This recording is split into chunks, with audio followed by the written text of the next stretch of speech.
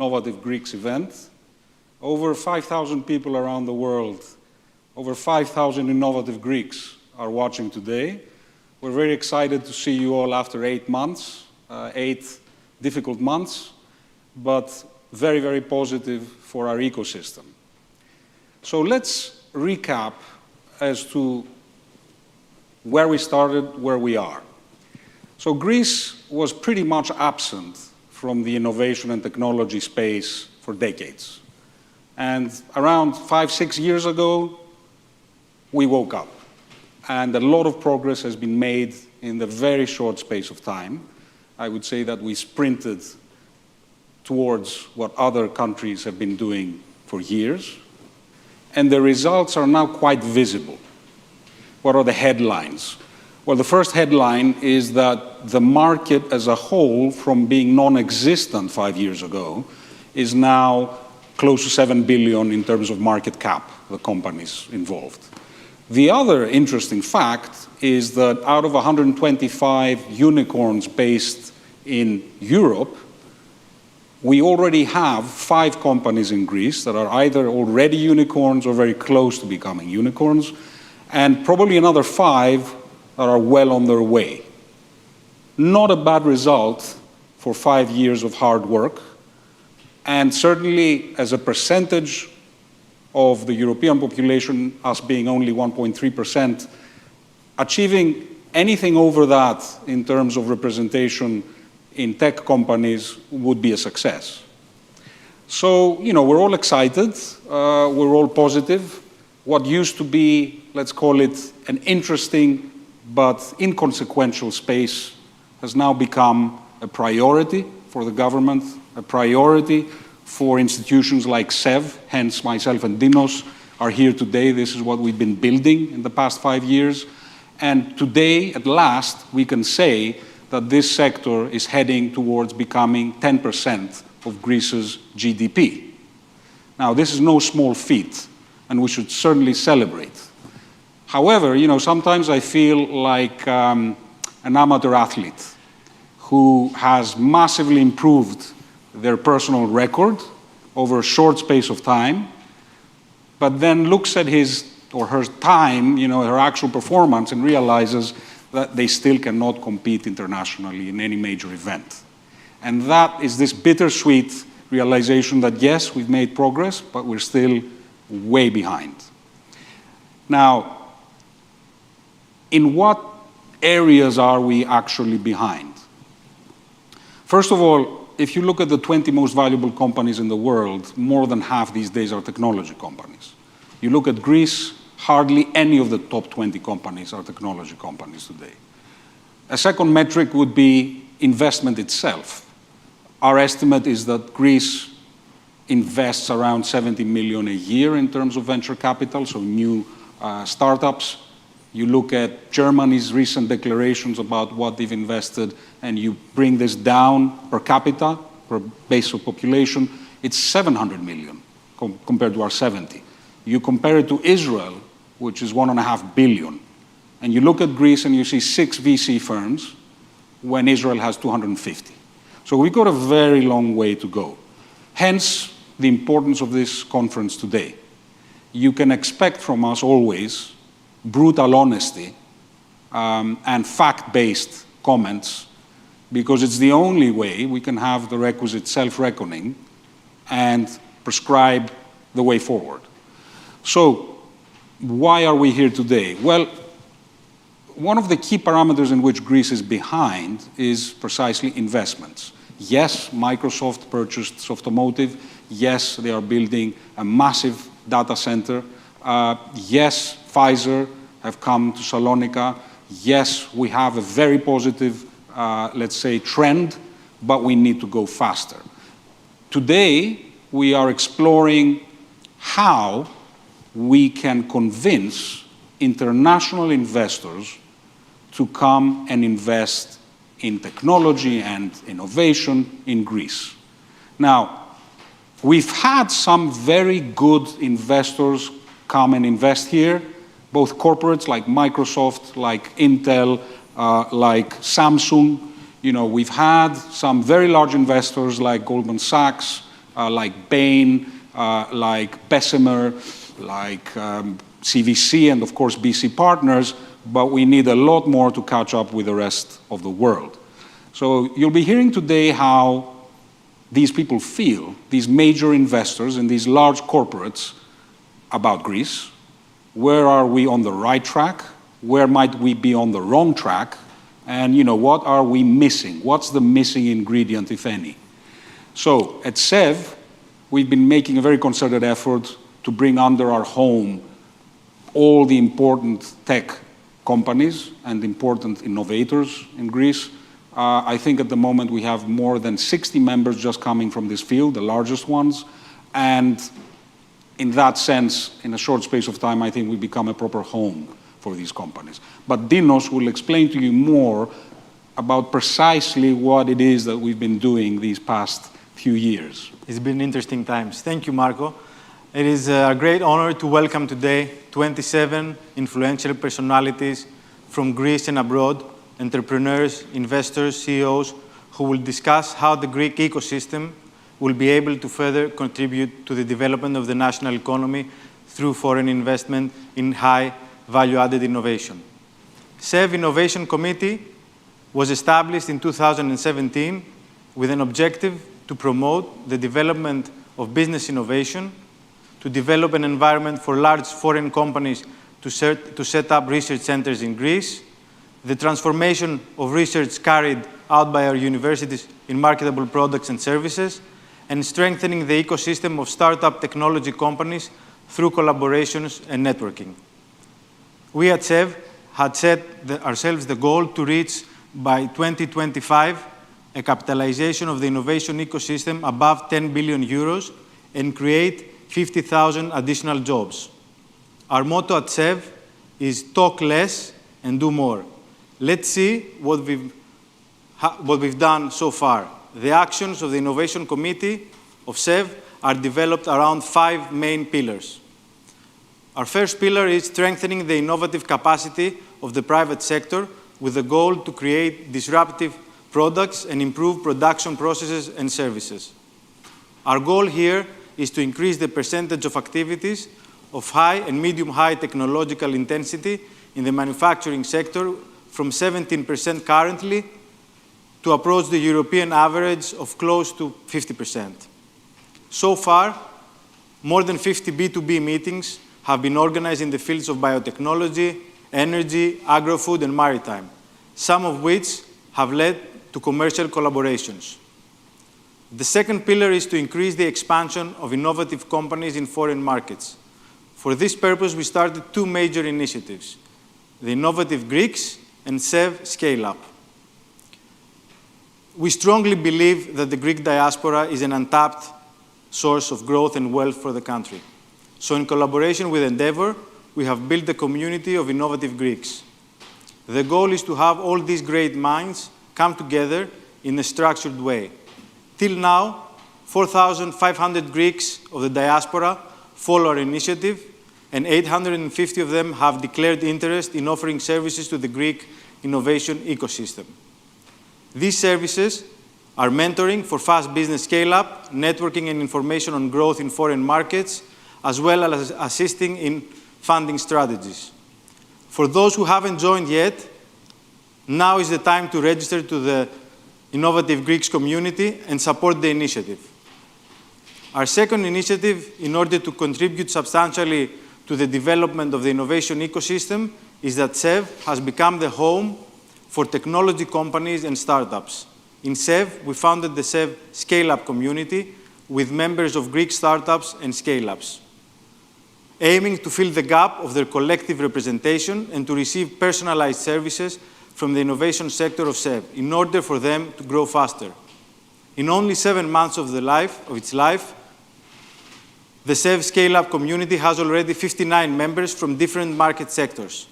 The many services we offer through the Innovative Greeks initiatives are connecting them with the businesses and industry, both from Greece and abroad, help them grow in foreign markets offering knowledge and contacts, bring them into contact with funds from abroad that are interested in finding investment opportunities in Greece, and provide access to high-ranking business executives and entrepreneurs from all over the world who offer mentoring for business development.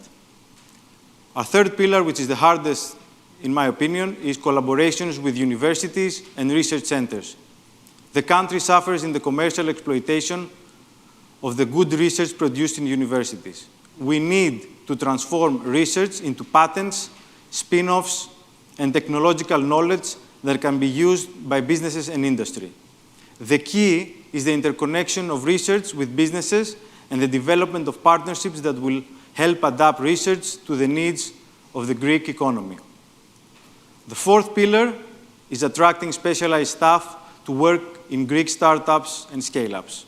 A main problem that most startups face when they are in the scale-up stage is that they do not find the suitable manpower. There is a huge competition since multinationals are investing in Greece aggressively, hiring the best executives and talents from the market. For these reasons, we have created, again in collaboration with Endeavor, the Working Tech platform. Through the Working Tech platform, we bring together Greek startups with talented manpower from all over the world. The platform is currently in pilot operation, but has nevertheless attracted a lot of interest both on the demand side and on the supply side. More than 90 companies have registered, about 530 job opportunities, while about 1,000 young people from all over the world have applied to work in Greek startups. Last, the fifth pillar, the initiative Reinventing Greece through investments in innovation, for which we are all here today. Our goal is to explore what are the social and economic factors that influence investment decisions, what are the experiences of investors in Greece, which sectors drive Greece investment reach, and what needs to be done to promote foreign investment in innovation and technology in Greece.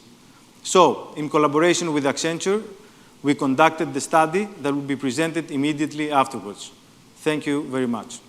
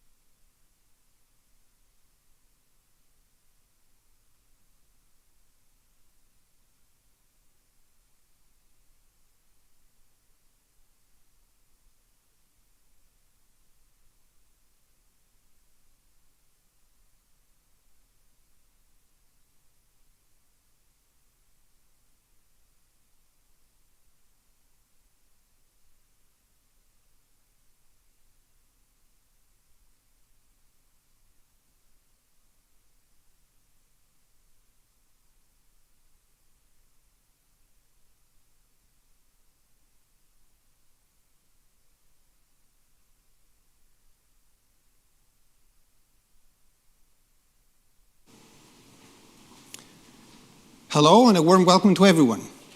This is Kyriakos Abatakakis, Country Managing Director of Accenture, and I'm honored to present the key findings of our latest study, Destination Greece, Attracting Digital and Innovation Investment in today's event. The goal of this initiative is to sustain the national dialogue to strengthen the positioning of Greece as an investment destination, and I strongly believe that now is the right time for digital multinationals to invest in Greece. To develop this study, we joined forces with SEV's Innovation Committee, co-chaired by Marco Veremis and Dino Kokalis, whose contribution and insights have helped shape the final result. As depicted on the slide, our idea was to answer 5 simple but crucial questions. For this reason, we utilized a wealth of secondary research sources, which included more than 300 reports and academic papers as well as Accenture's thought capital. Furthermore, we conducted a series of interviews and workshops with top executives from the private and public sector. At this point, I would like to extend a warm thank you to the top executives of Atos, Cisco, Google, IBM, Microsoft, Oracle, Pfizer, and SAP for explaining their investment journey into Greece, to the representatives of the Greek government for their valuable inputs, and last but not least, to my colleagues, Georgis Kritsotakis and Valias Siakavella, for developing the study. As we have all experienced, digital technologies are fundamentally transforming our economies and societies alike. Amidst this digital revolution, a new group of businesses, the digital multinational enterprises, or digital M&Es for short, has emerged. Digital M&Es, such as Microsoft, Amazon, Alphabet, Netflix, and companies like ours, are primarily driven by innovation and place digital technologies at the epicenter of their business and operating models. This has also led to a new model of foreign investments, the Digital and Innovation FDI. For the purpose of our study, we mainly focused on foreign, technology-intensive investments performed by digital M&Es in Greece for the setup and operation of competence centers, R&D centers, or innovation hubs. But why focus on digital M&Es and their investments?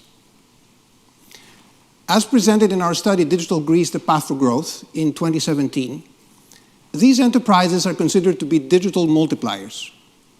Their investments, apart from the typical positive outcomes of traditional FDI, also create a set of spillover benefits. They constitute a powerful mechanism of international technology and knowledge transfer that enables host countries to boost their digital adoption, enhance innovation, increase productivity, and integrate more advantageously in global value chains. As you can easily imagine, a core question was born. Which are the key determinants that digital M&Es evaluate to select a host country? In general, the selection of a new investment destination is always a very sensitive process. In the case of digital M&Es, apart from traditional selection criteria of the host country, their digital and innovation DNA imposes different factors. Accenture research and global bibliography indicate that the location of digital and innovation FDI is driven by 9 interconnected determinants, which are namely digital skills and education, digital economy, digital infrastructure, innovation system and ecosystem, innovation and investment incentives, image building and inward digital investment promotion, business environment and political institutions, physical infrastructure, and connected cities, and of course, quality of life. Greece, as shown by the Greek indicators, is accelerating fast across most of the dimensions and is aggressively transitioning into becoming a digital and innovation FDI champion. Indicatively, allow me to highlight 3 key areas. First, on the digital skills and education dimension, Greece is not ranked first in tertiary enrollment rate among EU countries, and the country's percentage of STEM graduates is on par with the EU average. Second, as far as the digital infrastructure is concerned, the Festos Fund and the government's cloud-first strategy will boldly contribute towards the implementation of a reliable national digital infrastructure. At the same time, efforts should be intensified towards the expansion of the country's fiber network. And on the innovation side, Greece's startup ecosystem is growing fast. Nevertheless, we need to redouble our efforts in connecting the excellent research taking place in our academic institutions with industry. But what is the lived experience from organizations investing in Greece? Digital M&Es that have already invested in the country did not follow a one-size-fits-all approach. However, evidence from our interviews indicates that a set of common factors have acted as the keys to unlocking digital and innovation FDI in Greece. First, looking at the internal environment of digital M&Es, the Greek diaspora in leadership positions played a pivotal role by providing timely information and guidance to the Greek subsidiaries during the internal bidding process. At the same time, success in the bidding process for selecting Greece was driven both by the upward influence of the Greek subsidiaries' leadership and by the local team's commitment to go the extra mile. Towards this direction, building a compelling business case was of extremely high importance. To counterbalance Greece's challenges, Greek subsidiaries leveraged the country's soft assets, such as Greece's geographic location and Greek talent ingenuity, to improve the country's attractiveness. Timing was of essence for all of the above. Greek subsidiaries had to act swiftly and scale fast to overcome other internal contenders. Second, from a government standpoint, the commitment at the highest level of leadership acted as a catalyst for the attraction of digital and innovation FDI and positively influenced digital M&E's investment decision. The commitment became reality through the pivotal role of the Greek deal playmaker, who set the investment under the radar of the Greek government, and resourceful program managers that are designated senior representatives of the public administration, who helped investors navigate the Greek bureaucracy. Greece has definitely made remarkable progress over the years. Nevertheless, to maintain the investment momentum, Greece must not take its foot off the gas. For this reason, we propose the implementation of a structured action plan organized around three interconnected intervention levers. First, in the brand name Greece lever, we suggest a set of targeted investment promotion initiatives to reposition Greece as a preferred FDI destination. Second, in the build them and they will come lever, we recommend activities to enhance Greece's investment-related capabilities across all echelons of the Greek government and enhance Greece's skills profile. Third, in the laser focus on key priorities lever, we focus on targeted incentives for digital innovation FDI, as well as the Greek digital and ICT sector. At the same time, we propose initiatives to enhance the Greek innovation ecosystem and incentivize brain gain. The above-mentioned action plan is focused on a set of short-term surgical interventions tailored to digital M&Es to directly improve the investor's overall experience. In parallel, Greece shall continue implementing a set of primarily medium to long-term horizontal policies to transform the Greek economy overall. To conclude and provide inspiration to investors and policymakers alike, we indicatively introduce three game-changing plays.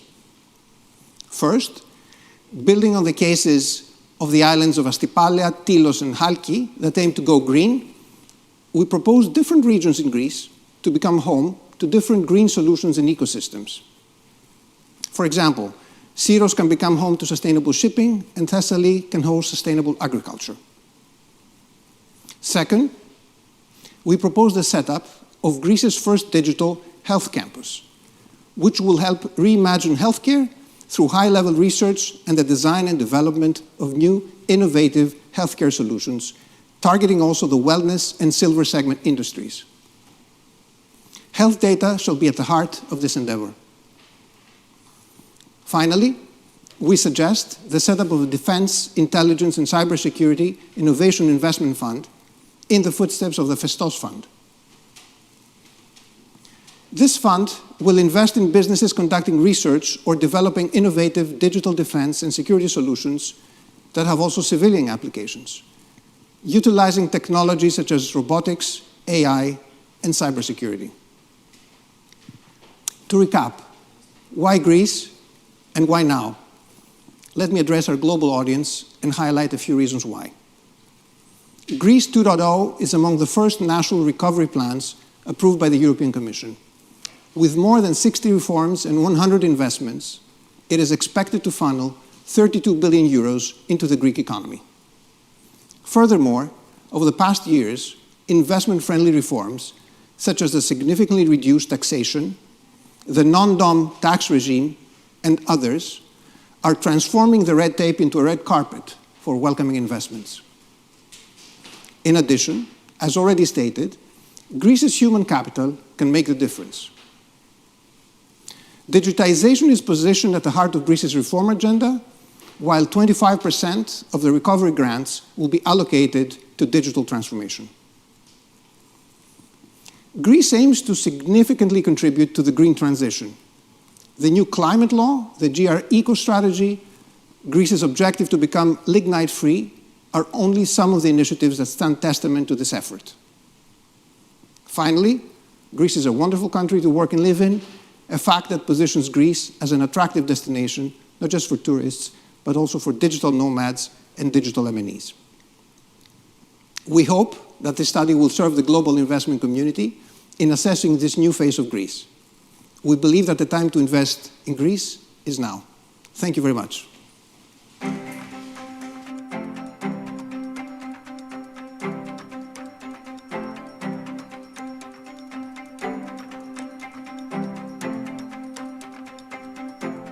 I am not carrying Rilafka and Athens if I mention that globalization is here to stay. As we have witnessed through the recent pandemic, there has been an acceleration of the digital paradigm across all economy sectors.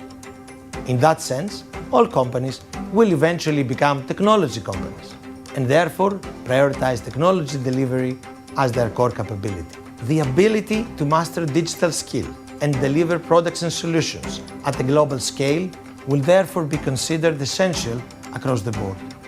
In order to build this capability, firms seek political and economical stability, a simple and transparent regulatory, legal and judicial framework, high-end resilient infrastructure, and an attractive, value-based cost model. Most important, they seek large-scale access to a professional, purposeful talent pool that will continuously evolve, strengthening each country's global brand. I believe that the key determinants for choosing an investment destination involve around three axes. The first one relates to the country's overall disposition towards foreign investments. An open approach to investment and trade, a consistent and business-friendly policy-making strategy by the government, and a robust digital infrastructure are essential for a growth plan in today's world. The second axis relates to the availability of a strong talent pool of people with digital skills and global awareness. Finally, political and economic stability and a secure environment for businesses to operate are essential.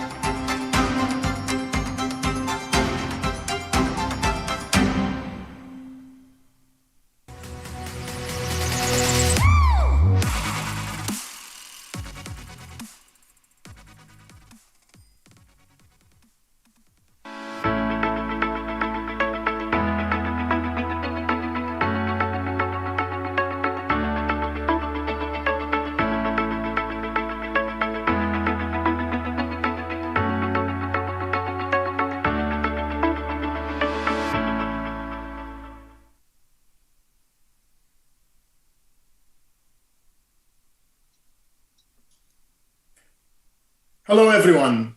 My name is Andreas Stavropoulos, and I'm joining you from California, United States. And it is my distinct pleasure and honor to have with me Philippe Rogue, who is the president of Microsoft Central and Eastern Europe. So here we are in a fireside chat across kilometers and across all kinds of time zones. So without further ado, let's jump straight in. Philippe, you've spoken a lot about this idea of a digital hotspot. What are some good examples of investment initiatives to promote or create such hotspots?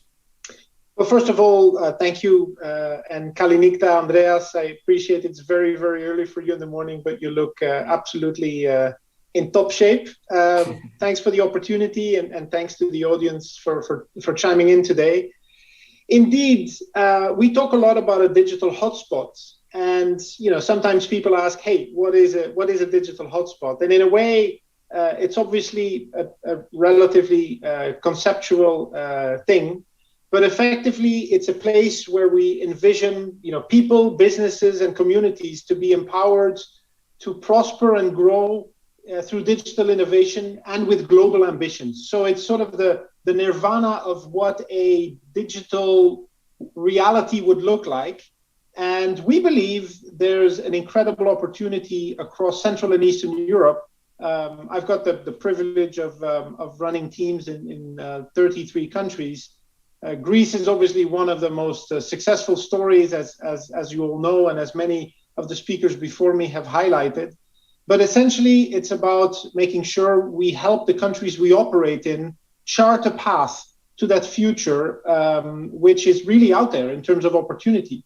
If you think about the assets that we have, and Kyriakos Sabatakakis obviously pointed to many of them, and so I'm going to be agreeing with a lot of the things that he said. But essentially, in terms of STEM, the region is definitely above EU average. In terms of startups and IP, we're leading. The region has the third largest contingent of developers. The funding situation is improving, and thank you to the organizers for making that point and pushing us along the investment and FDI journey. Some of the blockers obviously relate to the fact that we don't have a large unified domestic market, but I think through cloud technology we can basically scale that out. There are language barriers, and our AI technologies are aiming to, in a way, overcome some of these barriers. There's time zones, and Andreas, you're proving today that needn't be a problem. But essentially, Central Eastern Europe and Greece in particular is ideally placed to serve one part of the world in the morning and another part of the world in the afternoon if they care to do so. And we talked about brain drain and the diaspora and bringing people back. Essentially, it's going to come down, we believe, to two key things. One is making sure that we have the population follow through on their digital skill sets. There's massive gaps there, and we need to make sure that we're inclusive and bring everybody along. And the other one is obviously the infrastructure, both 5G, but also obviously the cloud technology. And as you know, we've made some significant commitments there. So we believe that if you have that and you have government visionary leadership, you can make it happen. And I believe, Greece for us in the region and maybe even globally is one of our best examples of where all of these things have converged. And we've laid out very, very concrete plans and commitments to help the Greek society progress along these axes. Picking up from there, as you think about promising investment areas, right, there's this concept of leapfrogging that both the Greek government and people, myself included, have been talking about, right? It's not that exciting to have people try to catch up in a race. You don't tell your athletes, try hard to just catch up. You want them to win, right? So this concept of leapfrogging, and as you think about Microsoft's role, what do you think are some of the most promising investment areas to allow countries to leapfrog into the digital age? For example, role of robotics or other cloud-enabling technologies. What are your thoughts? Well, there's a couple of recent technologies which have obviously allowed for a multiplication of impact and scale. And I would say that the most basic one is obviously access to cloud computing. Cloud computing, by its nature, is ubiquitous. It's theoretically unlimited in terms of its scalability, certainly in the short term. It has scalability beyond what we know in terms of architectures today. And it basically also allows for global reach. So a large company, a small company jumping on the cloud opportunity could effectively transform the elasticity, but also the scale, size, and scope of the business that it wants to transform. And effectively, from a small company office in the Czech Republic, grow to an organization of thousands of companies in established markets and spaces. We've seen this happen in the Czech Republic recently. We have a Croatian-based communication platform provider called Infobip, who are essentially becoming, world leaders through cloud technology. And so these companies are becoming sort of Europe's newest unicorn companies, and they would only have been able to have that reach and that fast scaling because of cloud computing.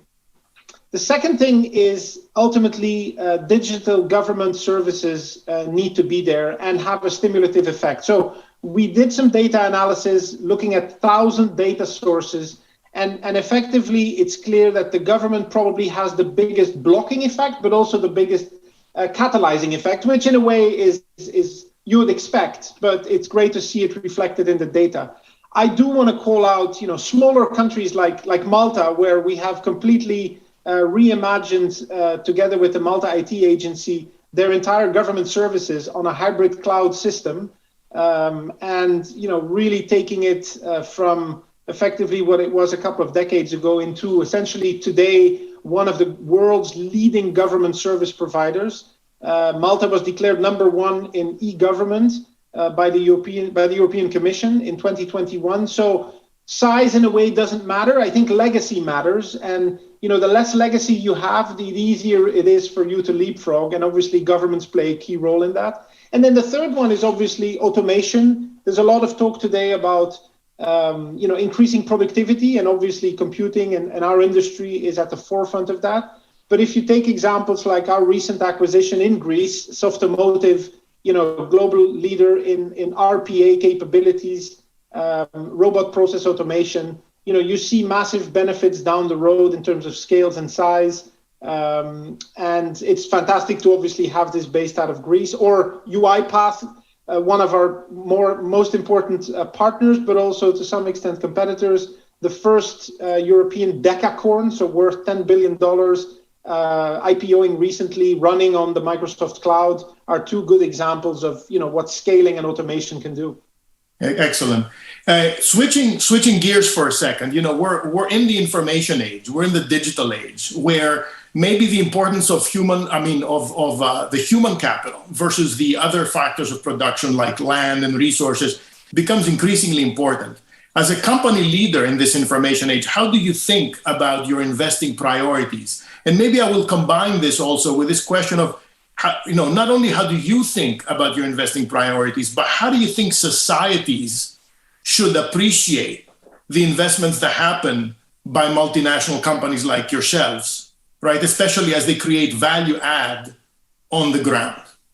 Yeah, look, I think this is probably one of the more tough things to address. It's probably, relatively speaking, almost easier to bring in a large foreign direct investment, have everything under your control, put hundreds of millions in the ground, and in a way build it and they will come. Ultimately, it's about how much can you democratize all of the ancillary capabilities that are going to be required for people to actually leverage the lever or the aspect that you're investing into a specific, in this case, country. So this notion of democratizing innovation is making sure that ultimately you can empower everyone in an organization or everyone in a country. So you've got to look at who are the different stakeholders, and then you've got to make sure that you basically bring everybody up to speed. So it comes back to the importance of upskilling, but for different stakeholders. Data suggests that higher levels of ICT specialists in the workforce associate with higher levels of innovation and productivity. Not a surprise, great to see it evidenced in the data. Same with leadership. Having digital savvy leadership is a key competitive advantage for business, and is obviously something else that we track and that we continue to invest in.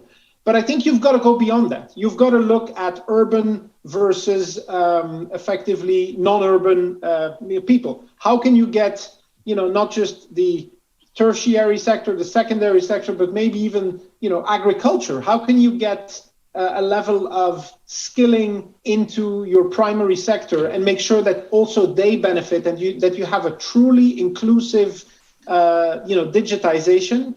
Politicians understand this very well because obviously these people vote. So that's, almost natural. The technology is there, but I think it's important for companies like ourselves to also understand that while we may not fully be able to quote unquote monetize these at the same level, they are an important element of ultimate success. It's just making sure that whatever you do is truly inclusive. And, it also touches different generations. You've got obviously retirees, you've got people who never grew up, with this type of technology. And as long as they can't use it, good luck as a government putting in, an e-tax platform. If your elderly population can't use it, I know this problem goes away over time in some way, at the risk of sounding cynical, but you don't want to wait. You want everybody to be there. And when you look at, for example, what Greece did with the vaccination platform, I say kudos, because ultimately that was not something people could wait for. It was something that needed to be used and usable today, and it was ramped up very, very quickly. So Again, think about skilling as one of the key drivers and make sure you cover basically every tranche of the population for ultimate success. I think that's such an important point, and about the acceptance of a society of foreign direct investments not being seen as someone who's coming to just buy resources for cheap or dig for oil like the old cases, right? You're talking about human capital being the place where these investments happen, and that has dividends that end up staying behind. I think it's a very important point. Switching gears, talking about nature of work and how that's changing in a digital age, how do you see hybrid work impact different geographies, and what are the opportunities that you see, or what investments need to be made to fully leverage the ability to do hybrid work? Look, hybrid work is the buzzword of the pandemic, and obviously, I don't think I need to explain to a Greek native population what hybrid means, but I find myself explaining it to non-native speakers quite a bit. People tend to associate, hybrid with work from home. And obviously you understand etymologically perfectly what it means. It's basically finding the best mix, the best blend between remote and office. And there's obviously a lot of circumstantial factors that play into that. We believe there's a win-win here. And it's a win-win paradox, if you will. People want flexibility, they want well-being, they want to be able to take care of their kids. They want their opportunities not limited by location. This is something we're seeing pop up quite a bit right now, and they want an inclusive work environment.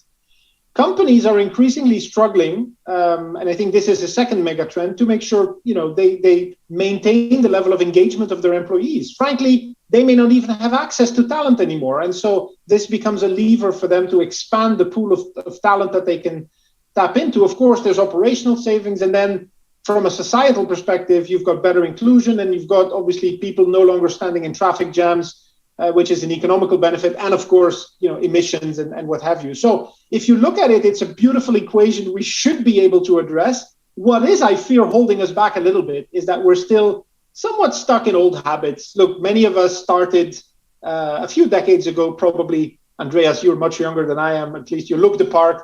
But, when I started work, it was basically old school command and control. And it was not about the output or the impact that I was able to drive in my job. It was about, presence and time in the office. And, I might have waited on the occasional moment when my boss hit the elevator to basically pack up my own stuff. I mean, that was, the old habits and beliefs that we used to have. We need to make sure that we redefine that culture of trust and inclusion. And we need to make sure that we assess work and productivity by output and not input. That's going to be a journey. And I can tell you, in the more eastern parts of Central Eastern Europe, we are quickly falling back to the old habits. I want to hope that Greece is the notable exception to this, and more ties itself, if you will, to the West, which is starting to embrace, I think, this new way of working. But I think that's ultimately where it starts. We have fantastic examples across the region. One that I love to quote is Mytilineos, after a major company reorganization, basically decided the only way forward for them was to go hybrid and become productive from any location. And and that was a cultural shock, a cultural change, executed really, really well. And I believe that those are the types of lighthouse wins that we need across many markets to change cultures.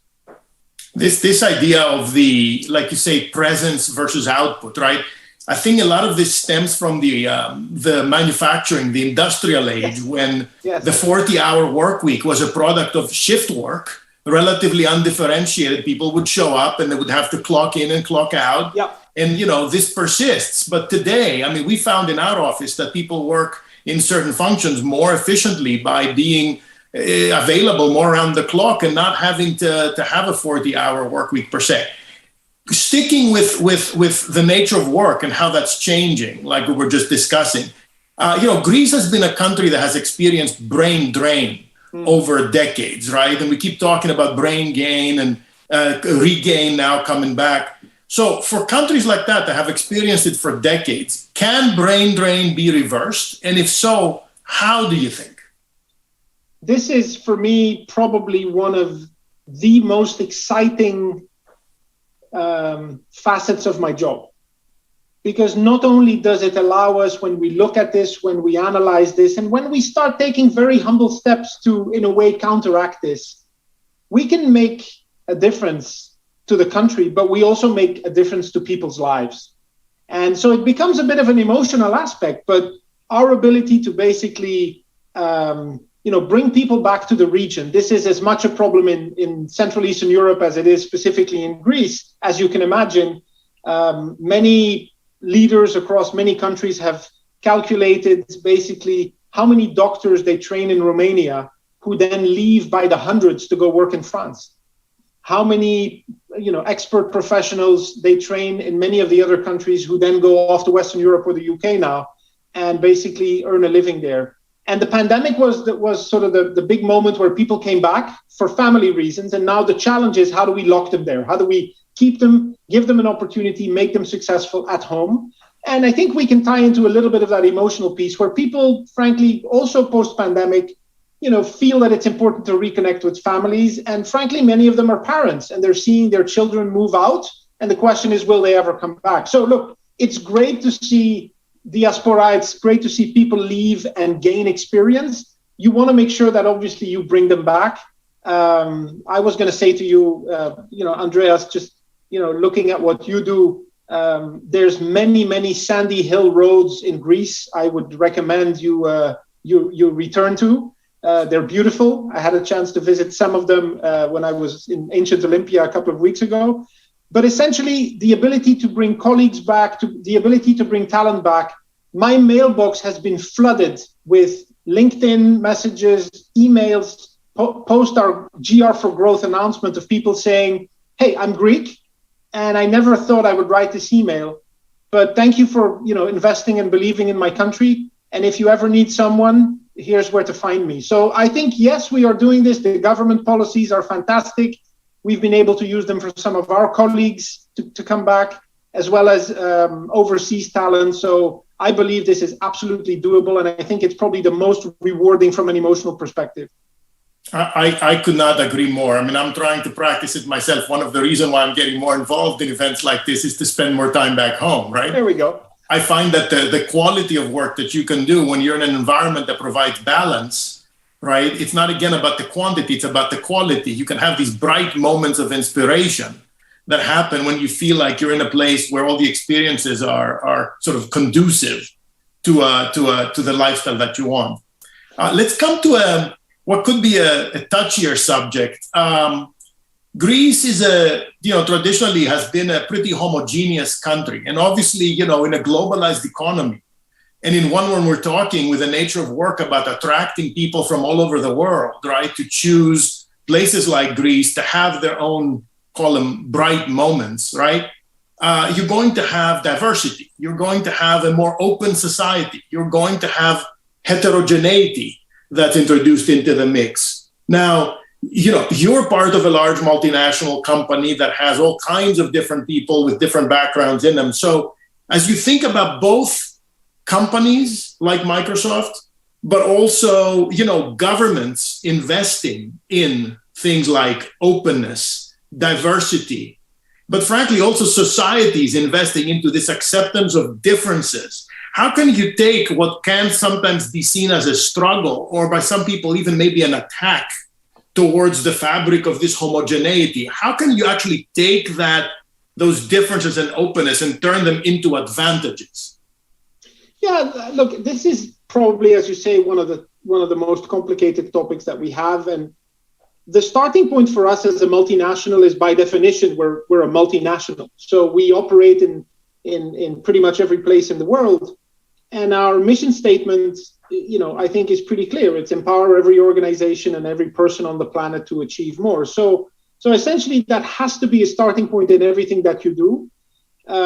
If you think about it in more transactional terms, which is not what triggers me and it's not what triggers our leadership, but makes equal sense. If everybody's a customer and if everybody's essentially a voter, why wouldn't you just make sure you cater to the maximum? Look, ultimately, I would dare say that Greece has been the civilization which has probably benefited the most from the welcome of the world outside of Greece, You're a fantastic example of that, all the way to some of your compatriots in Australia. I think Greece has obviously integrated really, really well in the world, and so I see no reason why the opposite shouldn't be possible.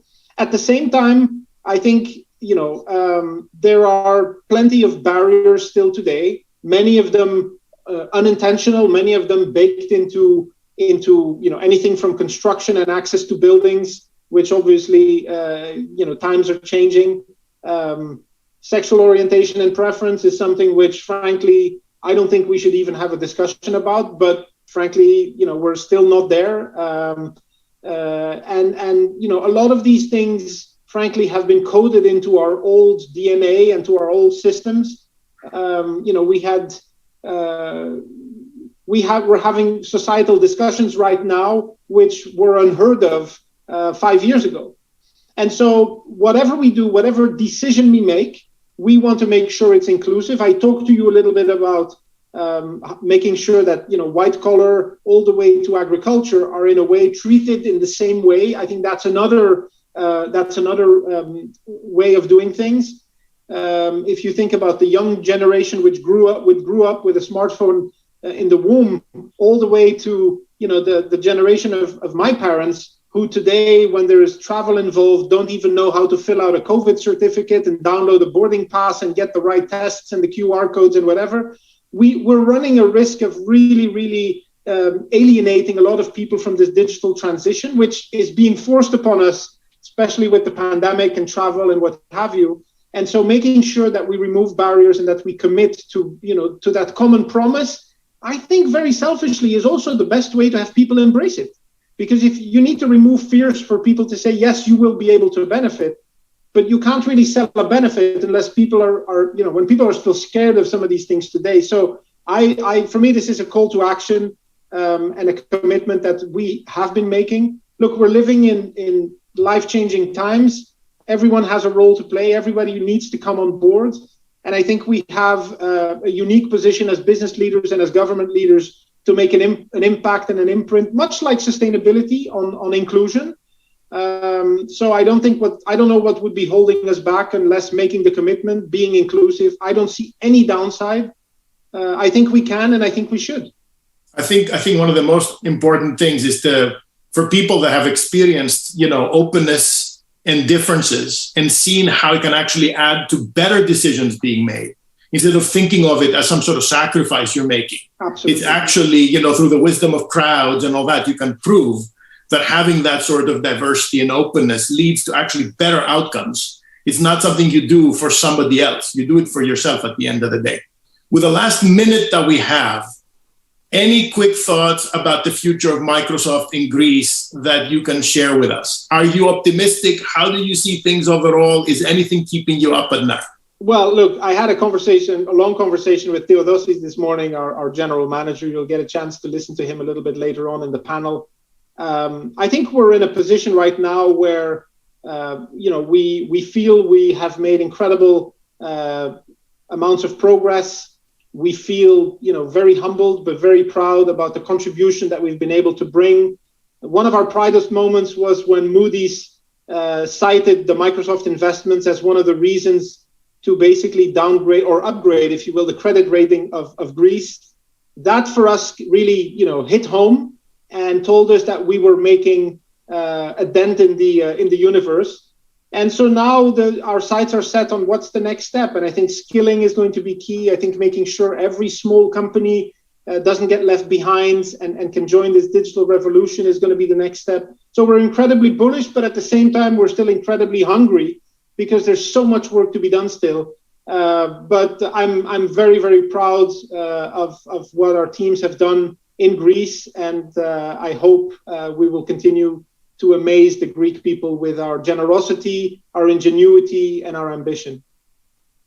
Philippe, thank you so much. You guys, Microsoft, you personally, the whole organization in Greece, they've just been fantastic, both in terms of the progress they've made in the country, but also in terms of teaching, let's say, other people how to do it right. So it was a distinct pleasure to have you here today. Thank you, and let's both continue our days in our various time zones. And I'll pass it back to the control room. Thank you very much. Thanks, everyone. Ευχαριστώ.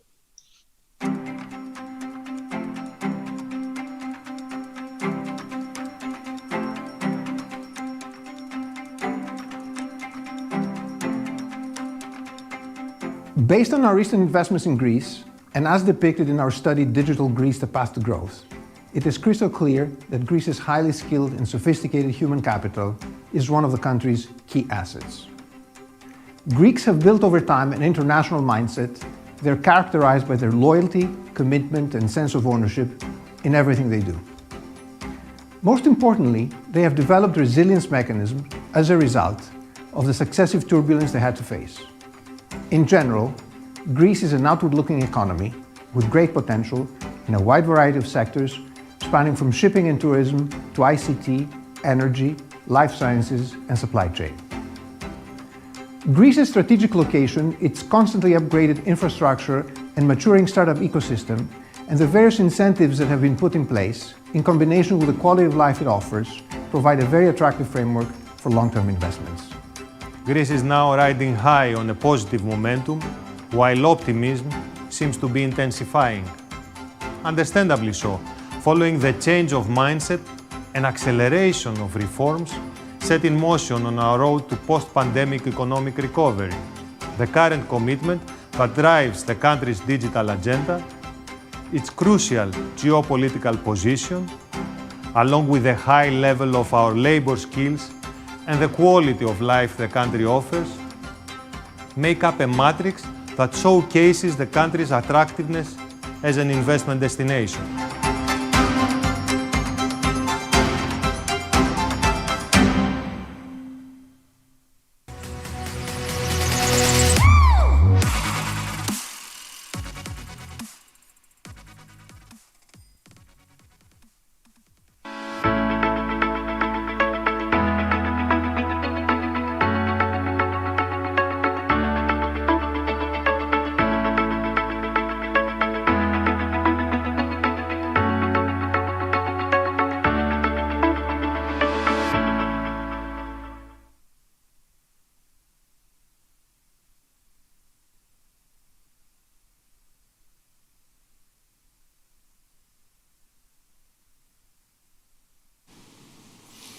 So, hello everyone. We're here on our panel to discuss what is the lived experience from organizations investing in Greece. I have the pleasure to be hosting this panel. First of all, Theodosis Michalopoulos, the CEO of Microsoft in Greece, Cyprus, and Malta, who is sitting physically right next to me. Hello. Hello. And remotely, we have Robert Hauber, the Chief Financial Officer Europe for Deutsche Telekom, as well as Kostas Malios, Corporate Vice President, Applied AI, Applied Materials. I would like to welcome you all.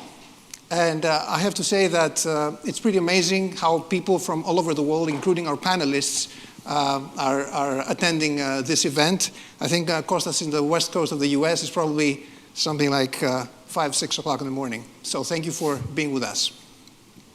So,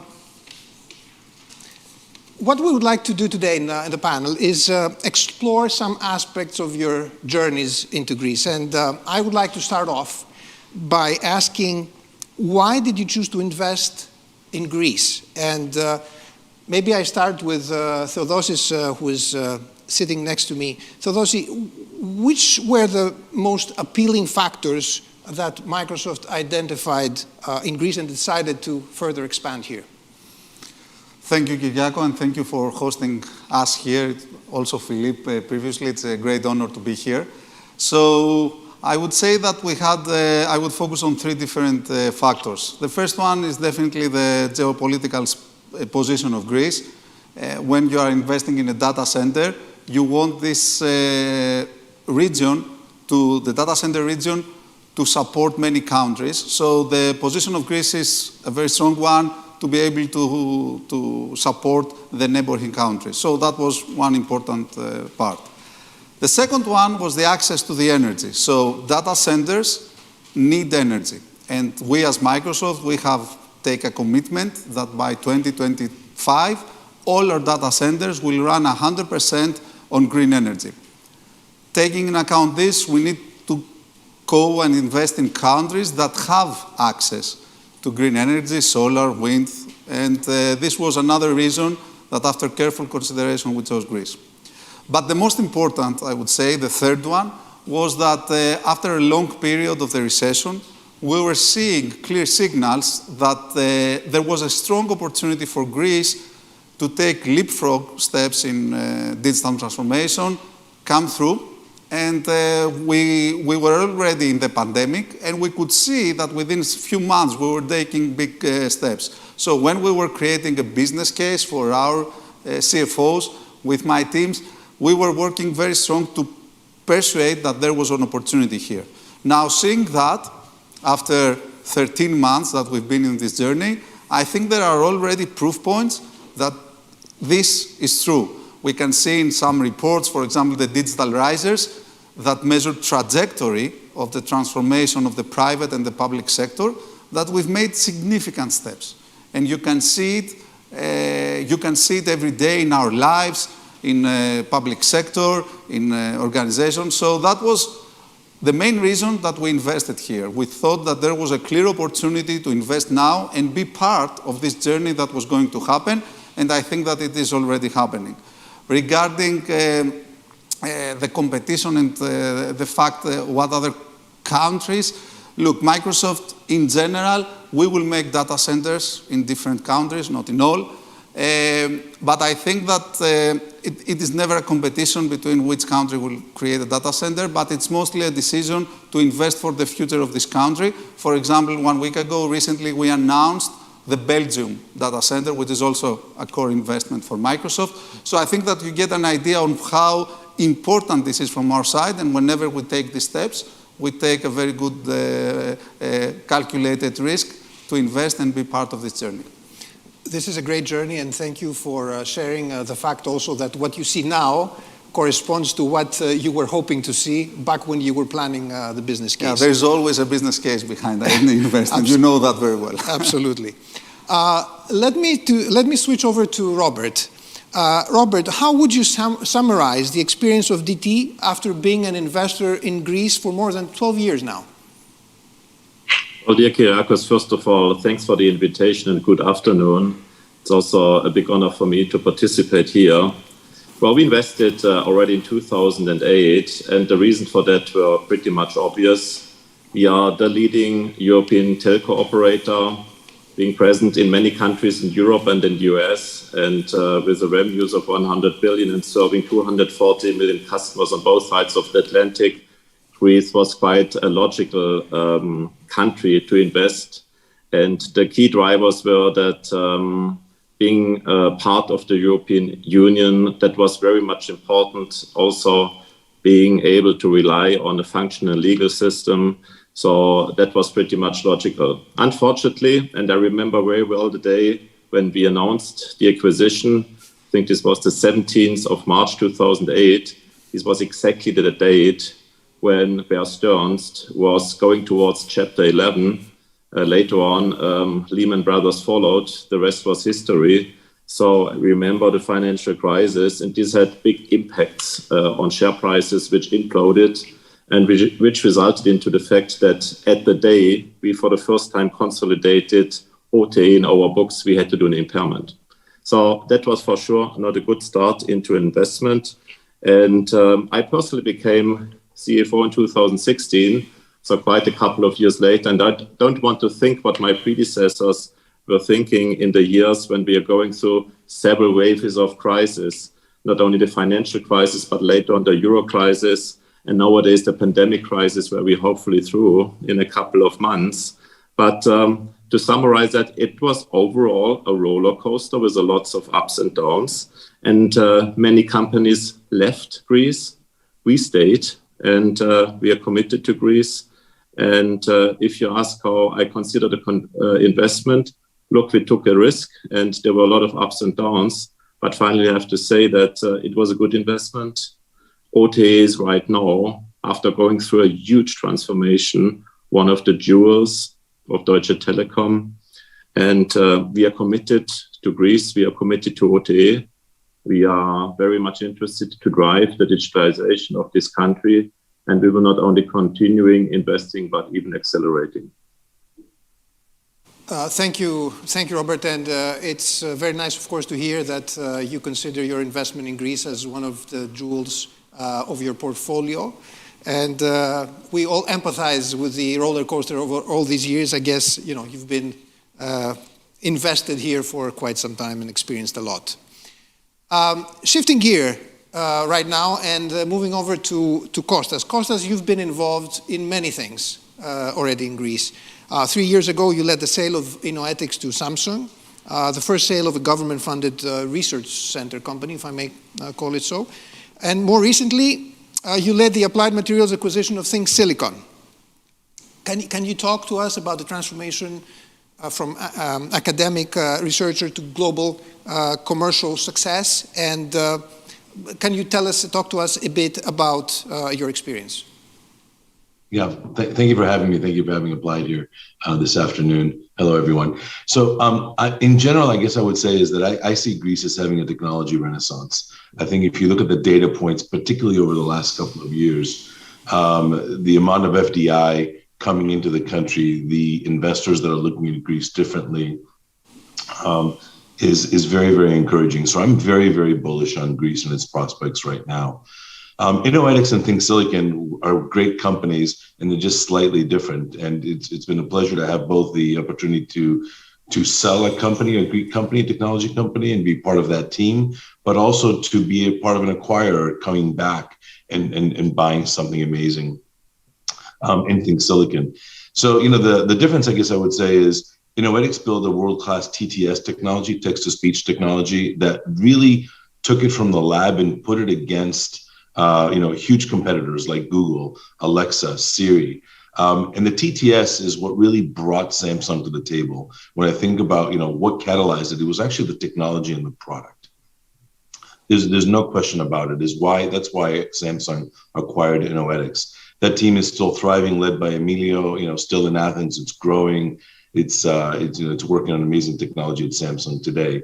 But basic research and tech transfer has not always been easy, I think, in Greece or in, frankly, any country. I think building and productizing technology is the way that we have to build that relationship further. And I think we also have to get everyone aligned to making that as frictionless as possible. Having sort of a triple helix model of technology companies, of academia, and of research institutions, combined, I think is the right way to go forward in Greece. And we need to look at how do we make that really easy to digest by global investors, I think, in the country. The Think Silicon case, is something I'm extremely proud of, and I'll share some news today. When we acquired, Think Silicon, we were looking for basically PPACT proof points, power, performance, area, cost, time, which is what applied materials is. We're trying to use materials as the enablement for the next compute technology cycle. We believe as compute shifts to wearables, to AI, to different form factors, materials are going to make the fundamental difference. And this is where Think Silicon came in. So far, in terms of the lived experience, it's been a tremendous success.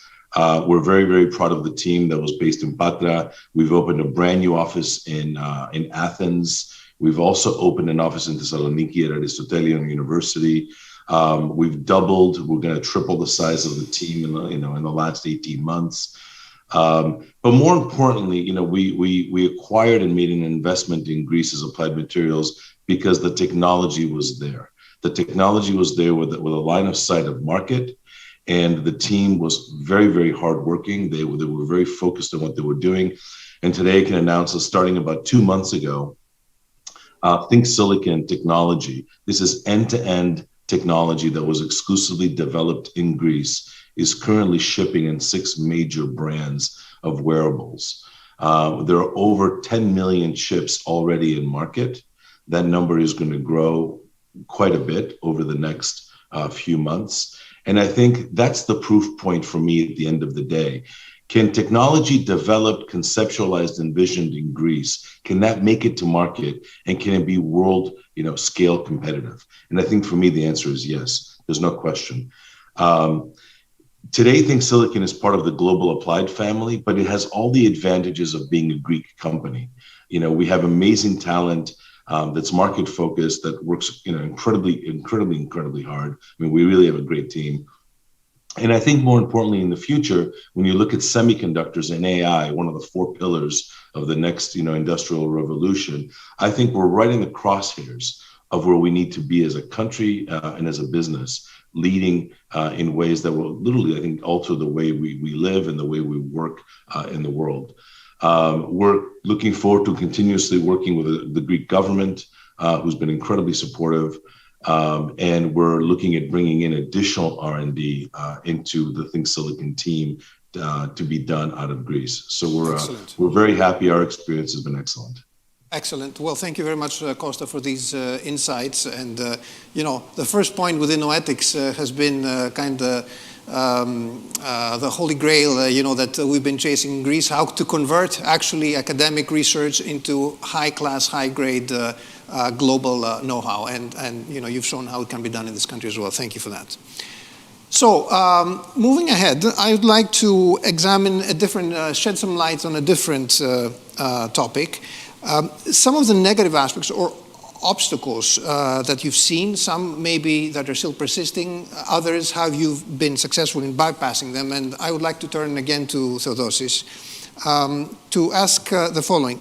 How the global cloud infrastructure that Microsoft is setting up will affect positively the attraction of new foreign investments, and what would be the relevant advantages? What have been some of the obstacles that you've faced so far? Yes, so let's start with the impact. So there is a direct and an indirect impact with that. So first of all, there is the direct impact, is the construction and the buying of the plots, we are already on the way, and we will construct, and there will be some new jobs, business concentrated with that. On top of that, we have announced a big skilling program, so we are investing in the country in order to skill people. Otherwise, this doesn't make any sense, this investment. So we are investing in the skilling of that. And also, we hope that, as Philippe said earlier, we've played a part in attracting there is a lot of discussions around data centers, and I hope that our investment 1 year ago fostered the discussion against our competitors or partners. We are all competitors and partners together to come to Greece. So this is the direct impact that I think that we will see some good impact. But it's the indirect that matters. So the cloud region in Greece will make access to computational power, to high computational power, much easier, faster, greener, more secure. So there are all these factors that we hope that will foster the ecosystem and will make a lot of companies, and I'm not talking only about the big ones, the banks, the utilities, telcos, etc., but also the SMBs, which is at the core of what Greece stands for. And we hope that we will help them digitize faster and make them more competitive in the worldwide environment. So this is, I think, the biggest impact that we can expect. Regarding the challenges, I would say, first of all, definitely, it's been a journey in the last 12 months. Government, I have to say, have been very helpful in order to see how they can support, but in general, still the system, regulations, needs further support in big investments. I think we have done amazing steps in the last years, but we need to become even more friendly with that. The second one, probably the most important, because the first one will get through, it's not something that will stop us. The second one is the talent. We see a big need for technical talent in Greece to make the vision that we have for the country, to digitize, to make it in the next years. So we do believe that the appetite is more than the hands that we have in Greece. So we need to do something faster. I think the education system, our contribution to the system, we need to work faster in finding, skilling, ensuring that we have the necessary talent. And by the way, sometimes it feels that somebody could say that the percentage of STEM graduates in Greece is at EU average, but if you see in more depth, you will see that we are lacking the necessary talent in Greece, and by the investments that we are all doing, we will find ourselves competing for the same talent, which is not viable in the long term. And the last one, a small one, since we have also the telco partner, we have done an amazing job in the 5G, I think, as a country. On the broadband space, I know that we have strong plans, and cloud is as fast as the broadband is. So I hope that we will make a leapfrog there as well. I know that Deutsche Telekom, for example, OTE has announced big plans for that. So we're looking forward to that because it will help us improve even further. Thank you, Theodosi. Maybe Robert might want to say a few things about this going forward. But talent is obviously a big question and a big topic. But I think what you're doing as an investment is definitely a trailblazer. And for sure, the spillover effect that we were talking about also in our study on the SMB market, for example, is going to be tremendous because this is really going to shift the level of the country. So thank you for that, Theodosi. So, Robert, I think Theodosi's made a nice pass, but also, I'd like to ask you, in general, looking ahead, how do you see the country's outlook and the future of your investment in Greece? Well, first of all, I said before, we are very much committed to Greece, and we are a long-term investor here. And we appreciate a lot what the country has made progress, but still I think we need more reforms. And when it comes, and this is basically on 4 major areas. First of all, and OTA is a stock-listed company, being the second biggest in terms of market capitalization at the stock exchange. Therefore, country risk and economic stability is quite important, not only when it comes to rating, where the country risk is certain kind of burden, and the ability to refinance on the capital markets is pretty much important to us. But also on other areas such as regulation. And Theodosis mentioned it, and I cannot agree more to what he said. We need less regulation because to foster investments, we also need to find an environment which makes it worth to invest. And I personally have the alternative to invest in 10 different countries, so I'm looking at the payback. And this for sure depends on the environment. And I think there are a lot of things done. And we are in a regulated industry, and I welcome a fair regulator. But the current situation is we have asymmetric regulation, where we treat it not in the same way than our competition. We're in a good discussion here, but I think it's really important that investments are attractive in Greece, because right now Greece has one of the lowest fiber penetrations across Europe. Fiber is an important enabler for the digitalization. We're willing to invest. I think we have an important role to drive the digitalization in the country, and we want to do that. And we are in a very constructive dialogue here.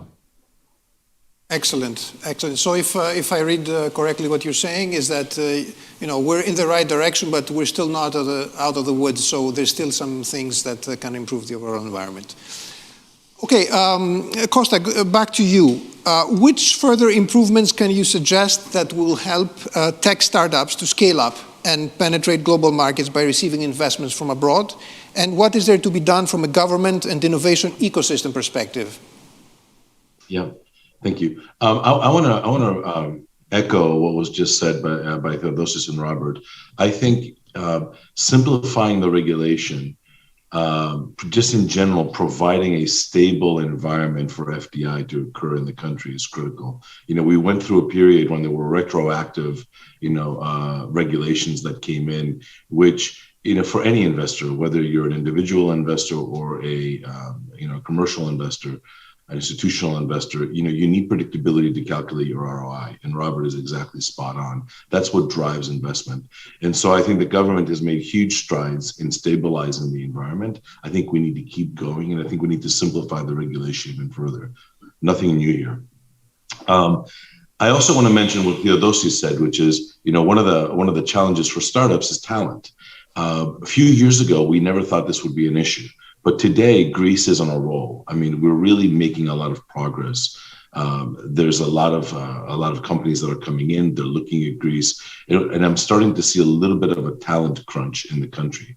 We need to be very proactive, both as industry, as academia, as government, all working together to increase our talent pool. At Think Silicon, we've actually been not just repatriating Greeks, but we're actually hiring foreign nationals to come into the team, which is a wonderful thing. But we need to keep that going. The other issue I find is that we need more experience in the Greek startups, particularly on the business side. The Greek startups do an amazing job on the technology side, firsthand experience. But on the business side, we're still a little bit more myopic than we should be. In other words, we need to look way beyond the Greek borders, even beyond the European borders, for customers, for ecosystems, for networks, for investment, and especially even for talent. So we need to add to the business acumen in the Greek technology startup community today. I'm a huge believer in ecosystems in general. And when I think about ecosystems, I think it's what is the flywheel that keeps everything going, from investment, talent, to products, and so forth. So specifically, I guess what I would say is I want to encourage Greek startup companies to bring in global leaders to be serving on their boards. I think that is something that is easy to do. There's a lot of reasons why people would be interested in this. And I think it's important because it will give them diversified thought and, more importantly, networks and connectivity to a global marketplace. And I think that connectivity is the next big obstacle, I think, for Greek technology startups. And we're good at this. We just need to reach out and increase our capabilities through our network. This is in the Greek DNA, and we need to do more of it. The simplifying of government-funded research is another place that I think we need to focus on. The IPCI program that's currently under the EU, supported by the Greek government, is an excellent program. We're looking to use that. But there's still a lot of red tape that we have to cut through as companies. And so I think that really needs to be an area of focus, because especially in semiconductors and AI and other parts in data center technology and edge, it's a global market like never before. And I think for us to compete in terms of producing the products and the technology that the market wants, we really need to remove all the barriers. The last thing that I would say is that, delivering winning products for Greek startups is key. Talking about them doesn't get us anywhere. But I think Greek technology companies have to focus on products and delivering them to market. And I think if we take into account some of the things that were said here today, I think that would be helpful. Thank you, Kostas. And your call to action, more than words, I think, is definitely what we need to be doing. We seem to be coming back to this talent topic, all of us, in the discussion. And of course, we all know about this big discrepancy in the Greek economy, where on the one hand, overall unemployment is high. On the other side, there's tremendous demand for talent. Which basically means that there's a crunch that we need to somehow resolve right now. Okay, I would like us to explore a bit of a different dimension right now around personal experiences in all of this. So, going back to Theodosis again. From your experience, Theodosi, what is the role of Greek executives that work for multinational enterprises in the country, influencing their global leadership teams to include Greece in their future investment plans? And how did you and your team practically, how were you supported with any challenges, issues, and how important is the role of the local teams during the decision-making process? Yes, I think that this is key. At the end of the day, when you're starting a big investment, I think that we all, apart from being, for example, in our case, Microsoft employees, we're also Greeks. And we're trying always to, as we think that our purpose is to empower the country and the businesses and the organizations to achieve more. And it is also to grow. We aspire to grow Microsoft in Greece, but in the same time, grow Greece within the Microsoft. So it became, I could see whenever we were working around this, you could see the pride that the people were taking, the accountability. And I have to say that this was a key part of how we did it and what we did. People worked hard, they worked for a lot of time, with very low chances in the beginning. We didn't even believe between us that we would be data center region country, which is big within Microsoft. And so we had to work a lot. Now, on the how and some personal learnings through this journey, I have to tell you that I believe that one of the things that is helping is Greek brand, the brand of Greece. So, okay, we had some hiccups with Brexit and all these negative connotations, but ultimately, the brand of Greece is very strong. We have a cultural heritage, we're connected with values, virtues, Olympic Games, democracy, so many things, apart from a great country, that makes a lot of our executives all around the world, I believe Robert, Kostas is definitely Greek, so it was much easier. So it's a very nice pitch to sell Greece to global executives. And I have to say that as I grew up and was raised in Greece, it was always felt in school that, okay, it's ancient Greece, we want to be more progressive, we look at the future, not in the past so much. So I was part of that. But as I grew up, I realized, and as we were discussing around this investment, that our history can be a big pivot point for us. So, for example, in the data center investment, in the same time we were working on digitizing ancient Olympia, a project that we announced last week, which, trust me, had a tremendous impact within Microsoft. You can see today, even I was seeing in LinkedIn, people from US people, nothing to do with Greece, were posting this Microsoft project. So it was kind of amazing to see how many people are correlating with what happened here. So I think this is a key point, the brand of Greece, and I think we should pivot more, and we have a good advantage versus other countries in attracting investments, and probably this is something we need to do more going forward. Well, thank you very much, not least because you remind us about the values and ideals that this country also stands for. So thank you very much for that. And actually, I found quite interesting, how you're describing the sense of pride that local people take in doing things. And I think this is something that we need to highlight more as a country, that Greeks are motivated by the quality of the things that they do probably more than anything else. So thank you for those. So going back to Robert, Robert, what can be done from the Greek administration in order to attract further investments in the innovation and technology area? And I was wondering if you also had any sort of personal angle to share from this investment in Greece. Well, first of all, as I outlined before, the Greek government has done a lot, and this path needs to be continued going forward.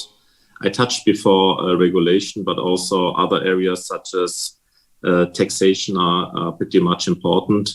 To be very honest, my biggest concern and my biggest pain point is the bureaucracy, which still exists in Greece. I all the time thought that we Germans are world champion in that one, but I think in Greece there is also a lot which can be improved. And here I'm talking especially when it comes to the collaboration between the authorities.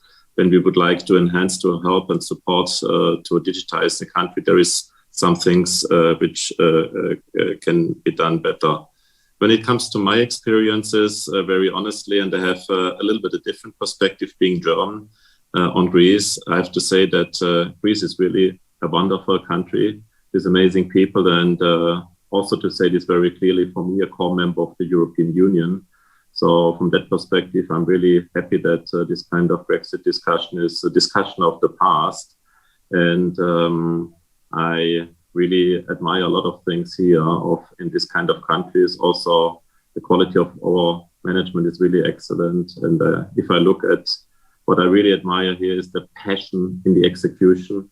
You can believe that we have tough discussion about the strategic direction, but I can fully rely on the execution of the local management. Is really a great management team here in OTE.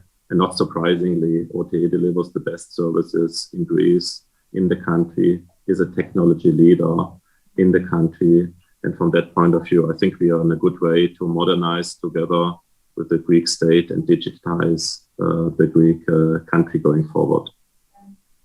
Thank you very much for this. Bureaucracy is always something that I guess we're fighting against in Greece, and we need to keep focusing on that because obviously there's a lot to be done.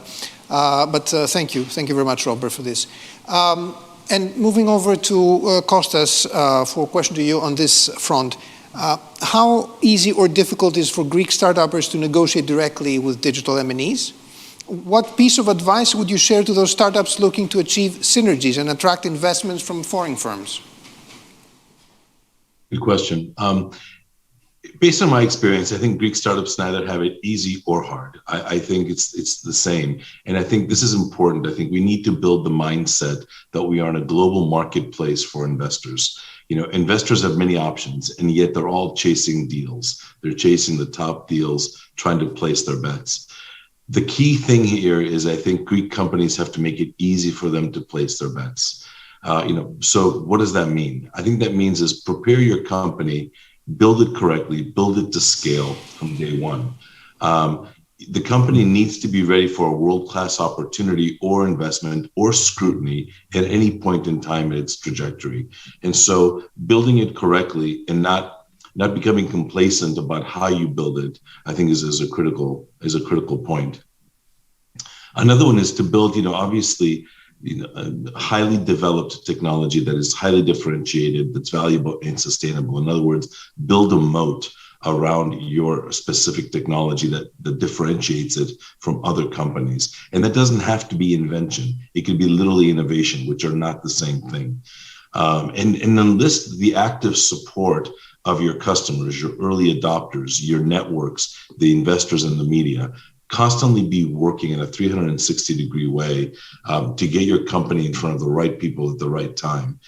And don't wait. I think sometimes startup entrepreneurs and teams who wait for things to come to them because they think they've done all the hard work already. The fact of the matter is the world still needs to know about you. They still need to know about what you built. They still need to understand why it's important. Another point would be just to raise enough money. One of the biggest problems in startups around the world, but I've seen it in Greece as a private investor, is that they never raise enough money. So they're constantly in money raise cycles, which means the CEO is always preoccupied with the next round rather than actually building amazing technology and getting it to market. And use global benchmarks for this. I talk to Greek companies all the time, and some of the numbers that they're trying to raise are so small that I think they need to really rethink what they need to raise in their rounds. I know they don't want to give up the equity too early. I understand all that, but you can't constrain the company's growth by raising too small of a round, or frankly, not thinking big enough, not having the vision of a global marketplace. And last but not least, I think Greece needs river guides. We have some right here. I heard others earlier in the program. We need locals that know their way around the country. Foreign investors need a comfort level that they don't yet still have. I spoke to a huge hedge fund manager about Greek companies, and he runs a huge private equity organization. And he said they just don't know enough about the country to go in and invest at scale.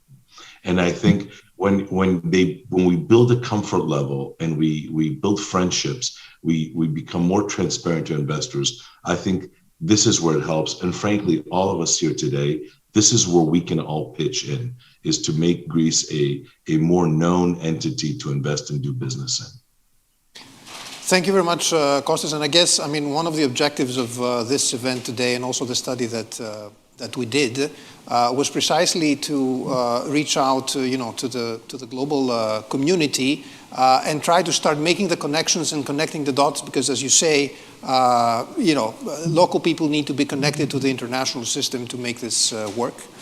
Thank you also for outlining all these golden nuggets. I'm sure aspiring startuppers here in the audience are taking frantic notes of all the points that you mentioned that I'm sure have been gained through tough experience. So, having said this, I would like really to thank you all for this great discussion. Theodosi, Robert, and Kostas, thank you very much. And looking forward to see you in the trail. Thank you. Thank you. Thank you.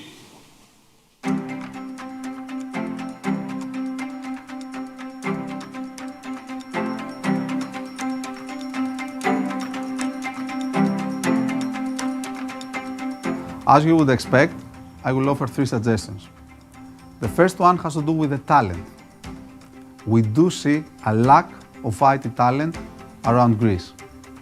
And although we have reversed the brain drain that happened during the recession, we still need our education system to prepare more engineers and more IT professionals for the market. The second one has to do with the fixed line broadband.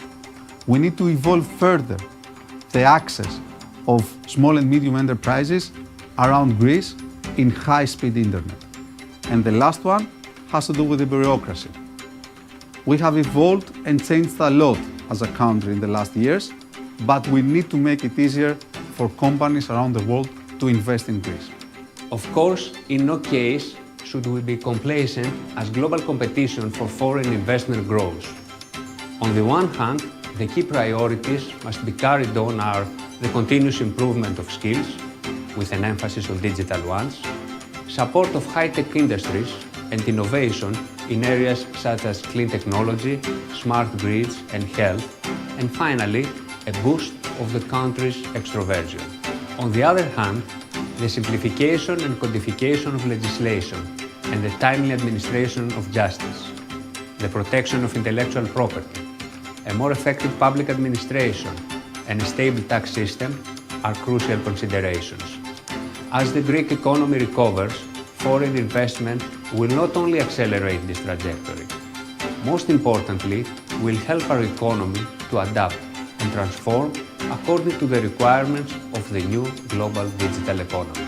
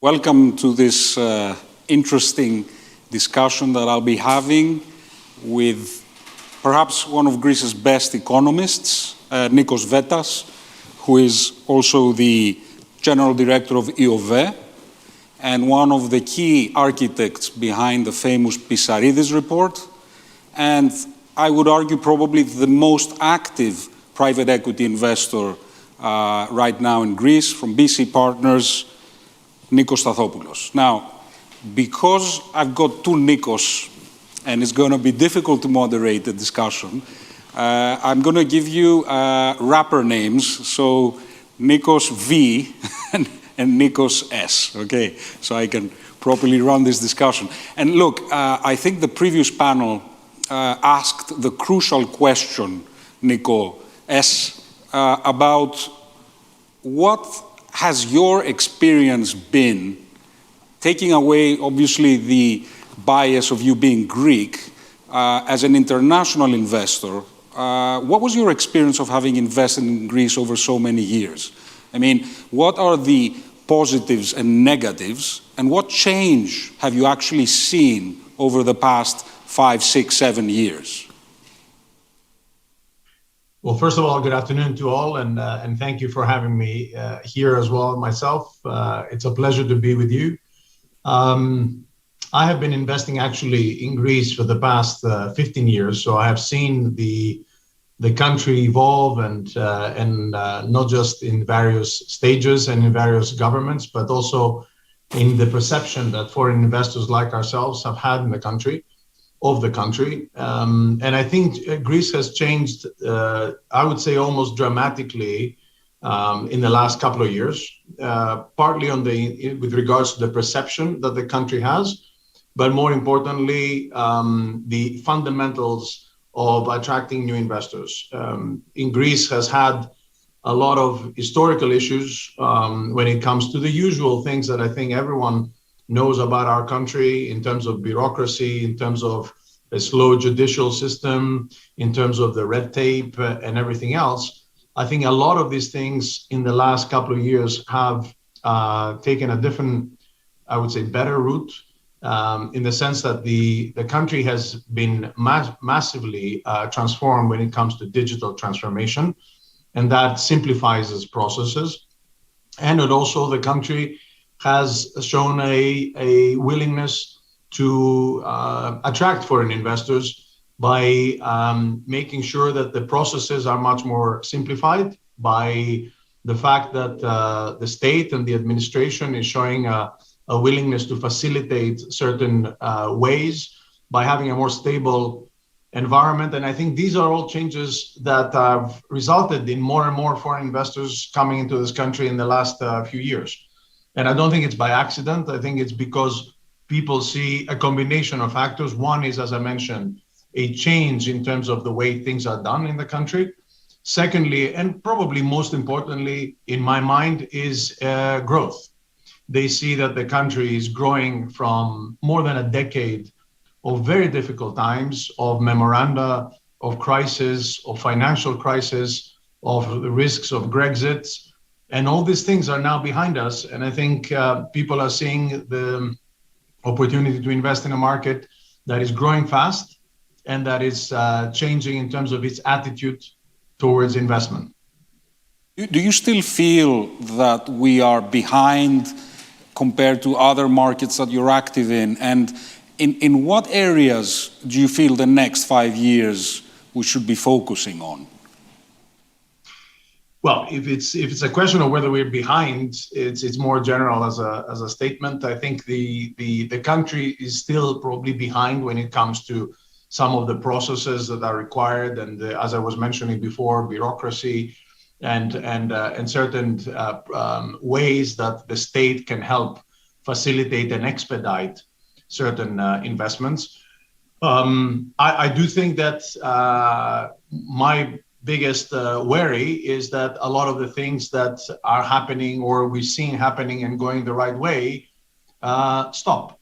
And they could stop because of change of attitude. They could stop because of a change of policy. They could stop because of course, another event which is beyond our control, because investors need that stability. And I think that's the stability that has been missing from the country over the last at least 2 decades that I've been closer to it, is the one that I want to make sure that it's restored and we don't lose. So as long as there is stability in terms of reforms, stability tax systems, so stability in terms of the way things are done, I think the country can match, call it, on what other economies are doing today, and why even markets like other European developed markets have been attracting capital. Let's not forget that, unfortunately, our country, Greece, remains a small market. So for Greece to attract foreign investors, it has to almost have a disproportionate amount of either growth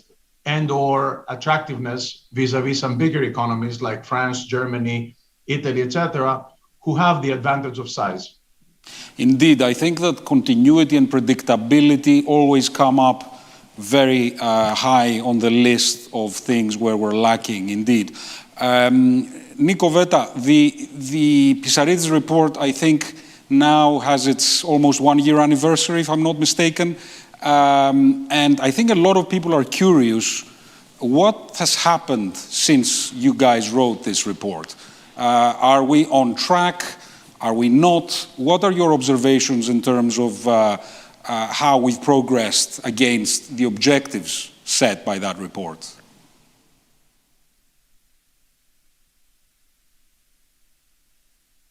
Nico, I think you have to unmute. I think it's better now, no? Yeah, absolutely.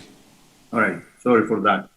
Look, the report that you mentioned, which was obviously a collective work led by Chris Pissarides, basically did two things. One was to describe what sort of economy Greece can be so that it continues growing, and also how you go there from where we are today.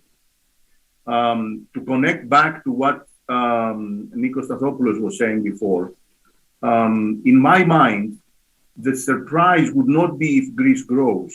The surprise is, in fact, how Greece is such a backwards economy, why we are lagging in almost all the main categories relative to European peers, continuously, gradually, little by little, over the last 10 decades. It's not just a matter of what has happened since 2008. In 1980s, this country was much ahead relative to Ireland, to Portugal, to Spain. And we have not actually unleashed the potential that this economy has. There is absolutely no reason why Greece could not be one of the richest countries in the world. It's in the core of European institutions, so you have stability. It is a center of a very vibrant area in the Eastern Mediterranean and entrance to Europe. It's a country with a tradition in investing in human capital. So if you put all of these things together, you have to wonder what is missing. And what is missing is some key institutions effectively in the interface between the public sector and markets. And that bureaucracy that the other Nikos mentioned makes Greek businesses very introvert, looking into domestic demand, but domestic demand is very low. And that led to all the pathogenies of the past. But let's not do historical analysis. As I said, if a few things are fixed, and that's easier said than done, and we can discuss what has to be fixed further, the sky is the limit. Just to put things in perspective, over the last 10 decades, the overall investment level in Greece has been at the average of the EU.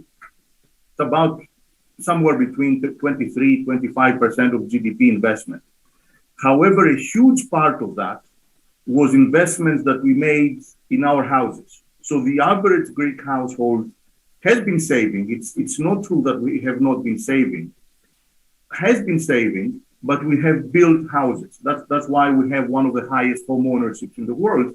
And the reason was the underdeveloped capital markets, the lack of trust in institutions, the lack of trust in the institution of business itself. Now, once this housing got out of the window in 2008, when the economy collapsed and effectively the country got bankrupt, the overall investment level as we speak, and since then, is about half of what it was before. And it's about half of what it is in the rest of Europe. So even if investment grows 10, 15% per year, we still have a lot of ground to cover.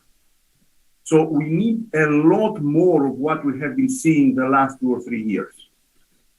We need to follow, not only to follow linearly on that same path that Nikos described before, the other Nikos, but we have to go exponential on that.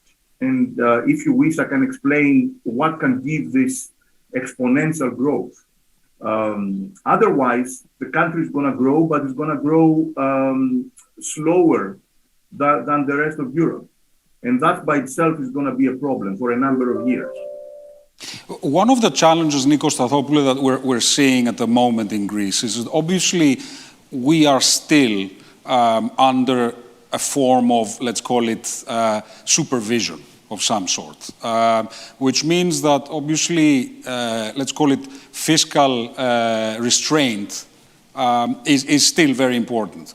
Now, despite the relatively large sums coming through RRF, we still need to pick our battles, right? So we need to decide in which areas we have to invest to get the maximum result. Now, one thesis would be that actually technology firms across Europe are growing at about 5 times the speed of the rest of the companies in any European economy, and hence a disproportionate amount should go into technology and innovation. And I'd like your opinion about that, both in terms of whether this is a correct statement and also whether these kinds of decisions should be made by the government. Well, first of all, I would say that innovation is key in anything. And it's key in anything because it grows business. It helps us stay ahead of competition.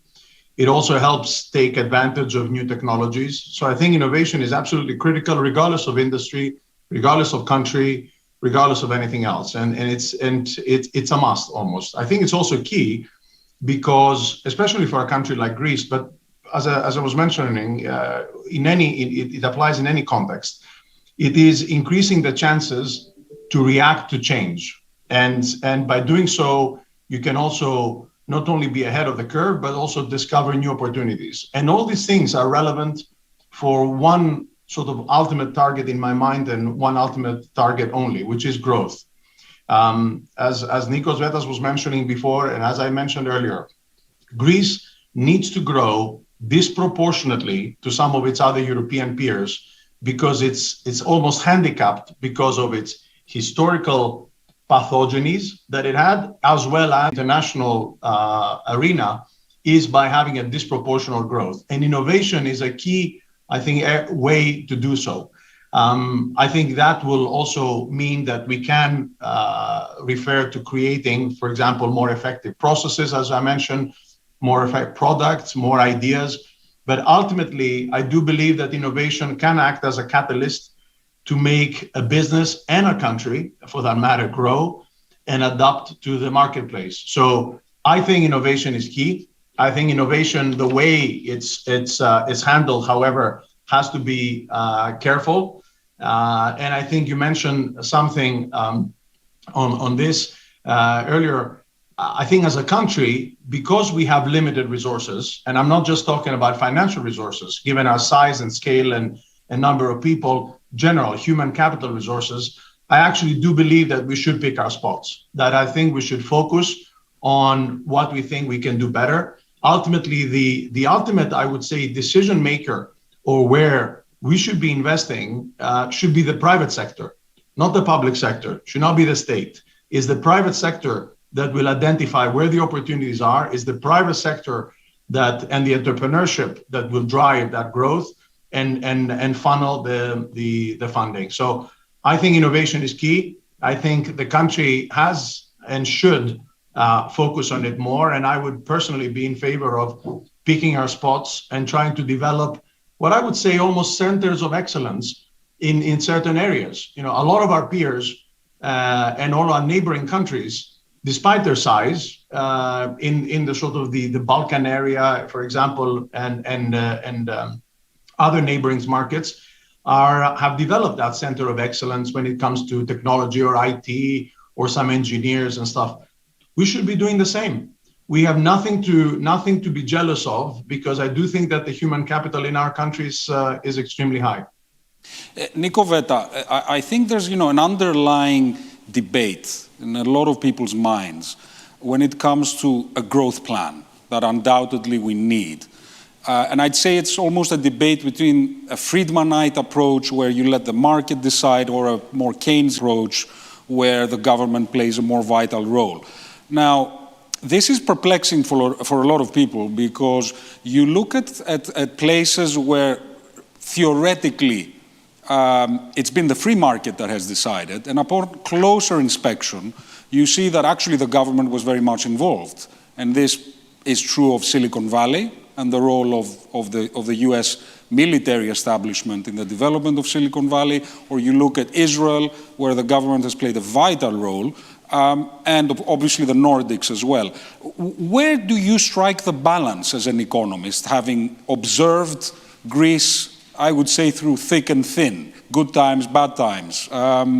Where do you think we are today? How much government, how much master planning or central planning, and how much do we leave to the market with its known imperfections, obviously? Marco, you are opening up a huge discussion. If I could respond in one sentence, it's not a question of how much government, it is what type of government. Certainly, you don't want a government that is large but inefficient. I should say actually a state, even though in this country, you know, the boundary between what's a government and what's a state is a little bit unclear sometimes. It's obvious that the European model, but also the model that makes sense, is that the public sector should provide the basis for business, and the business has to find its own way. And in fact, you have to provide such a basis for business that it can be flexible, it can be innovative.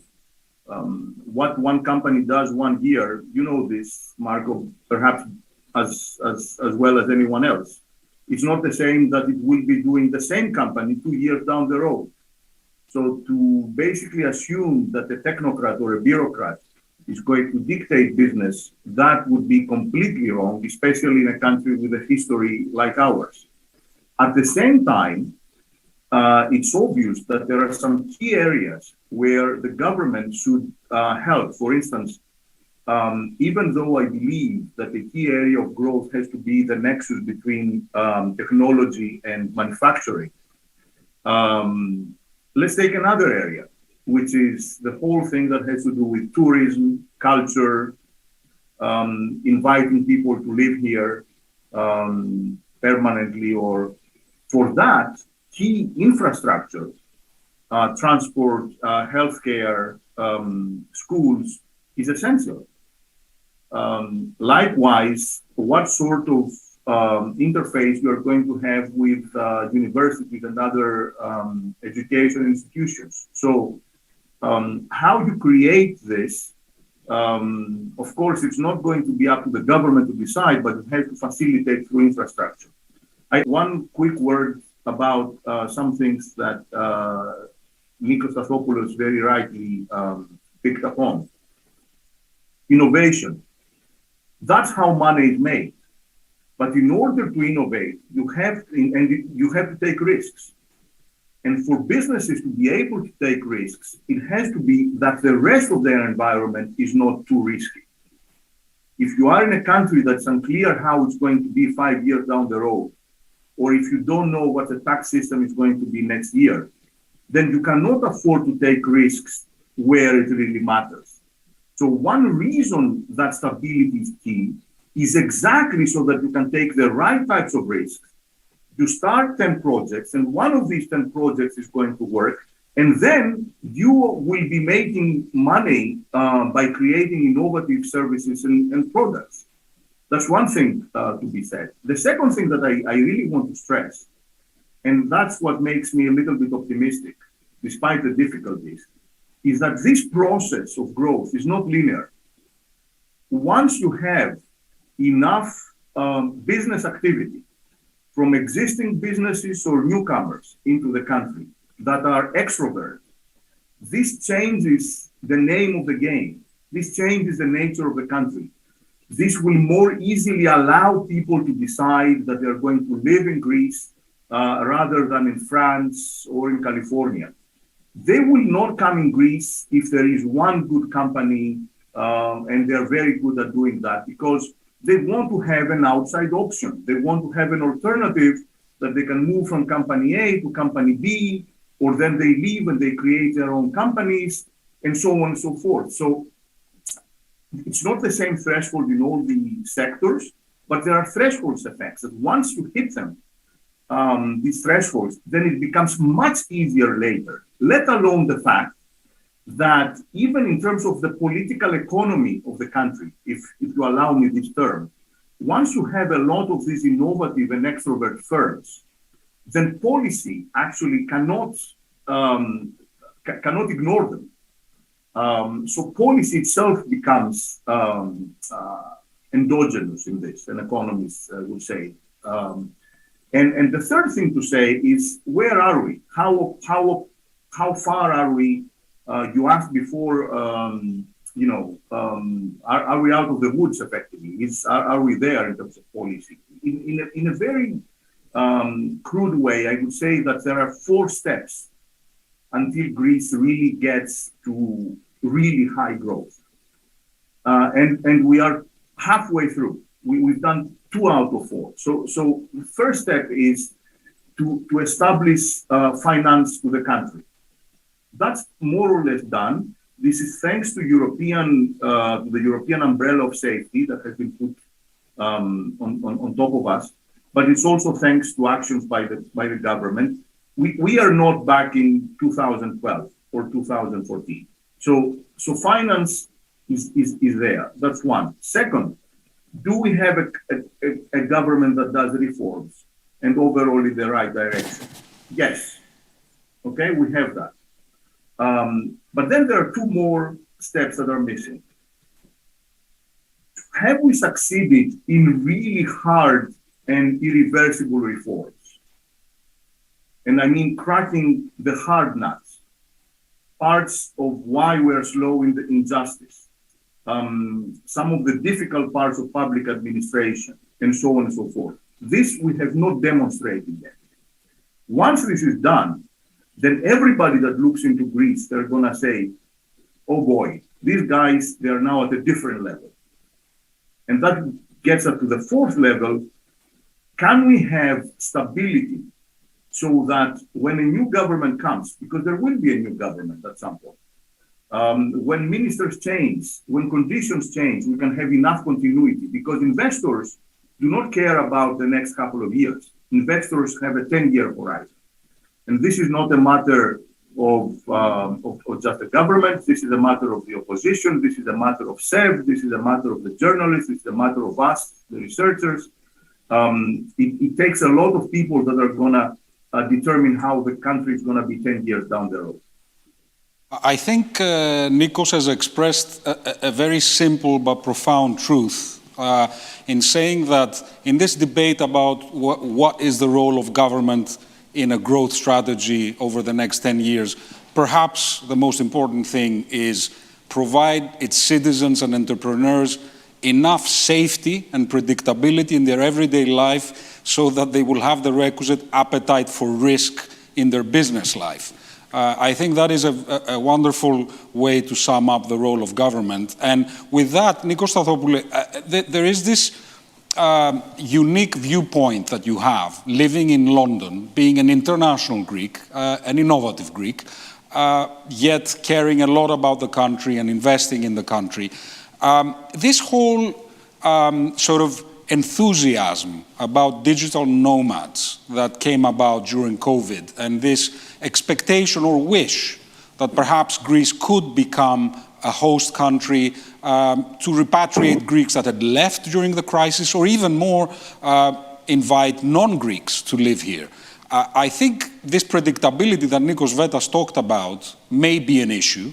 For example, I've spoken to friends of mine who have already started raising kids abroad and are Greek, and they're saying, yeah, realistically, we could come back, but you have so few English-speaking schools in Greece. How can we realistically come back? What is your sense about what might be missing to make this happen? And is it like wishful thinking to be talking about digital nomads? Well, first of all, we need to decide if this is really a priority for Greece, i.e., do we actually want to attract the non-Greeks to come back to Greece? Or do we want to attract the Greek diaspora who has left the country for good or different reasons, who has started a life outside of the country and is debating whether to come back? And in my mind, the latter is more important as a first step. The first step would be to attract the Greeks who have left, who have decided for different reasons that they wanted to either work abroad or start their life abroad and continue their life abroad, and see if we can bring them back into the country. And I think that's a bigger priority than trying to attract some foreign non-Greeks, let's say, to come back to our country, because unfortunately the infrastructure, the culture, and even smaller things like schooling and everything else are currently not catering for that. At the same time, I think that the country is going to be much better off if it's able to attract the bright minds, the Greek bright minds that left the country over the years and have developed a great career outside of the country and are debating to come back. And I can tell you also from personal experience and also from friends of mine, I'm an example of somebody who has lived outside of Greece for more than 30 years now, that a lot of, I have several of my friends, but for the first time over probably 2 decades, I've seen not only debating whether they should come back, but preparing to come back. And I think for me, as the British will say, the proof is in the pudding. I do think that here you see that the bright minds are coming back to the country. It doesn't necessarily need to be in the digital space. It doesn't need to be in the innovation space. I think these will come because I repeat, I don't think we should prescribe what industries or how the country is going to grow, because that the free economy will let it happen. What's more important for me is you have a bunch, and a very large bunch, of Greeks living abroad who left the country, and I think they love the country.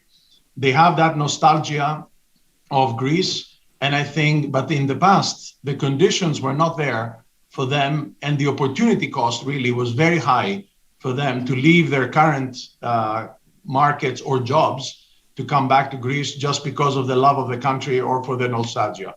I think the country has a unique opportunity now. I've seen it happening, size that's going on. I think the country and the government, rightly so, if I may say, is giving incentives for people to come back. We're not pioneers in this. Other countries have done the same. And I think it's also the right thing to do. It's not for economic reasons, monetary reasons, and tax reasons that the Greeks will come back. But it's actually something that actually helps, because it's an additional incentive in the list of potential reasons that somebody might be having to debate whether they should come back to their mother country or not. So I'm optimistic, and I think you will see more and more people coming back, as long as what we were talking before is sustainable. And this is not just a one-off exercise. I see a lot of euphoria in the country, and I think probably the country deserves some euphoria because we've gone through difficult times. Let's make sure that this is a sustainable one, and it's something that will attract more and more of our peers back into our homeland. Nico, let me ask you a personal question, because sometimes it sort of unveils the truth. Assuming you were to take your family and come back in a month, right? What would be the issues in your mind that would make you skeptical? The things that you would wish could be fixed before you came back. Where in my case, of course, it is a personal thing, and it's not necessarily applicable to everyone else. But ultimately, the first thing, as I was mentioning, is for people who have had a successful career abroad, there is a high opportunity cost of, call it, leaving that career to come back to the country. So the one way that they will be attracted is if they feel that they can almost not necessarily replicate, but not leave sort of too much of their career. And when I'm saying career, I'm not talking only financial. I'm talking about also the intellectual challenge, the opportunities that are presented by leaving and being a citizen of the world, ultimately, where some of us have developed of being. And I think having that international profile, that ability to have growth opportunities in the country are key. And for me, that would be a key thing in coming back to Greece. And that's why in a country where you can see growth, in a country where you can see innovation, in a country processes being simplified, and the daily life, as in Greek, η καθημερινότητα, is not something that becomes a chore, but it becomes a very straightforward exercise. I think these are all important steps to attract people like ourselves. Financial incentives would help, but I don't think they are the ones that are going to determine if, certainly in my case, but also a lot of my colleagues, are going to be the number one criteria to bring us back to the country. That's actually very useful. I'll go to another topic, Nico Veta, which is that essentially, if you think of this environment that we're in right now, and especially in the context of this gathering today, we're talking about younger companies that have been founded in the past 5 to 7 years. They seem to be performing very well. You know, they've reached a market cap of about 7 billion, which is nothing short of a miracle if you look at where we started, yet way behind most of the rest of Europe. In terms of the investment steps, or let's say the investment areas, we've got some venture capital at the moment. We've got 6 funds. Israel, of course, has 250. And we're investing about 70 million a year. Israel is investing $1.5 billion. Germany is investing 700 million. So, you know, way behind. And then another thing is we are mostly lacking later stage investment sources within Greece. So essentially growth capital when it comes to technology is very, very limited. And then we have a virtually non-existent stock market. Okay, so a lot of the parts of the chain are still not there. You know, they're literally missing. I would say angel investing, definitely missing. VC, yes, we have a little activity, much less than other countries. Virtually non-existent growth equity, and then a stock exchange that is suboptimal, to say the least. Realistically, what would you prioritize right now, Nico Veta? You know, where should we put our energy? What should we fix first? I have an interview straight after you guys with the Prime Minister and Prem Watsa, and I will put that question to him, but I'm interested to hear your views. Well, some of what you described, Marco, is more like a symptom than a cause, or in fact, it's both a symptom and a cause. We have had an underdeveloped capital markets for a really long time, and all this goes back to what we have been discussing, the lack of broader stability that would allow you to fund risk in the right ways. It also has to do with what sort of businesses we have. If you think about it, most of business in Greece is of a tiny size, extremely tiny, not even SMEs, completely micro businesses of 5 people or whatever, and they remain micro. And then what you also have is some larger businesses that have been around for 20 or 30 years. But what you are missing, with several good exceptions, but overall you are missing a lot more businesses that they start small and then they grow and they become of a size that is noticeable in international scale. And you know, and we all know that there are some examples of some great examples, but we need a lot more of that. So where do you start? I think you cannot start by saying I'm going to just order more venture capital or stuff like that. You have to start with having a broader, a stable, broader environment in terms of tax policies, justice system, and so on and so forth. Of course, you cannot fix everything overnight, but you have to show the direction. Once this is done, everybody understands the Greek economy, like a huge magnifying glass has been put on top of us since 2010. Obviously, not for the internal demand. It's going to come in for foreign demand. And what can this foreign demand be? You know, as I said before, technology, and this implies services, but also manufacturing, one. And then there is this whole ecosystem, some might say, between cultures, broader civilization, tourism, and so on and so forth. I want to say one more word on the human capital aspect. First of all, Nikos Stathopoulos is absolutely right. This resource of Greeks abroad is completely valuable. And you have to mobilize these people, but not necessarily in the idea that I'm going to give up my career abroad and come to Greece. Okay, you have to do it in a way that people come to Greece and they still keep the option open that then perhaps or then they attract some of their non-Greek colleagues. Greece has to be open in its labor markets and in its entrepreneurship. It cannot be you are in Greece or abroad. The ideal is that you spend some time in Greece and some time abroad. And in this same vein, I think a great opportunity is going to gradually appear if we open up our higher education system to non-Greeks.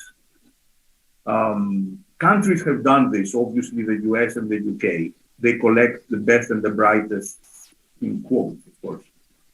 But other countries as well. Of course, Israel, the Netherlands more recently.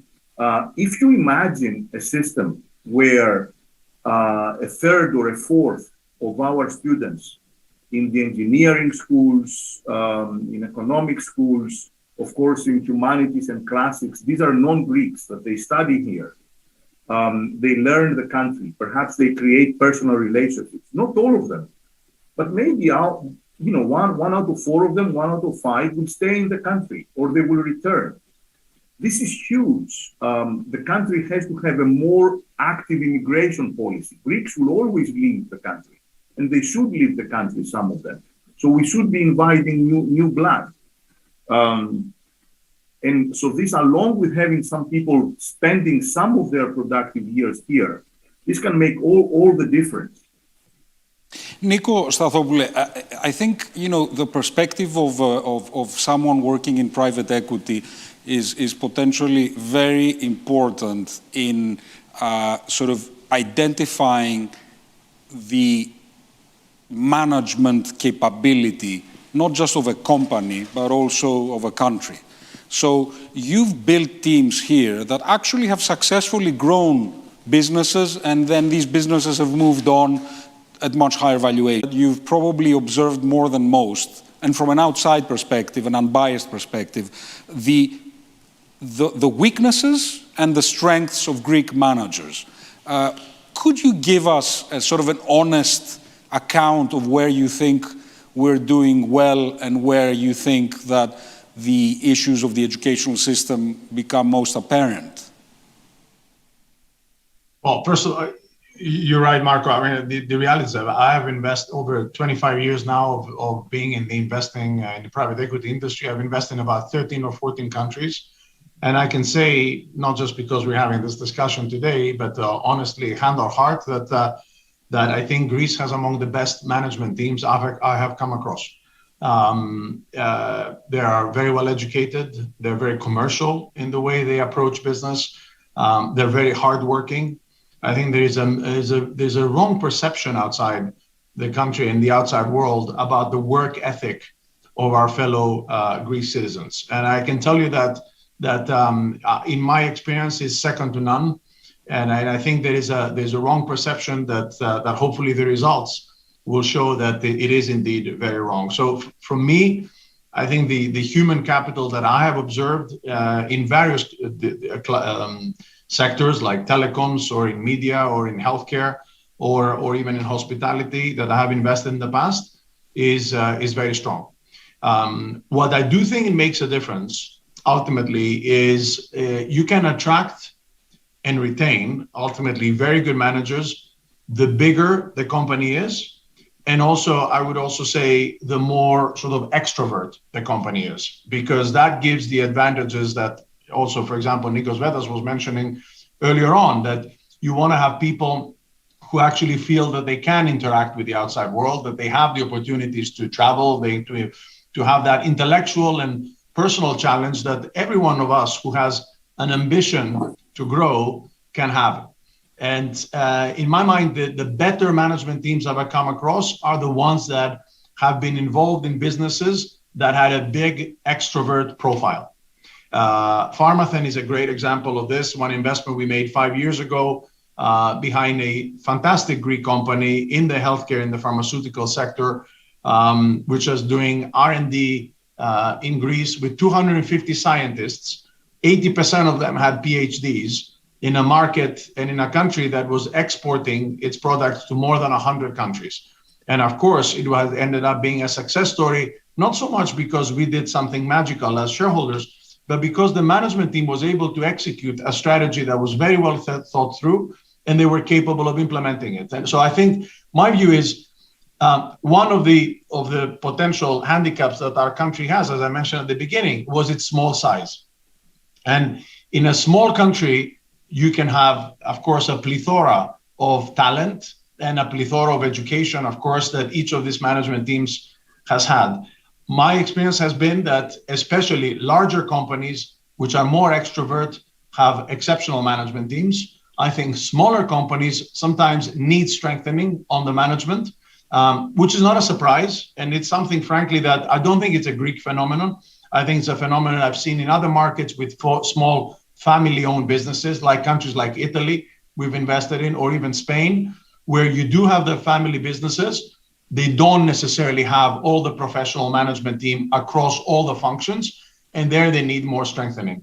But I do believe that the country has nothing to be jealous of other markets. I also agree that it would really help if the educational system supports and encourages more international people to come over.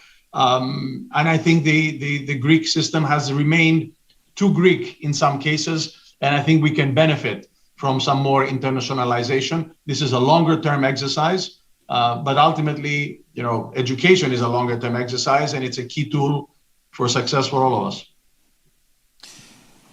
I think that another question that has come up, Nikoveta, is a lot of people are blaming underperformance in certain areas because of not marketing the country appropriately, or not shouting enough about what progress we've made. And I guess the question here is, are we ready? Bill Bernbach, the sort of father of kills a bad product as fast as good advertising. So my question to you is, do you think we're ready? Should we be shouting about Greece, or we give it another 1 or 2 years, put our heads down, do more infrastructure work, and then go for this kind of campaign? What's your perception, your opinion, rather? Marco, that's actually a really interesting question.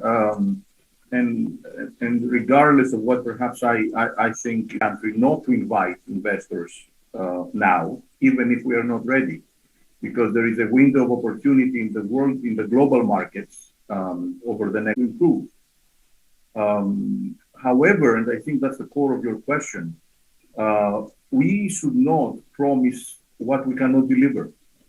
I think we should not oversell ourselves. Greece is a country of huge potential, but also of huge weaknesses. And I think, as I said before, almost every investor now knows what we are. If we promise that we're going to deliver, 2.5, we should not deliver 2.4. We should, and that's primarily has to do with businesses, but also the government. Credibility is that you deliver what you promise. And I think Nikos was right before when he said that there is a deficit there. I would absolutely prescribe with the idea that the quality not only of managers but of scientists and most people who work in this country is excellent. They are flexible. They work extremely hard. They are innovative. But we do lack when it comes to businesses. Governance is not always the greatest. Transparency and rules, and that what we could gradually promise, Marco, that we are on a path of improving. I think showing that you are in a credible path of improvement is pretty much, that's 99% of the battle. You don't have to show that you are perfect. Nobody is perfect. If you are perfect, then all the capital and all the people will be here. We are not perfect. But if you show that we are committed to improve, and that you can go public with that, I believe. But you have to promise exactly what you can you can deliver. One supplementary word on this. What sort of businesses we need? If you take seriously what I said before about governance, I think that's where foreign governance rules, and when I say foreign, coming from multinationals, so foreign capital, that's key. Either having multinationals coming to the country or foreign capital that comes into Greek companies. That's not just money. I think it's primarily culture and rules. And this is not something that is going to crowd out Greek smaller firms. If this is done right, this is going to help smaller firms that are going to, in fact, interconnect with larger firms. And even if they cannot, for instance, be direct exporters, they can be indirect exporters because they are selling to larger firms that are themselves exporting. This is key. Also, to the extent that the presence of larger businesses brings more transparency to the market, and that's again key, more competition, not less competition, then this allows smaller firms to grow. And not all of them are going to be successful, but that's the name of the game for how the markets work today. So you do need not only capital, because we need investment in a very vague sense. We need capital that is going to bring with it a new way of doing things.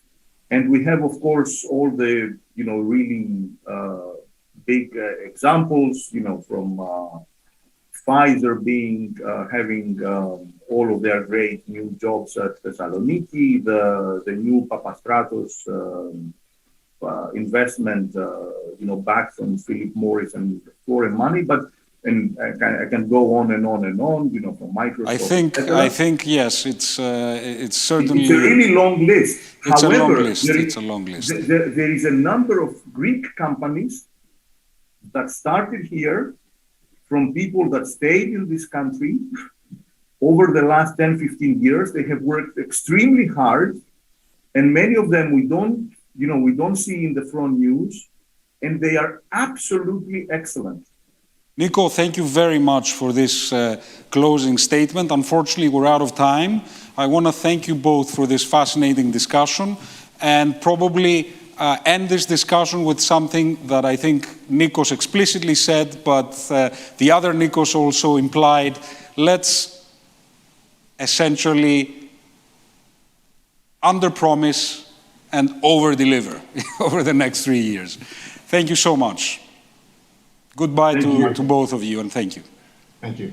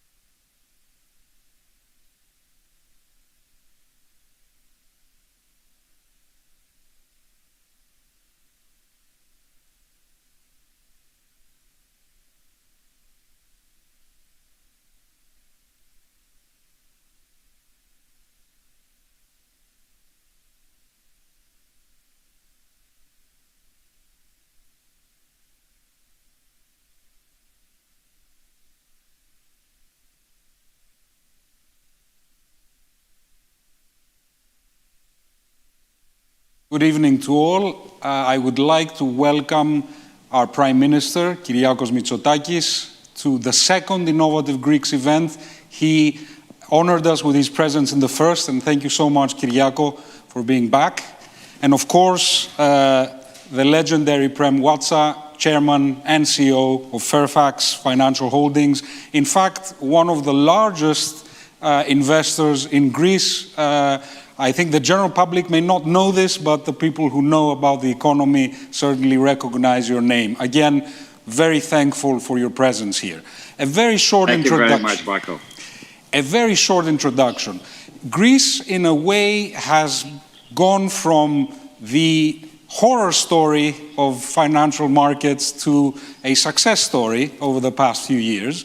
And I think that if you look at it from a psychoanalytical point of view, I think it always takes a good crisis to really have the self-reckoning that you need as a nation to then learn your lessons and rebound in a sustainable way. So I think that in my lifetime, to be quite frank with both of you, this is the first time where I see growth happening not because of external factors, not because of coincidence, but rather because of a very painful but instructive process of self-reckoning, correction, and certain key principles of meritocracy, determination, extroversion becoming the norm as opposed to an afterthought, which was very much the case in my 48 years of life, to be frank, up until now. So I'll start with the first question to you, Prem. You have been a very active investor in Greece, and this conference is now viewed by about 6,000 Greeks from all over the world. We like to call them innovative Greeks, let's say the heart of what Greece can become over the next decade. And my question to you is, honestly, what good things have you observed about investing in Greece? But also, don't be afraid to also tell us what needs to be improved, pros and cons that you've sort of experienced so far. Hey, Marco, we're really happy to be here and happy to see the Prime Minister there. Very happy to be with both of you. I want to say that I had the privilege of talking to your association in 2017. And right in the midst of that crisis, and I quoted, Marco, something that you'd be interested in China, the character for crisis and opportunity is the same. Two sides of the same coin. And we went through that crisis, and this country, Greece, is so lucky to have a Prime Minister like Prime Minister Kyriakos.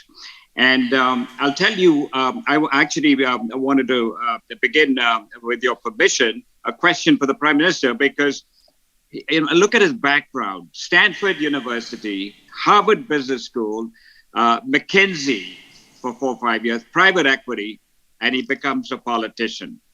And a country is so fortunate. I'm a little older than you, Marco, so I've traveled to many parts of the world. And I think a country is so fortunate when you're able to attract a person of Prime Minister Kyriakos's caliber. And so my question to the Prime Minister is, how come you got into politics, Prime Minister?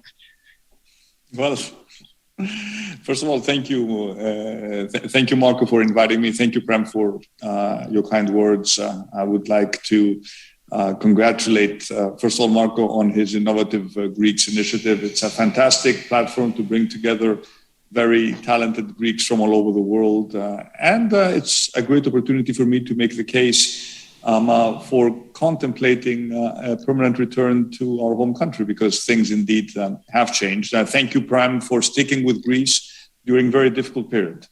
Maybe now it's obvious for the global financial investors like yourself to invest in Greece, but you never lost faith during the very difficult periods of 2015, 2016, when we came very close to a complete financial collapse. But it's not a given, just back to what Marco said, it's not a given that a country will recover. There are countries that essentially go from crisis to crisis. I don't need to make reference to specific examples, and things get, systematically worse. But I think what did happen in Greece was the fact that there was a simultaneous change in public perception as a result of the crisis, and I think a leadership that was able to steer the country in the right direction with, I think, a lot of clarity and a very clear sense of the mission that has to be accomplished. I mean, just a direct answer to your question, Prem, I couldn't imagine anything more fascinating than what I'm doing now. It's extremely challenging, of course. But we have the chance with the government to really put Greece on a completely different trajectory for a generation. And we do not want these changes, just to borrow a term that Marco used, to be circumstantial. We really want to lay the foundations for a completely different growth model, for a paradigm shift in the way the country is run, for a true digital transformation, for a green transition, for a country that is really innovative, that supports entrepreneurship, and that is a champion in the new digital economy. So we have very, very bold ambitions, and I think you need to set your ambitions high in order to achieve your goals. But we're lucky to have a great team working with us, and we're happy that we've mobilized lots of creative forces in Greece, because essentially this is change happening not just top down, but also bottom up. We are catalysts. Our job is to essentially release the positive energy that we always knew existed in Greece. When we speak to people who live outside Greece, we were constantly faced with the same question: why is it that I can do great things outside Greece? And why is it that we cannot thrive and prosper in Greece? Well, that's exactly what we want to address. And I think for the first time in a long time, people have a sense that really they can fulfill their dreams and ambitions in Greece, make money in the process, be it whether they're investors or employees, and contribute to the overall prosperity and social cohesion of the country. Some have called this the revolution of the sensible in Greece, which was a long time coming. And, I think a lot of us felt that we were sort of almost the moderates that were never heard in many ways. So, Prem, I want to go back to the question. Assuming you're talking to thousands of Greeks right now living abroad, their confidence in the country is not yet restored. They left during very bad and hurtful times. What have your observations been that would sort of push them to try once again coming back? So what the Prime Minister emphasized that, Marco, when you have a leadership like you're looking at in Greece, there's a transformation taking place, long-term transformation. So look at Singapore. One man, Lee Kuan Yew, with a great team, changed a very dirty old country to make it the best in the world. Its per capita income is second to none. Now, how does that happen, right? So first things first, you've got a fantastic government. I've told this publicly. I've told the Prime Minister publicly that, he gets elected the second time and third time. And I said to him a few more times, perhaps, he gulped. The transformation of Greece will take place in front of your eyes. You've talked about it, Marco. You have wonderful people. I have business interests in Greece, in Eurobank, and in Grivalia Hospitality, Grivalia Real Estate, Euro Life. I got to tell you, we would put those management, we'd rank them with any in the world, all educated in the United States or UK, from the best universities. And all they needed was an opportunity, economic freedom, business-friendly environment. That's all you needed. And so, like you said, whatever people accomplished outside, they couldn't, the Prime Minister was saying, couldn't accomplish in Greece. And I saw this also, by the way. I immigrated to Canada, Marco, about 50 years ago. I was a little below 22 when I came from India. India was a socialist country. unbelievable how everything was regulated and none of the possibilities could be experienced. Mr. Modi came in there about 2014 now, and it's transformed. And it's unbelievable how transformed it is. And suddenly you have companies, you know, one of the questions you had in your previous, I came 5 or 10 minutes a little early, and you were talking about how do we get Greece to grow? How about the stock market, private equity? If you make a country business friendly, then all of that will come. You know, when the Prime Minister is putting his red carpet treatment for investors, for foreign investment, it'll all come. So in India, the Bombay Stock Exchange, the IPOs are out of this world. And it's 5-6 years ago, Marco, you'd have been hard pressed to talk about any IPOs. So what the Prime Minister is doing, all of you Greeks on this call, the opportunity is in Greece. If all of the European countries, I think you have the best government by far, business-friendly government. And of course, you'll improve things. The Prime Minister is going to improve things as he goes forward. But the biggest thing, as he said, is to keep it open, allow freedom. You can't forecast is Marco going to start a company here or Fokyon there? You know, it's just open it up to entrepreneurs, Marco, and you'll see people come, Greek people come from the United States, from Canada, Nigeria, many parts of Africa where Greek people have been doing exceptionally well. They'll come back and invest it. So I'm really positive on Greece, and because of the government, change in government. And you've seen it in the marketplace. Interest rates went to 35%, and now it's down below 1%. And you see today, I hear you raised about 800 million at a negative interest rate, Paco, for 6 months, which is fantastic. So I'm a big fan of Greece. I think the opportunity is there, particularly for the Greek people. And I think when they come in and see it, they'll experience it themselves.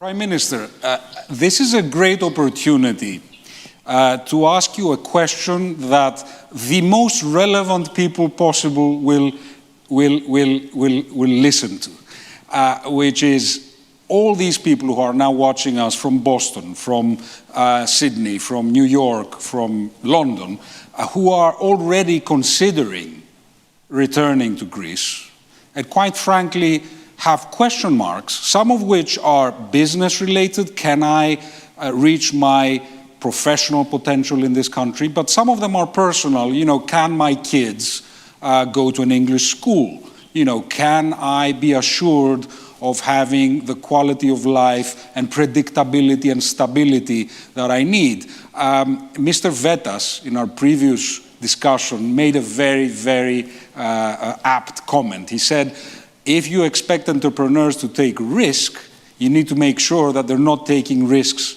in the rest of their lives. So they are in a stable environment. Everything is risk-free, so they can risk in business. In countries where there is abundant risk everywhere, people become more self-restrained. So could you please talk directly to our audience and maybe give them your views, your honest views, as to what are the pros and cons of coming back and why they should come back?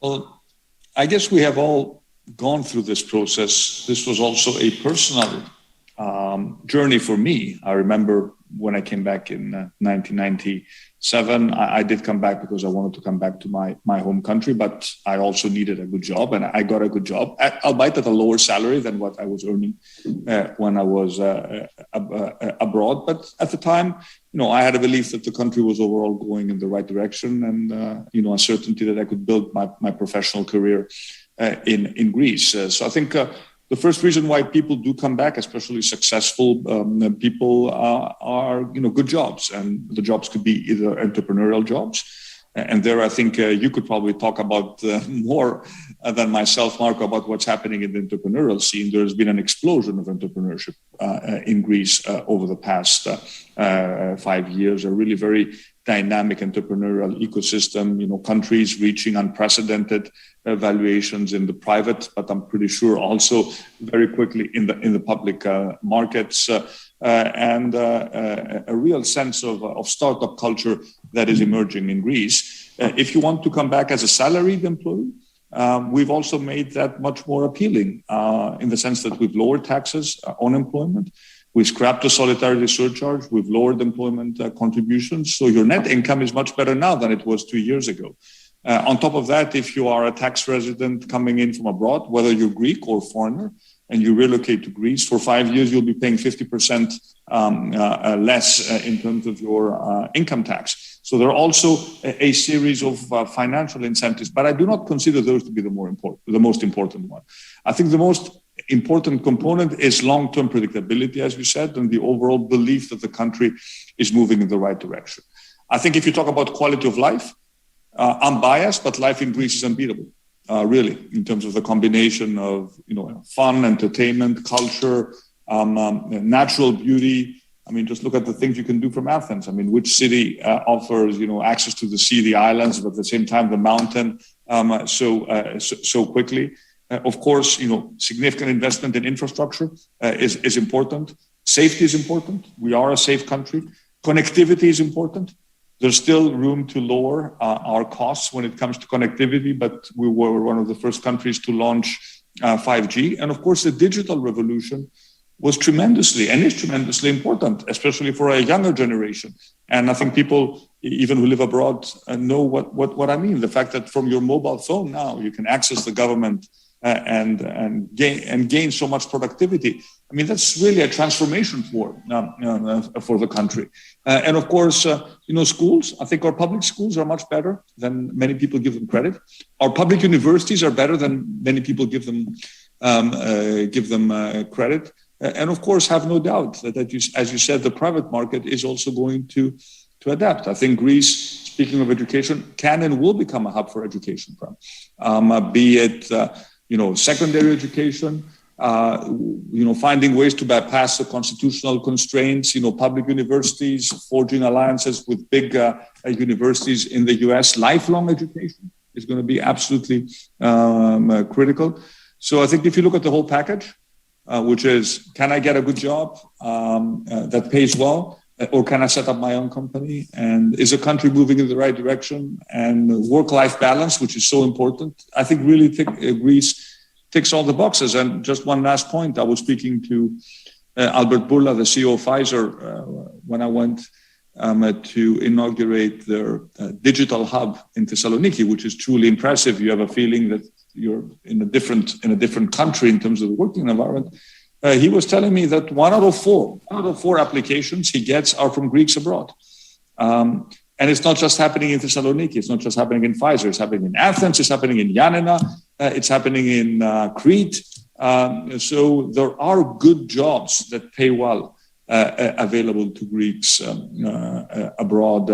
And if you're someone who, for example, works in a multinational environment, probably the best thing, maybe the best bridge would be to work for a foreign company that has a strong presence in Greece or for a large Greek corporate. But again, if you want to set up your own business, this is a time to really do it in Greece. An interesting sort of perspective maybe from you on, I have quite a few Indian friends. And I find a similarity between Greeks and Indians in that they have a love-hate relationship with their home country. In the sense that, in Greece we say, "Η Ελλάδα με πληγώνει," which means Greece hurts me. But then, I also want to come back and I love it. And I think that, talking to a lot of Greeks and Indians, and you ask them the question, what hurts you the most? And what has hurt you the most? And it's usually the answer is the lack of meritocracy. That I did not have the opportunity to shine. I did not have the opportunity in this country to show my true self, to become what I am capable of becoming. And you are an example of a person who had to leave India to fulfill their full potential. And in that sense, you are, I guess, the archetype of the immigrant who had to leave his country for various reasons, one of which might have been the lack of meritocracy. What are your thoughts on this subject? So it's really well said, Marco. That's a very, very interesting. A lack of meritocracy. That's what it was. You know, socialism brings that. So if you're from an old family and you're very wealthy, then you can get a job and you have opportunity. But otherwise, it's so difficult to get a job. And I went to a very good school. It's the Indian Institute of Technology. Very tough to get in, and I could hardly get a job after that. And it's a change now. That was 48 years ago. But you're very, very right. That's what the Prime Minister is changing.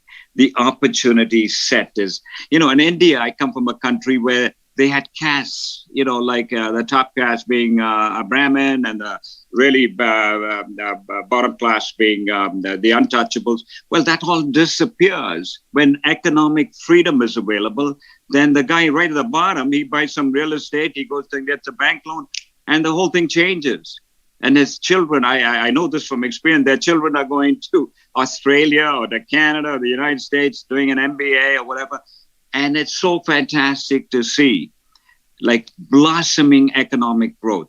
The great example over a long period of time is Singapore, as I mentioned to you, but India is in the process of doing that. And Greece is very much in the process of doing that. And people change, the mind changes and says, there's opportunity in Greece. And all the people on this call, they say, oh my goodness, I've got to check it out. I've got some family there. And that's what's happened now. The Indian immigration is reversed. People are doing as well in India as they did in the United States and creating big companies and IPOs, which you were talking about previously, like massive IPOs. And who's putting the money, Marco? American private equity, American venture capital, European, because it's opportunity. It's huge opportunity. So money will go where it's welcomed. And so I see the same thing happening in Greece. One idea for you, Prime Minister, which I saw in India and other places, is Invest Greece. So you can, and you might have done this already, but what they did was they created a company, created a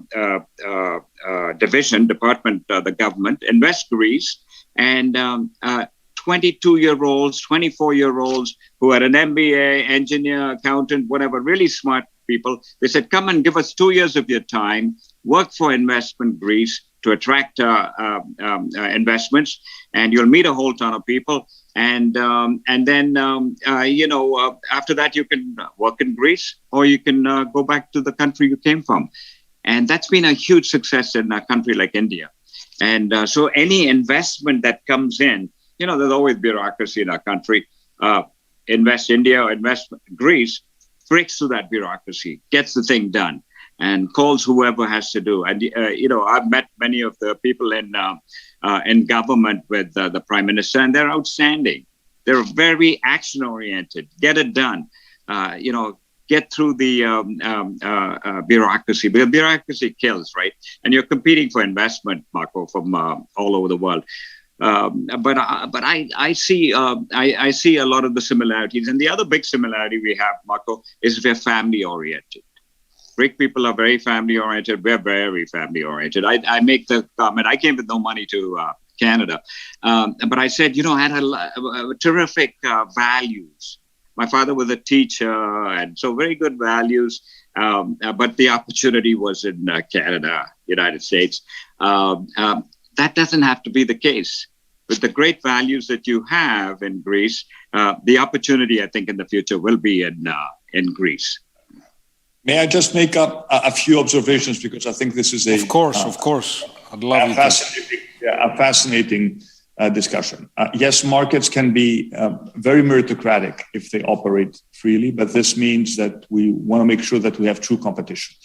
And one of the problems with Greece was a legacy issue of old business interests, sometimes controlling media, influencing politicians, and we really have to break through that arrangement. And what's happening in the entrepreneurial scene is very disruptive and very optimistic. the fact that you have new companies really challenging, incumbents really driving through innovation. It's a new form of participatory capitalism, which I particularly like. Employees who are also owners of the companies.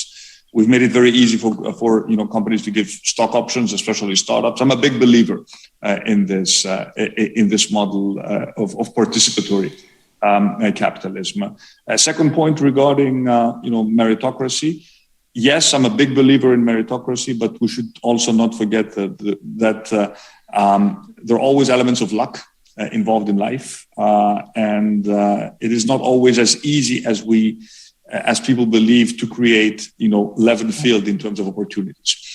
So we really have to focus on giving those who we know are the less privileged better opportunities to reach a point where they can actually shine.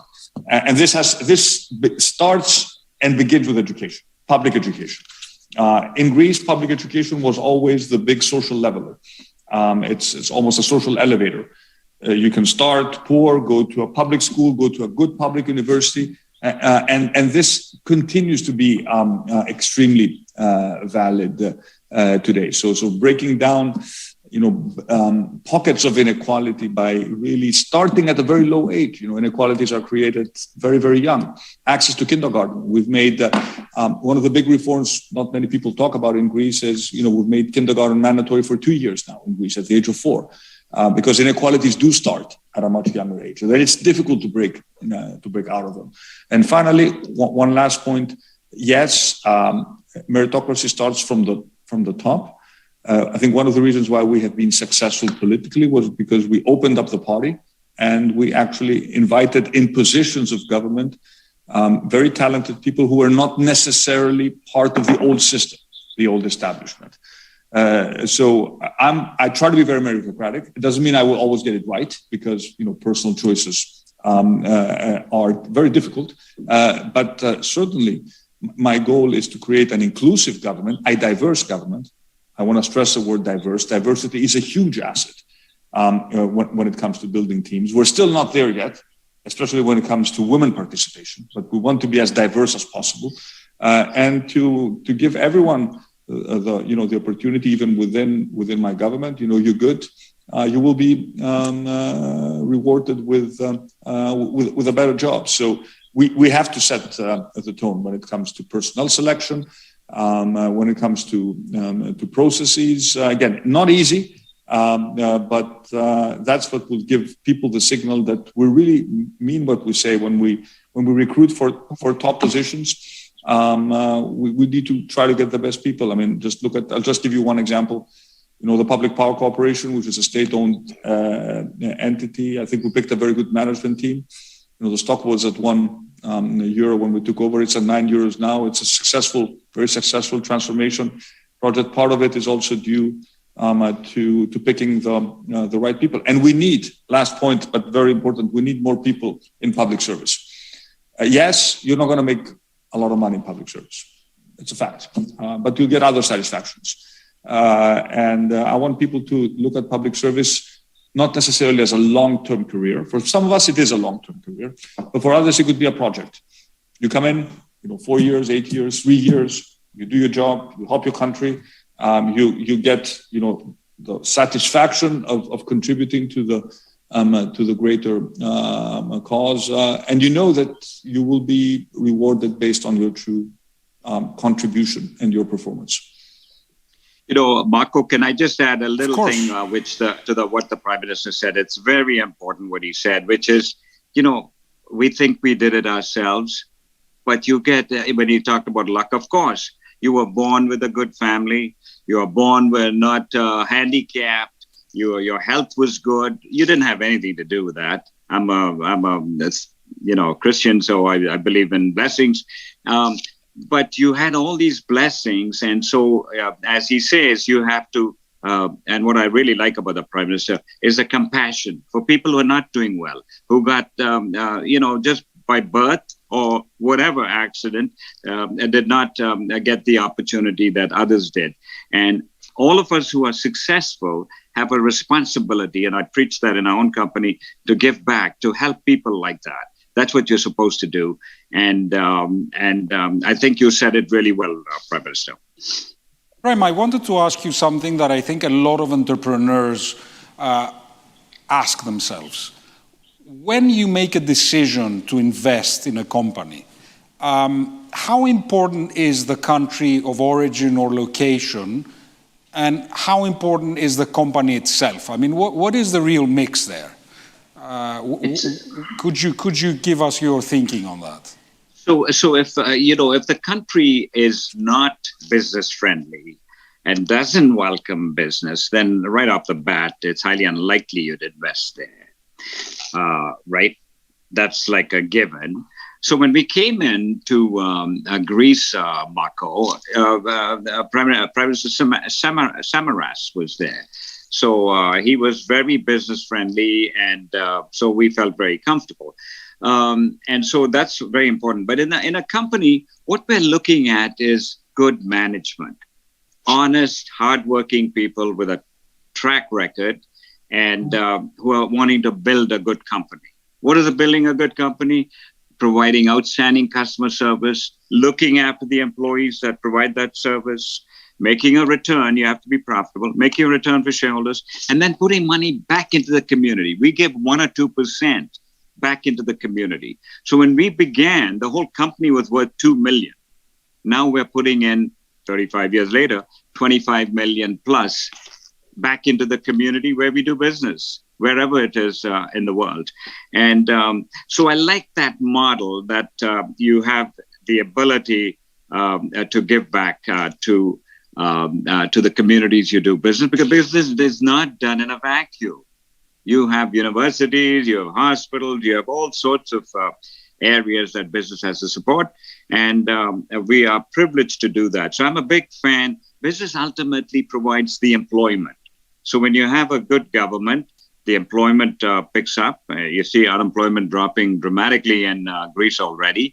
And the economic growth, by the way, for all of you who listen, is going to be much higher than most people expect because of where Greece is coming from. So, in the Prime Minister, in the early part of the year, most people were thinking 3.5% for Greece. Now it's 7%. And next year, they're thinking 5%. I wouldn't be surprised if it's 7-8%, because there's a momentum to it. And you're coming from a very low level. As the economy picks up from those levels, the economic growth can be very significant. And of course, that benefits everybody. I wanted to ask you, Prime Minister, having lived in the States and really observed this fascination with the impossible that Americans have, which, to be honest, is the groundwork for innovation. And then you come to Europe and you see this fear of the unknown on the opposite side. And, some people say this is a matter of history. We've seen it all, so we've become more skeptical or more apprehensive. Whereas the United States is still a very young country full of enthusiasm and appetite for risk. How do you think we can bring to Greece this sort of, it was an Adidas slogan, I believe, impossible is nothing? Well, we could go on and on in terms of comparing the US with Europe, pros and cons. But I would probably make reference to the Greek entrepreneurial spirit. Maybe make a historical reference. I mean, we are celebrating our bicentenary. The more you read about the Greek Revolution, the more you realize that that's exactly what happened 200 years ago. An impossible project, which became a reality by virtue of guts, luck, foreign help, but more than anything, a true drive for people to actually fight for their freedom. And if you look at Greek entrepreneurs, it's interesting that they actually thrive in those systems where there are greater degrees of freedom. So they're successful in the US, very successful in Canada, successful in Australia. So I'd say that probably, I hate genetic analysis, but what I can tell you is that in the way, in the Greek psyche, there is something about risk-taking entrepreneurship that suits us. Hence, the raw ingredients are here. And that's why I think you also see what is currently happening in Greece. So I think the challenge is to, as Prem said, to create, the environment for people to think that it is possible to do it in Greece. And again, there are obviously always two types of companies. There are companies that cater to the Greek market. And I think, Prem and his companies have done this, the companies he's invested in have done this, very successful, be it banks, insurance, real estate. And then there are companies that out of Greece, look to the world, which is what you've done, but still using Greece as a base and considering themselves as Greek companies in the sense that they have to return something to Greece beyond employment and taxes and social security contributions. So I think there's still areas we need to work on in terms of having more risk capital available, we discussed this, having more growth capital available for the younger companies as they grow out of their early stages, making sure that there are no true barriers to internal competition, making sure that there are no European barriers, because we talk about a single market in Europe, but it doesn't always mean that the bigger countries don't have an advantage when it comes to supporting their own companies. But I'm very bullish because the historical legacy of this country has been a country of risk takers, and of course, the better the environment in which you take your risks, the higher chances are that your risks will be rewarded. Not all risk is rewarded by nature. That's the nature of an open economy. But the chances are higher. And we want to reduce the noise. All the other variables, as you said previously, that are unnecessary risk. We want to leave business risk at its core, which is something that no government should have any right in interfering with. But we need to address everything else. Hey, Marco, sure. May I add? Of course. May I add that the impossible is taking place right now in Greece. Look at the change since I was there in 2017 and now. Dramatic, right? And on the right track. But for all the reasons that the Prime Minister said, the impossible is taking place right here. And it's still not being believed enough, and it will. Prem, I wanted to ask you, a lot of entrepreneurs are watching today. Young entrepreneurs who have the dream possibly to achieve what you have achieved. And I don't say this as a compliment, but as a statement of fact that for those of you who don't know, Prem is probably one of the greatest entrepreneurs, investors in the world right now. So an existential or philosophical question that a lot of people are wondering in Greece is this. And I think, again, it's relevant to India as well, in some ways. No doubt, Greeks have an incentive to be entrepreneurs, but this incentive comes from largely wanting to be their own bosses, and not necessarily because they want to build great companies. And these are two very different types of entrepreneurship.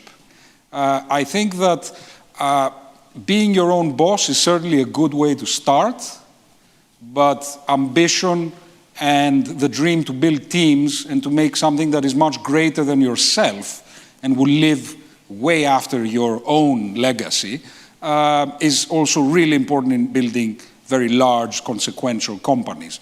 What would be your thought on this? And I ask you to talk to the younger entrepreneurs listening today as someone who's actually done this. So Marco, first of all, I'm just an ordinary guy. I wasn't an extraordinary person. My parents were, my father was a teacher, no exposure to business at all. No exposure to business, didn't know anything about business. So what I'm saying to all the young entrepreneurs is you've got, all the entrepreneurs that are on this call, you've got unlimited opportunity. If I could do it, any of you could do it. because I didn't have any exposure at all. But this idea of building a good company, a company that treats people well, a company that's long-term, a company where trust is important, that you won't go and lay off employees left, right, and center. You won't cut corners and make money at the expense of everything else. You'll put money at the back, not at the front. And that idea, Marco, is how we didn't, we looked at every year. We didn't have big 5-year plans or 10-year plans. We just looked every year and tried to do what made sense. Well, so people asked me what my 5-year strategic plan was. And I said, really, our plan is to wait for that telephone to ring. And we lift the telephone, and it's Marco, and he says something about some opportunity. We get together, and we like him. But we like dealing with good people. Like people, like we've in 35 years, 36 now, when you shake our hand, you've got our deal. Like subject to due diligence or all of that doesn't make a difference. We have never renegotiated a deal. That's a long time, right? 36 years, never renegotiated a deal. And so building a good business, and I started for the same reason you said. I wanted to be my own boss, wanted to control my own destiny. For the same reason you said. I had about 8-9 years experience in an insurance firm in the investment area, then wanted to do it on my own just because of all the restrictions. And but then one thing, you read a lot. I learned a lot from Berkshire Hathaway. I learned, I'm in the investment business, so I read a ton. And you read about other people and other success. And so my bottom line to all your people on this line is anyone can do it, really, Marco. It's all you need to do is have a passion for building a business, to like what you do and not do it for the sake of money. Do it, put that behind you, and it'll come, but not do it because of that. Prem, did you have a role model or a guiding light type entrepreneur in your mind when you started? I had two. I had one was John Templeton, was a wonderful investment guy, one of the best in the world, American, settled in the Bahamas, and a wonderful, wonderful human being. He was a spiritual man, and he was one of the greatest investors of all time. So I learned a ton from him. He was a mentor. I saw him. I met for 30 years, at least once a year. And the second is the most famous investor of all time is Buffett. I went to Buffett's annual meeting when there were like 200 people. Now there's 40,000. There'd be 200 people, and there'd be, it'd be in some little room someplace, and you could actually hear and talk to him with no microphones and all of that. And I just studied the company carefully, and we learned so much from that. But those are the two, but lots of other people, Marco. And in this day and age, we have access to everything, right? All sorts of information, books that are available. Everyone can have it. So the people on your call, no limit to what they can do. It really is. And Greece is, North America provides that. It really is quite amazing. Anybody has access, as you know, Marco, to capital and to the people, and in fact, encouraged. And if you fail, no problem, they'll give you more money because you got some experience. But Greece is going to be like that. I see India like that now. All sorts of money coming in, pouring into India, and it'll be the same experience with Greece. Prime Minister, would you allow me to ask you the same question in terms of historical prime ministers or presidents that inspire you? Not Greeks. Let's stay away from Greece. Internationally. Well, good. That makes my life slightly easier in terms of answering your question. I'm a student of history, and I do try to use my free time to read as much as I can. And recently, I came across a very fascinating book called "Leadership in Turbulent Times," which looked at 4 transformational U.S. presidents in terms of how they dealt with, incredible hardship. Because sometimes we think that, oh my God, what we are facing is unimaginable. But then you look back historically at the sort of challenges, other leaders faced with completely different means, and it does put things into perspective. So again, wearing the hat of a historian, of the 4 presidents that were presented in this book, I still think the most inspiring story is the Lincoln story, in terms of someone who started from nothing, retained his humility and his good nature and his optimism, fought off his demons with a great sense of courage, and rose to a point where he had to take incredibly difficult decisions to lead a country towards, a much better future. So there's my historical sort of analogy that's not related to Greece. I concur absolutely with your choice, and with no question. And with that, I really want to thank you both for this. I think very personal and highly fascinating discussion. I think a lot of our audience got to know the Prime Minister better and hear firsthand from our most important citizen why they should come back, and then for our entrepreneur friends, they heard straight from the horse's mouth several fascinating truths. Thank you so much once again for joining us. Thank you. Thank you, Thank you very much. Thank you very much. Thank you, Prime Minister. Thank you. Thank you, Prime. Thank you for your kind words. Thank you.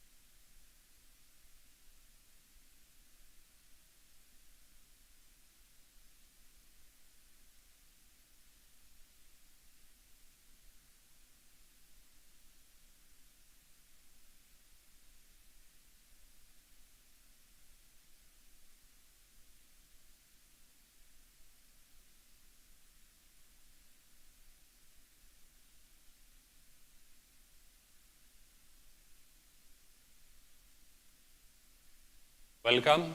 In this panel, we'll talk about how we can attract more startups, foreign startups and scale-ups that will come and invest in Greece to build substantial R&D centers.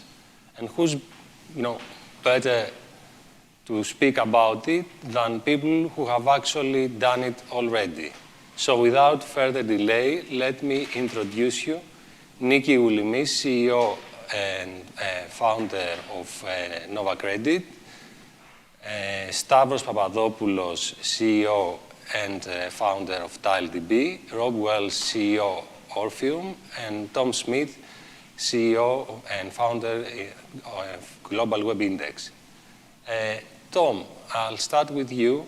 Would you like to tell us a few things about you and your company and how you ended up, building an office here in Greece? Yeah, thanks. Good afternoon. Yeah, I founded GWI back in 2009. We're a technology business that is reinventing the process of market research to help our customers understand their target audience and customer segments from across the world. And we're now 350 people worldwide, over 700 customers in over 50 markets. And we're in 4 geographies. So we're headquartered in the UK, as you can see behind me. So we basically are predominantly operating from UK, US, but we came to Greece in 2018. Now, the reason we came to Greece is basically to build an R&D center, right? To hire really challenging roles around engineering, data science, research, data processing. And I mean, the reason I came to Greece is because, I have a connection there. So my wife is Greek, I have half Greek children, so I was very knowledgeable. I'd spent many years coming to Greece, so I got to learn the market and the opportunities and the amazing talent that exists there. And it's been, despite the warnings from my Greek relatives and in-laws, this was a bad move and I shouldn't come and set up in Greece. It's been it's been very critical to us achieving our scale and growth and getting us to where we are today. So. Bob, also tell us a few things about yourself and your company, but I would also like to hear from you if the decision to come to Greece was the result, of a detailed market research, or it was sort of an organic or impulsive decision, I would say.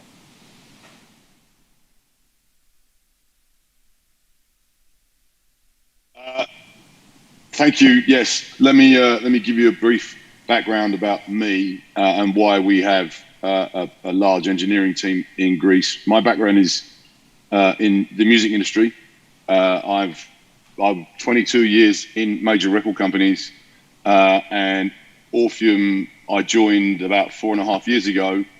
My two co-founders were already had architected a business and a solution. One of them is half Greek, which is why the engineering team was the genesis of the engineering team was put in Athens. The business that we run is we are essentially a rights management business. If you look at the music industry on a global basis, lots of investment has gone into the front end of the music industry where consumers actually consume the music. Companies like Spotify and Apple and Google, YouTube and Amazon all have platforms through which consumers can consume. But the middle and back end of the industry has never really been technologically transformed. The rights owners focus on what they should focus on and what they're extremely good at, which is developing and finding new talent. But the complications that arise from the transformation of the music industry and how people now consume music, especially on complicated platforms where there is a back channel back to the platform from the creators and consumers themselves, throw off huge complications and big data problems. So we set out to solve some of these problems 4 or 5 years ago, and it's been an interesting ride. The business is now about 310 people. The heart and soul of the business is in Greece. I'm actually based in Los Angeles, but from England originally. We have about 190 employees in Greece. 150 of those are strictly in engineering, product, data science, UI, UX designers.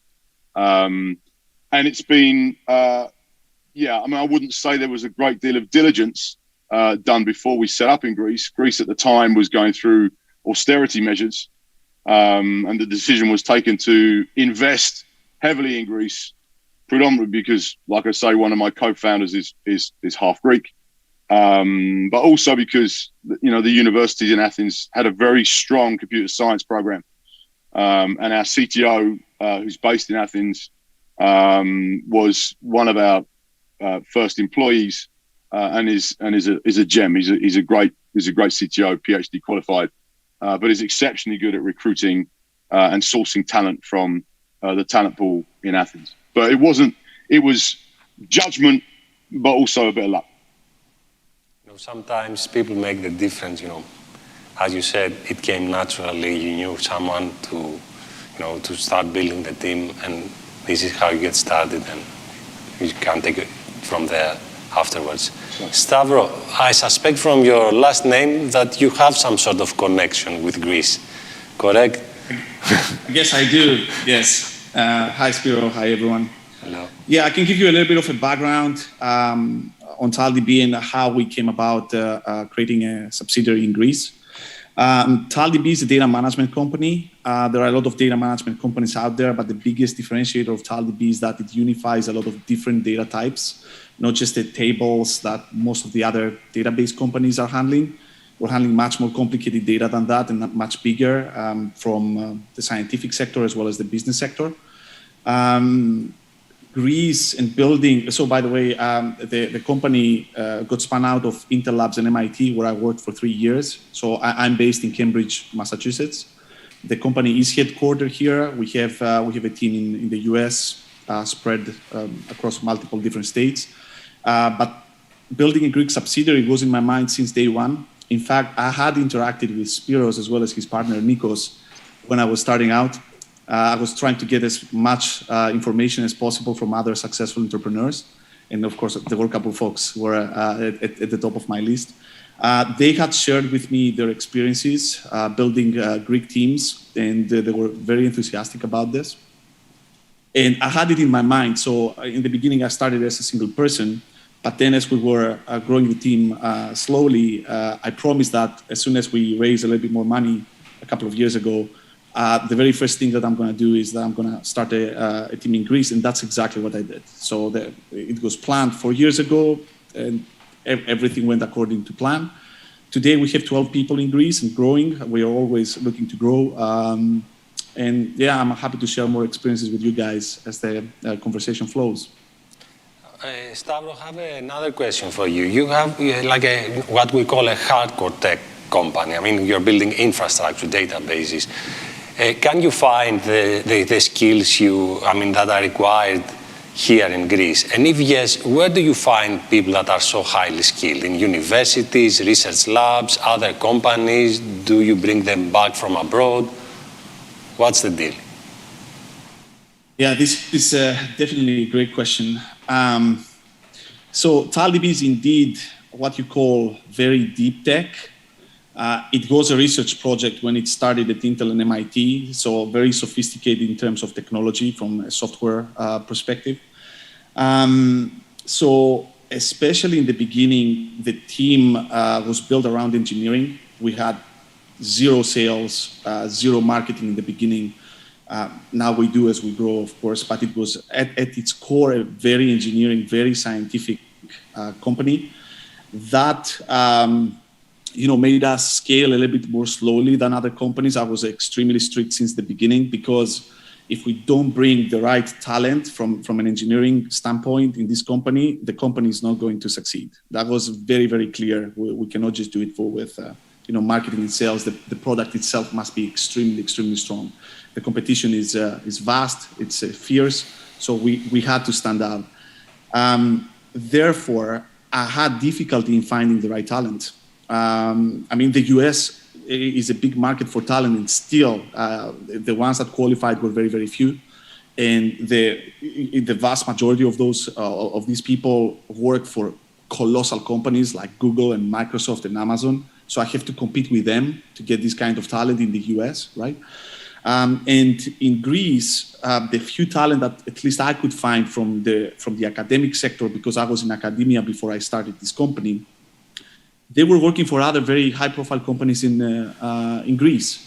And we are competing for the same talent, essentially, and the talent pool is small.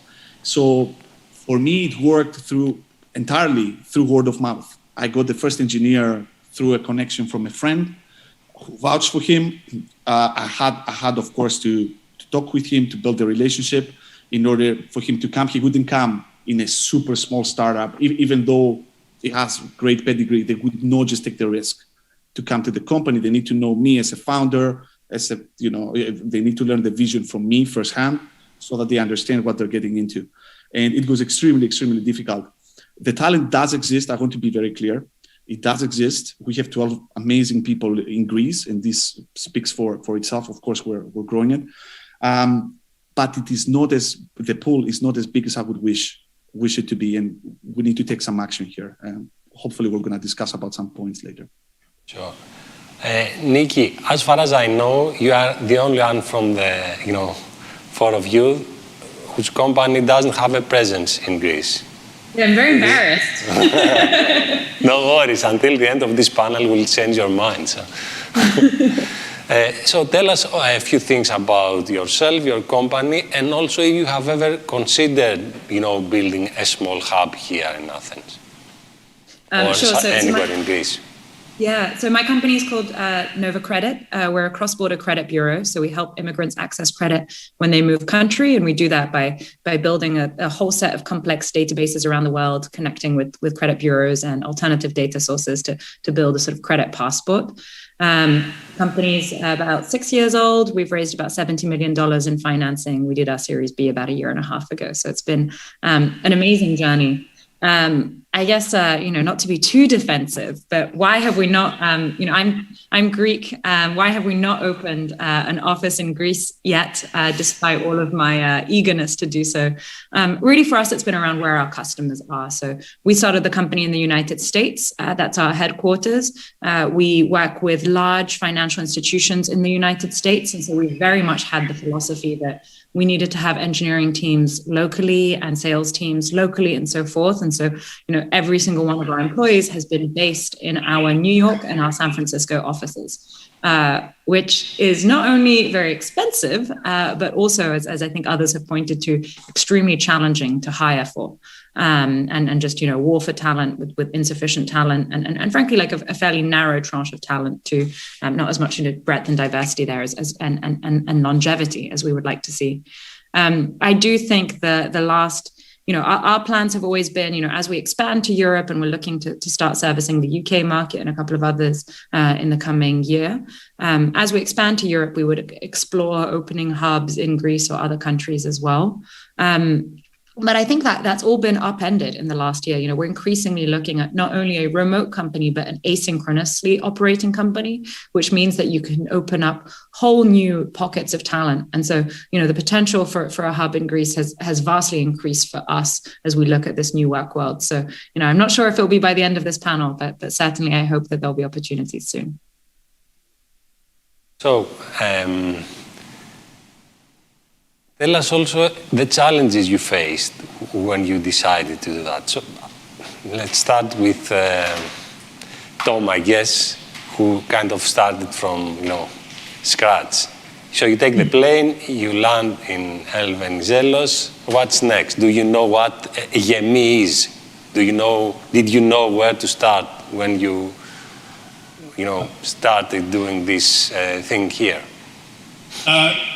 No, is the answer. And it's kind of a hard learning path, I guess. But no, I mean, the first thing I did was I found someone who could work internally to do recruitment, which was a fantastic asset. And she helped sort of go out and find the founding team for the Greek office. And that made an enormous difference. I mean, there were plenty of challenges around all of the logistics of company incorporation, legals, tax. They're challenging in every single market you go and open up in, not least the US, where it's super complicated. But in Greece, it's made very difficult for a non-Greek speaker like me, where everything's in Greek, and trying to understand that there is a sort of limited ecosystem of people to help with advice. It was very hard to find lawyers, tax advisors, accountants. You did all of those things by yourself? Just word of mouth, recommendations. We leaned a bit on the international firms we were using for audit in the UK and legal, and they would have a network. But it's very difficult to find those kind of advisors. So when we moved to the US, there's a well-trodden path of companies that will help UK companies go to the US and set up and do everything, right? That doesn't really exist. If you want to come to Greece, there's not so many people taking that pathway. But, I don't think it was as complicated and time-consuming as maybe I had feared. It was fine. I mean, undoubtedly, our biggest challenges have been around tax, and there's twofold. One is the costs of tax and employment. And I think our biggest limiter to adding more roles in Greece is that it's very expensive to hire people. And the consequence of that is when, and I'm talking about the employment costs for, national insurance costs for a company and all the other, and the high rates of tax for employees mean that if you want to, drive salaries up to retain staff long term, if you want to build a senior management layer in order to hire lots of junior members of staff, it's very difficult to do because of those costs. And actually what we're seeing is that there's the cost differential between fully loaded costs between hiring in Greece and say hiring in the UK is not that different because of those additional costs. So that's probably been our biggest challenge. The other challenge has been engaging and working with the tax authorities who didn't understand our structure and how we were invoicing from our R&D hubs to the UK. And I won't bore you with the details, it's very complicated and very long-winded, but it was a very challenging thing to work through. And in many countries, the tax system seems very fixed and you know what you're going to deal with. In Greece, there's a potential it could change and opinions could change on that. So that was difficult. But I would say, in terms of challenges, it's been much less challenging than people were trying to tell me before we came to Greece and were saying, don't come, it's going to be incredibly complicated and difficult. The truth is it's very complicated and difficult anywhere you open an office in the world. We're just opening in Singapore right now, and that's pretty complicated and difficult. So it's always going to be hard. And the benefits of the talent pool we've been able to access that we could not find in the UK has been, hugely beneficial. And there's been a big executional advantage for our business versus, similar businesses in the category. So on balance, definitely been great for us. Rob, what is your experience?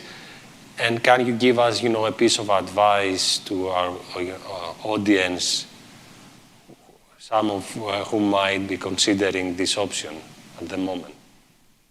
Yeah, I'll start with the advice. Basically the advice is persevere. Just to reinforce what Tom said, I think offshoring an engineering team or building an engineering team in any territory, it has complications, especially if you're a multi-territory business, moving money around and dealing with tax and legal infrastructure issues and bureaucracy is going to be the same anywhere you go. I think, to echo Tom's statement as well about the cost of engineering in any EU market, there's not a great deal in it. The advantage of being in Greece, from my experience, is that if you're good at recruitment and you build a solid company culture, the likelihood of churn is way lower in Greece, from my experience. And I've been involved in businesses with engineering teams in London and on the West Coast, and churn and attrition is not such a big problem for us in Greece. What do you think is the reason for that? Is it the job market here, or is this something cultural, let's say? I think it's a combination of things. I think the job market is definitely plays into that. But also, culturally, I've always been astonished at the quality of engineering that we have inside the Orpheum business. I think it's a combination of things, that particular manifestation. It's I think a lot of Greeks think philosophically. It's in their DNA. And I also think that they're also very loyal. There's a good, it may be Orpheum specific, but we have a good family culture inside our business, which plays towards, dropping attrition and churn rates. It's definitely been a process, and perseverance has been critical for us, but also strong domestic support. Mr. Mitsotakis and the regime at the moment has been, they have been incredibly dynamic. Lots of great changes being made inside the marketplace, especially from a digitalization perspective. Registering births and what they've done through the COVID crisis has been admirable, and they've been called out for doing things like that. But from us, from an Orpheum perspective, we've had great support from Big Pie. They're the only institutional money we've taken into Orpheum so far, and Marco's been incredibly supportive. But also the Endeavour group as well. We joined the Endeavour group. We were invited into the Endeavour network at the start of the pandemic, and their support has been incredible as well. So, you know, it's not something we've done alone by any stretch. But yeah, the single strongest piece of advice I could give anybody looking to try and build an engineering team, specifically in Greece, is persevere. But I think there's no, you know, it's a common problem in any market around the world. What I said, I assume that if you decide to come to Greece, make the effort to build a strong network of investors, advisors that will help you operate efficiently here, correct? Definitely. Stavro, you are more prepared, I assume. As you know, Greece never stops surprising you. What is your experience so far? Are you happy with your decision? What were the challenges you faced? Yeah, I'm definitely very, very happy with my decision. I was prepared beforehand. To be honest, it didn't just occur to me. So I had been preparing for creating the team and the subsidiary and everything for almost a year when I started the company. That was in a pre-seed stage. And please note that I created the subsidiary when we were only 4 people, right? Just at the time we closed the seed round, which was just $3 million, right? So I was betting very hard. And one of the challenges that I had was to go to my board. My company is a US company, right?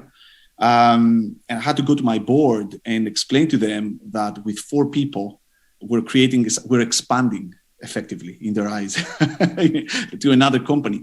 Also, please note that Talibig was remote first before the pandemic. That helped us a little bit. So we didn't have to change our practices whatsoever. So in the eyes of our investors and the board, they were saying, okay, you're a remote company. You have the ties with Greece, because I did have a lot of connections in academia and other companies in Greece. So it made sense to them and they trusted me, but other people may not be trusted with such a decision. So one of the challenges, or the very first barrier, is pass it through the board, right? I managed to do it, but it involved a couple of discussions there. It didn't just come like naturally to them. So that's one. Another challenge which I was very well prepared for, because, well, my mentors told me about this. They clarified it to me since day one, was that the cost for the engineers that I'm going to be hiring is going to be high. So I knew, right? I knew what I was getting into. The engineering costs, because of everything that Tom said, and I agree fully on the taxation and everything, it piles up. So it's very, very difficult for early stage startups to pay the competitive salaries to the Greek team members in order to be able to compete with the other companies out there. So those costs pile up because the Greek employees expect a healthy sum to come to them in net, right, post taxes and everything. And for that amount, the gross salary that we have to pay as employers is huge, right? So getting very strong engineers, senior, poached from other big companies that had big salaries was a challenge for me, right? Especially in the seed stage. Now we have raised over $20 million. We're in a better shape, but still taxation is hurting us. It's hurting early stage startups, which are extremely important for the Greek ecosystem in business. So that was another one. And as I mentioned before, the third challenge that I faced was skilling, right? The skills that people had. The ones that I employed were awesome, right? And that's why they're part of the company right now. But there were very, very few. I would have wished that the company, the subsidiary in Greece, is 3 times the size it is today. Spiro, I would like to mention one more thing. I just remembered. I was checking my notes. Because you mentioned challenges, that was not a challenge, but it was not a challenge for me, but it might be a huge challenge for anybody else trying to set up shop in Greece. And it revolves around accounting and legal. I had it kind of ready because, my mentors told me what to do. I found the right accountants that had done it before, and it was completely textbook to them. So we set up everything within a couple of days, only because they were super experienced doing exactly that. And all the legal, everything else was taken care of. That's not going to be trivial for most of the people. If you don't find these people, that are extremely few in Greece, to set you up very nicely in Greece, you're going to face problems, and eventually you may be deterred. So one of the things we need to emphasize on is just the bureaucracy, just the procedural stuff, beyond the talent, beyond the mentality, beyond all of that stuff. I see, yeah. I mean, apparently the bureaucracy is not that terrible if you know how to navigate it, and basically what we need to do is to make it easier to bring those people in touch with the right, companies, service providers here in Greece that can do it for them. Exactly, it's mostly education. The practices are in place. It's mostly education, because had I not known the right people, which was very serendipitous, the way I found them, so pretty much luck, I would be at a loss. Sure. Nikki, we see an unprecedented talent war in the tech industry. In Greece, we have a relatively untapped talent pool still. I mean, we have a relatively highly educated population. Many of those are still unemployed or underemployed. How can we reskill them to be more competitive in the global job market? And what do you think are the skills that are in the highest demand at the moment? Do you think this is something that can be centrally organized, or basically we can leave it up to the market to do this reskilling of the workforce? I mean, let the Orpheums and the global web indexes of the world come here, find the right persons and send them to the right training programs. No, I think there's a big role outside of that of companies for both government as well as individuals to play. So I think Greece has outstanding talent as engineers. We've heard a lot about from my fellow panelists who actually are entitled to have an opinion on that subject, but also scientists. And I think it's really exciting to see more and more scientific research occurring in Greece. Centers like Pfizer's being developed there, and so forth. I think there's amazing talent there.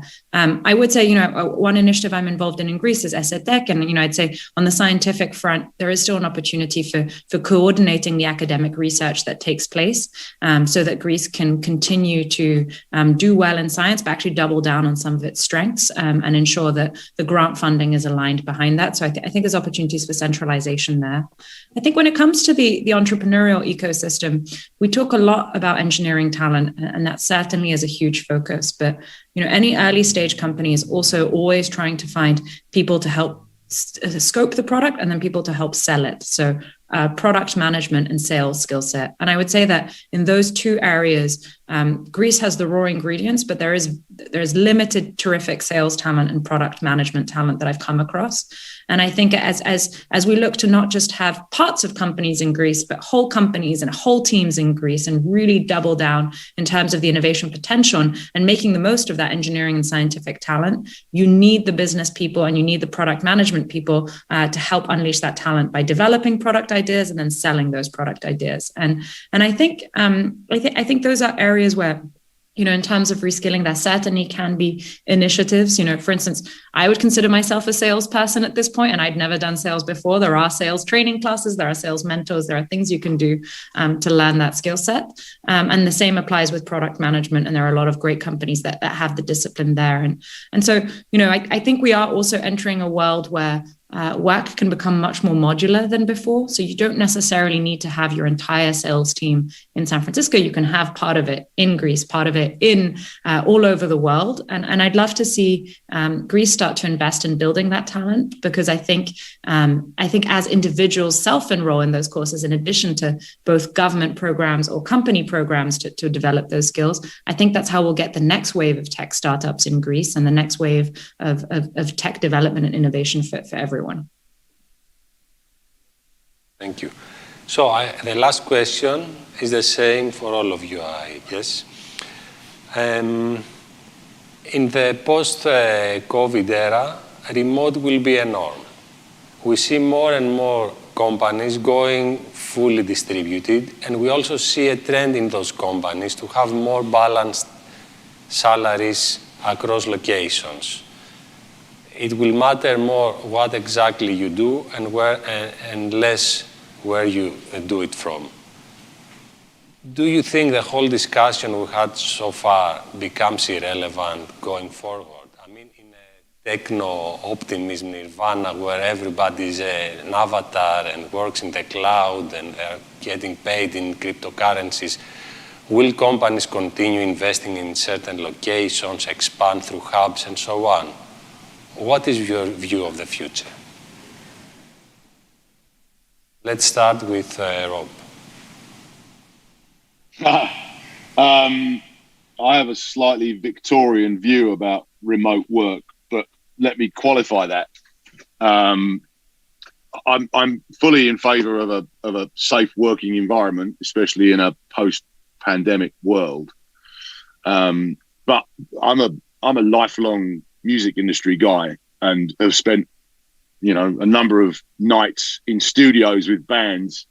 And the similarity between making music and writing good code is there's not a giant difference between that creative process. And people fire when they are in proximity to each other, especially sparky creatives like software developers and product guys and band members. So, I think there's definitely a need for us to look long and hard about remote work, but also there's a need for people to still come together to get those really pithy problems solved. Regarding the remuneration for people that are based in other far-flung corners of the world that make contributions to businesses, we have a comparatively small team here in the US of about 60 folks.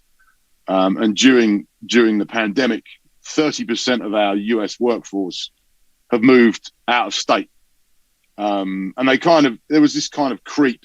It wasn't, people weren't declaring that they're going to live in Colorado or Michigan or Wisconsin with their folks, but they just kind of did it. And now we have an employee contribution issue, because we have to obviously now cover insurance for these various states where our employees are based, which throws up a huge bureaucratic issue for us in the US. But also, living in Los Angeles is expensive.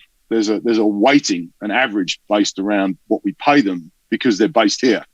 So, arguably, it's an open question. Is it fair that they still earn the same amount of money when they're living somewhere which is way cheaper to live? And I think Google made an announcement, it was either Google or Facebook, one of the big tech companies, about potentially addressing that issue and adjusting salaries for people that were working outside of the place where they were originally employed. That's not an option that Orpheum is exploring just yet, but it's definitely food for thought, especially when we talk about diversifying engineering talent around the world. It's definitely a topic for debate. We don't have an answer yet. We haven't really thought long and hard about it, but I think that for me, I like people being together in a room, especially when it comes to quality engineering, up to a point.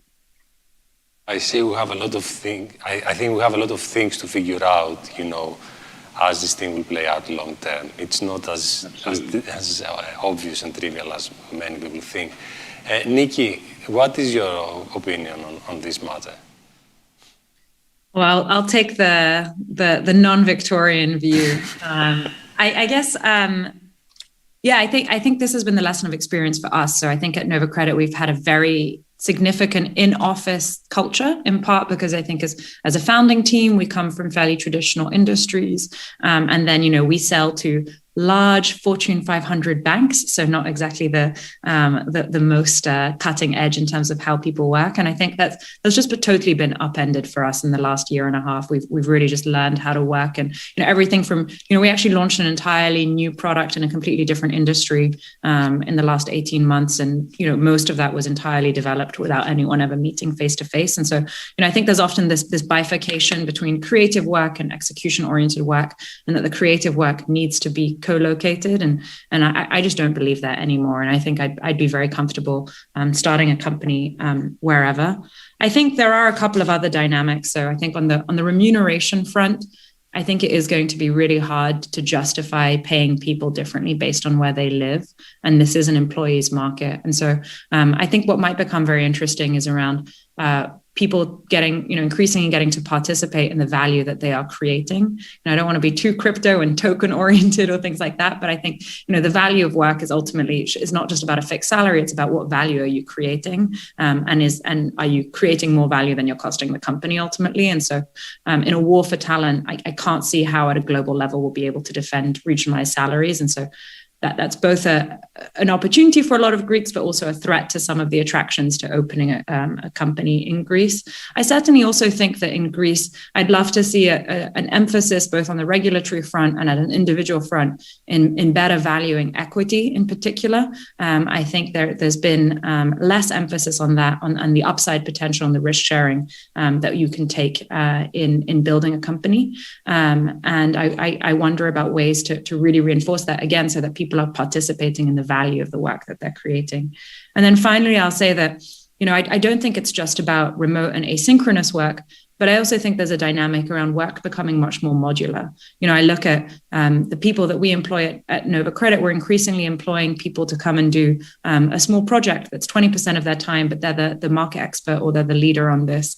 And so they're not full-time employees, but they're actually contributing a ton of value. And I think that will only continue as we get more freelancers, more experts, more distributed experts. And so thinking about how do we create infrastructure, not for hiring someone full-time, but for hiring someone to come and work 30% of the time for 3 months and develop a significant product that actually, maybe 2 years from now is successful, and how they participate in that value is going to change. So I'm going to be the super bullish future of work voice on the panel, and I'm sure I need an appointment with reality from everyone else who's in the trenches.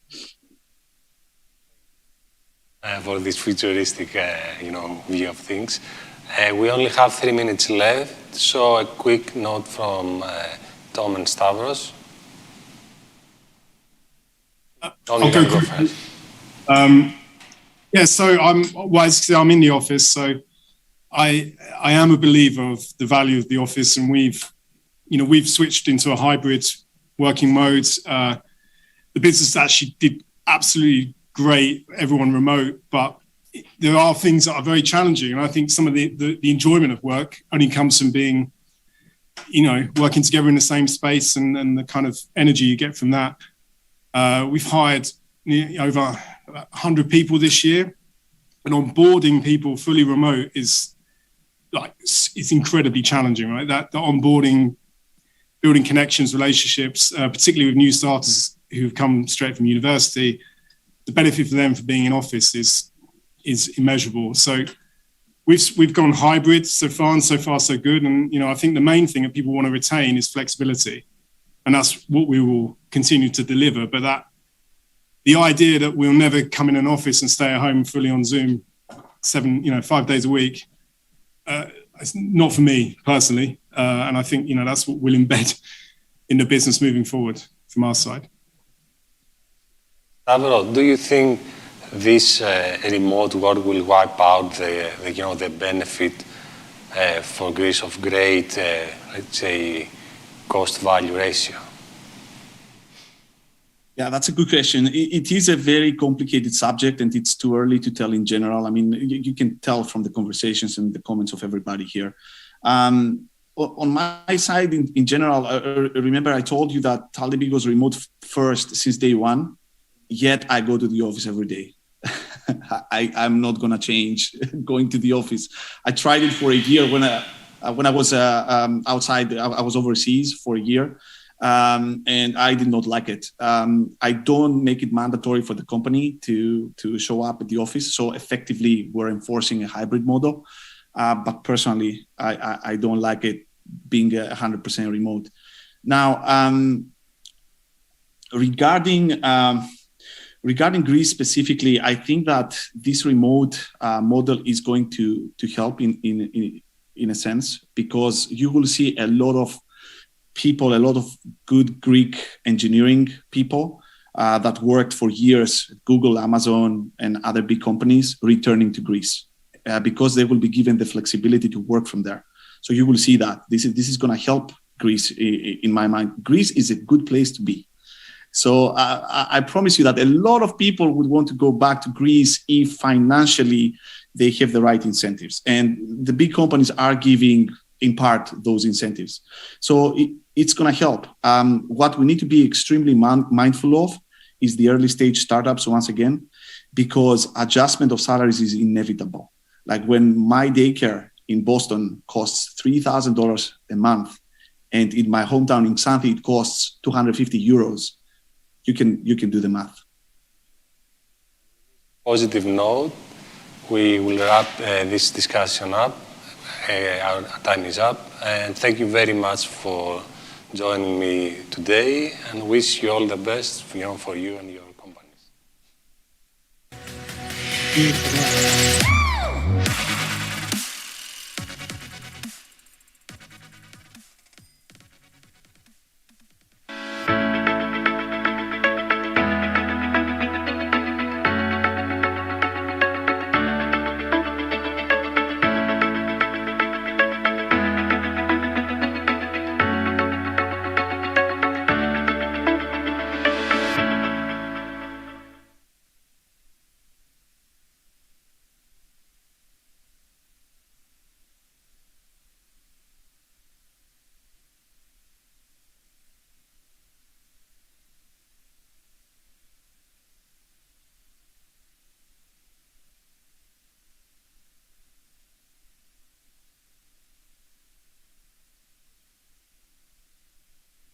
I think so far we've had some, very interesting discussions about what could boost foreign direct investment in Greece.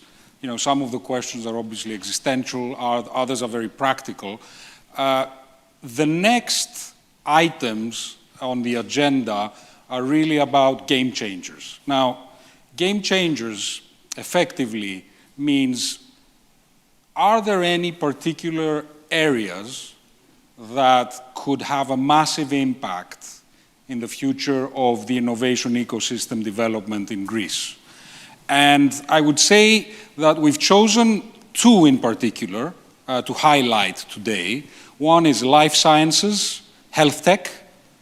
The other is, let's call it clean tech and sustainability, these two.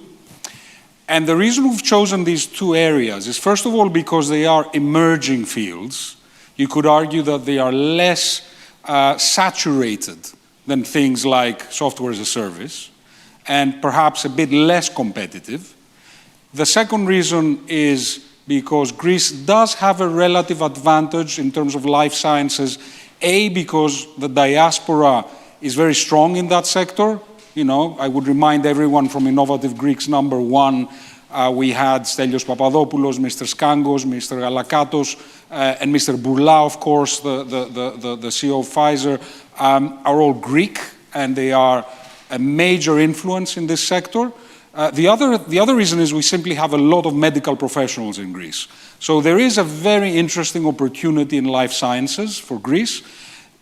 Now, clean tech, there is a mass of money coming into Greece from Europe and in the RRF in the tune of over 30 billion over the next few years going into clean energy. So we should really think about how we can make the most of it.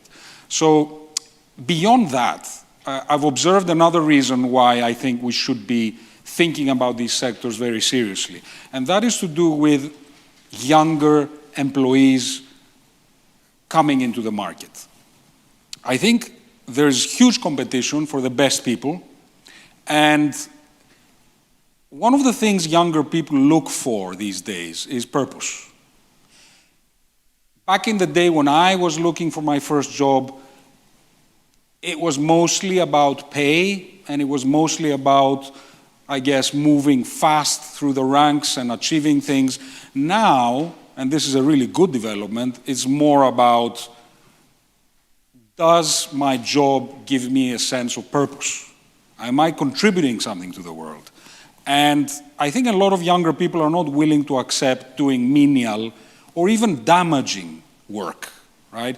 So fewer people are willing to go after clicks, and I think more people are willing and wanting to change the world. And clearly, life sciences offer this opportunity, and clearly, given the jeopardy in which our planet is at the moment, clean energy, clean tech is also one of them. So let's swiftly move on to the next panels that will cover these two, hopefully, game-changing areas for the future of the Greek economy.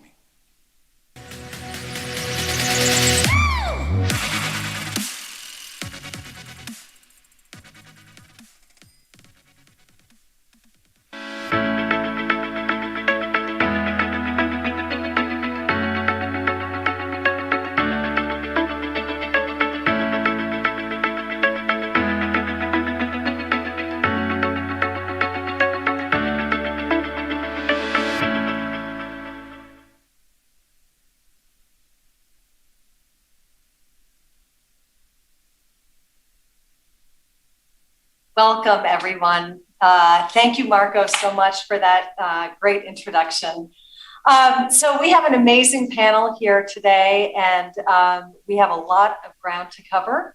So just so everyone has context, we have on our panel Juliet Setti, Chair of Unipharma, Vagelis Vergetis, co-founder of Intelligentsia, Professor Konstantin Kousios, Director of the Institute of Biomedical Engineering at University of Oxford, and Nico Gariboldi, Site Lead at Global Center for Digital Innovation and Senior Director at Pfizer. Why don't we start with you, Nico? I am so curious, as others are, what induced Pfizer to come to Greece, and was there something specifically in Thessaloniki that made it attractive to you? Thanks for Marina, and also I would say, first of all, let me say that I'm really happy to be part of this panel and to be part of this discussion today. And I would say this is the question that I'm receiving, I would say, a lot of times since we came in Greece, more or less, I would say almost 2 years ago, because we started to hire colleagues here in Center for Digital Innovation in Thessaloniki from May 2020. So there are multiple reasons, I would say, why we selected to be here in Greece and specifically in Thessaloniki. So first of all, it's about people. And this was also part of the discussion that you were having before. So really, we think that talents were one of the key reasons why we decided to be here. Talents at junior level, and this is also something that, for example, we are always in discussion with universities. So the education is really good here in Greece, and this was one of the reasons. But also, in general, even for the more senior roles, so there is a very good tech scene, there is a very good, I would say, environment for startup, incubators. So this was one of the reasons why we selected to be here. But also, I would say, in some way, the support that we are having from the institutions, because as you may know, so for sure, the investment from abroad are really supported from your government, and this is also something that has driven our decision. Together also with, in general, a digital strategy that now Greece has.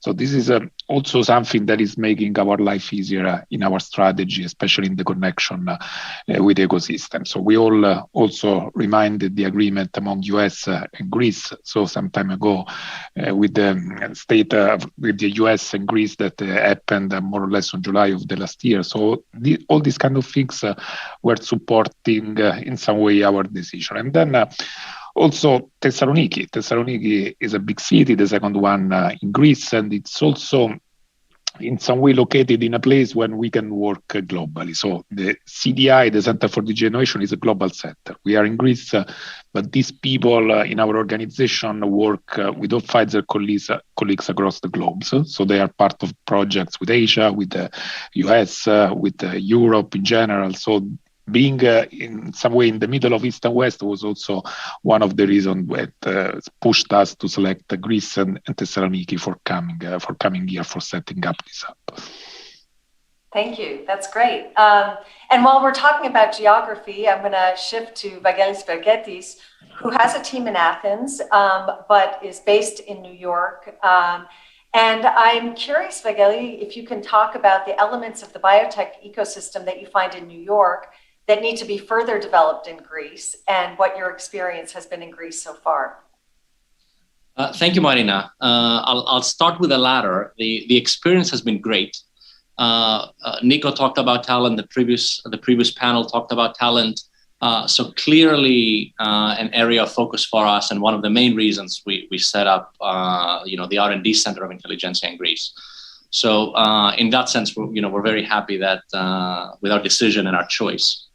On the first part of your question, the elements of the ecosystem that we would like to see in Greece, some of them are there, some of them are not there yet. So if I think about it, it is a critical mass of research and talent in biotech. We do have pockets of excellence here and there, but nothing close to the critical mass of New York or Boston or San Francisco or Switzerland and other places like that. That will result in our ability to attract top people consistently. Again, we do this and we do attract some top people here and there, but we don't have yet the ability to attract them consistently. And another element that I'll mention, and we can go into a much longer conversation on how to attract biotech companies in Greece more broadly. Another element is consistency and a long-term view in funding. What I've seen when it comes to academic grants, even so, if you want to talk about academic research and very high caliber academic research, there is some funding, and it may be here today, it may not be there tomorrow, it may come back again in 3 years. That's a very hard way to run a very high-performing academic lab. So to incentivize all those things, there's need to be some consistency, and we're not talking about huge numbers. The total number here is in the order of 5 million euros. But the important thing is that it's there, and it's always there, and it's a long-term commitment, not a 12-month commitment. So these are some of the elements that I'd love to see more in Greece, and we're making progress, and we'll get there. It will take time. This is not a 2-year journey. This is a 8-10-year journey. Sure. No, that's great. And that actually kind of migrates us into the issue of innovation, which is a long-term process. So I'm going to shift to Julia. Julia, can you tell us about your business historically and about your push in the more recent past toward greater innovation? Talk to us about what sort of innovations you're investing in.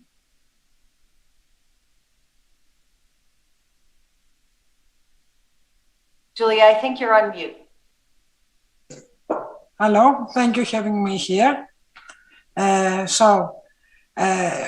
All in our history, like pharmaceutical companies started early 60s.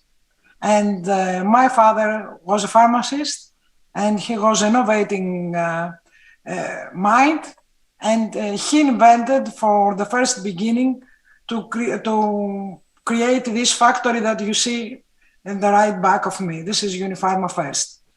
And today, we're still investing in innovation on new drug delivery systems.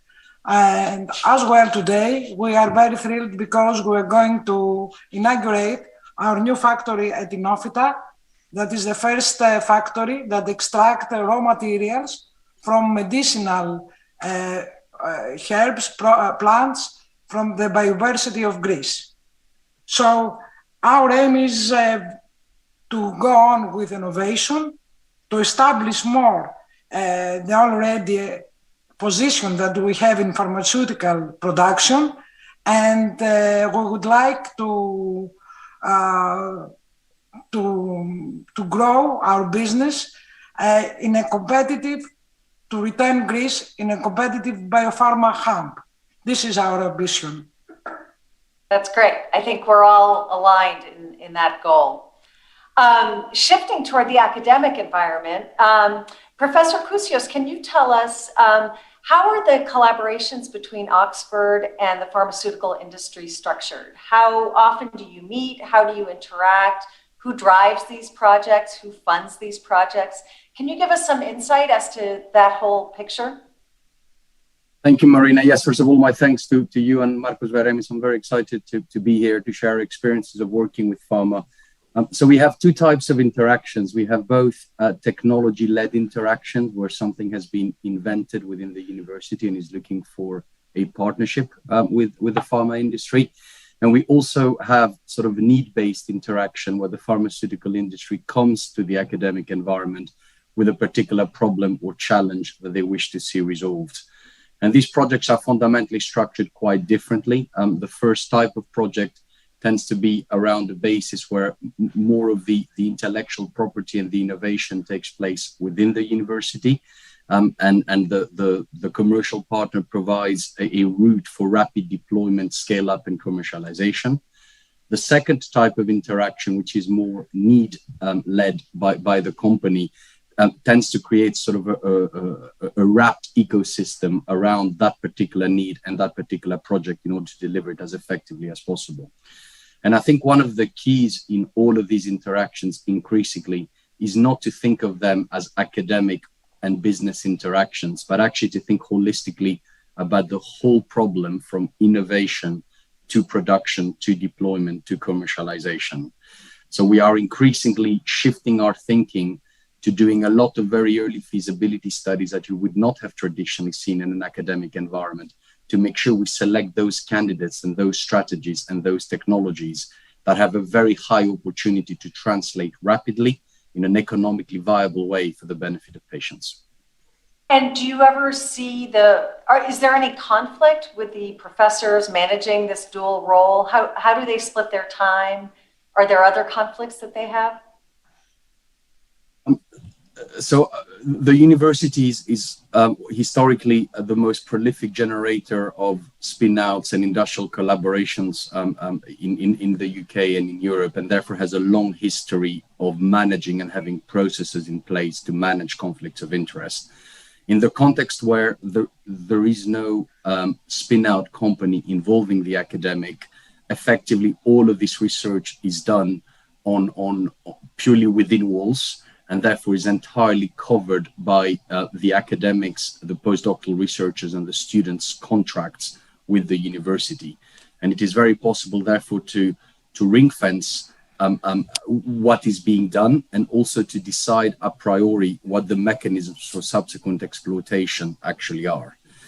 In situations where there are spin-out companies that perhaps have some of the enabling technology, then a conflict of interest management plan has to be put in place at the very start of the project, very clearly disclosing those interests and very clearly identifying mechanisms for what other people and committees are in place in order to provide oversight and resolution in case of such a conflict of interest arising. And I have to say, in my 6 years now as director of the Institute, we have collaborated with almost every large and medium-sized pharmaceutical company to great effect with those mechanisms in place. It works, and it can be ported to the Greek ecosystem. That's great. So, Julia, maybe you can tell us, you've done some projects with academia. Has that worked well for you? And is there anything more that you need from academia in Greece? How would you like to see that further develop? And you're muted, by the way.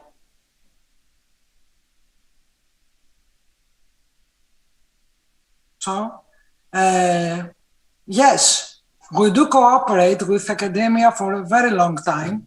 That I am a pharmacist, and my father used to be a pharmacist from the National Kapodistrian University of Athens. And we are very proud that our university still in the top sides of credibility worldwide. According to me, the first step with academic is to design a strategy for the type of projects that we would like to work with them together. Then to identify with these academic partners the best match of these projects.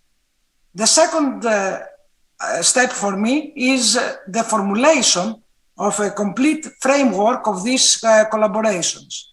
This framework should cover project definition, management, and quite importantly, management of IP rights of both parties, always observing robust ethical values. The exact model of collaboration depends on intellectual property status and ranges from contract development agreements to full co-developments. This is my view about how to cooperate with academia. Because still a hard story here in Greece, as we have discussed with Vangelis in our previous meeting. Yeah, Vangelis, can you talk a little bit about that? Have you worked with universities in Greece? How has that worked for you? Yeah, we have. Maybe I'll say two things. Maybe I'll say one thing first. There is the collaborations around drug development. So if you think about spin-offs where there's research going on at the University of Athens or the medical school or whatever it is, and then what comes out of that is a biotechnology company. It's not dramatically different, but it has a different angle and probably a higher metabolic rate when you can start having collaborations now on the technology side or the health tech side. So it's not necessarily lab work, but it could be a collaboration that people from Pfizer in Thessaloniki or companies like us can have with universities that are developing machine learning models, or they're pulling together data to speed up clinical trials, to recruit patients faster, to do all sorts of other things. So both of those need to be, I would think about both of those almost equally. One can probably happen faster, the technology side, than the drug development side, but both critically important. So let me start with just that comment. Now, what I would say from our experience, we've had some great successes. So we are collaborating with Vasilis Vorgoulis, who runs a lab in the University of Athens in the medical school, and we have a very good collaboration there. We have attempted to do a few other things with research centers in Greece, government-funded research centers, and things there have moved much, much more slowly than we would have liked, or frankly, much more slowly than any venture-backed company. Imagine the board of a venture-backed company, Marina, you've been there, and you tell them that, it's been 14 months and not much has happened. The advice you get is, just forget it and move quickly and go to the next thing. There's no waiting for somebody for 14 months to do anything in the world that I live in. So the speed of decisions and funds and all that needs to increase dramatically.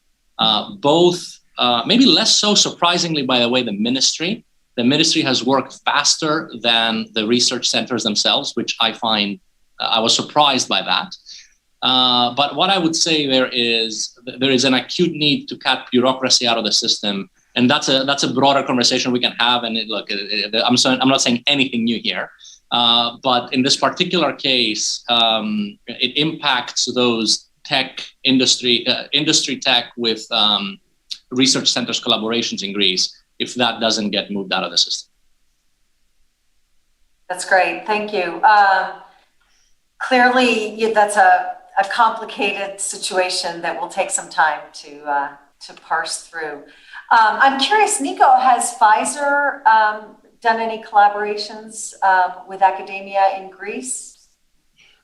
Yes. I would say, as I said, also this was part of the business case when we decided to be here in Greece. And also we are receiving confirmation of our, I would say, strategy. So I would say that we are collaborating in two ways. There are two big strategies for us for the collaboration with the university. The first one, it's really about human capital.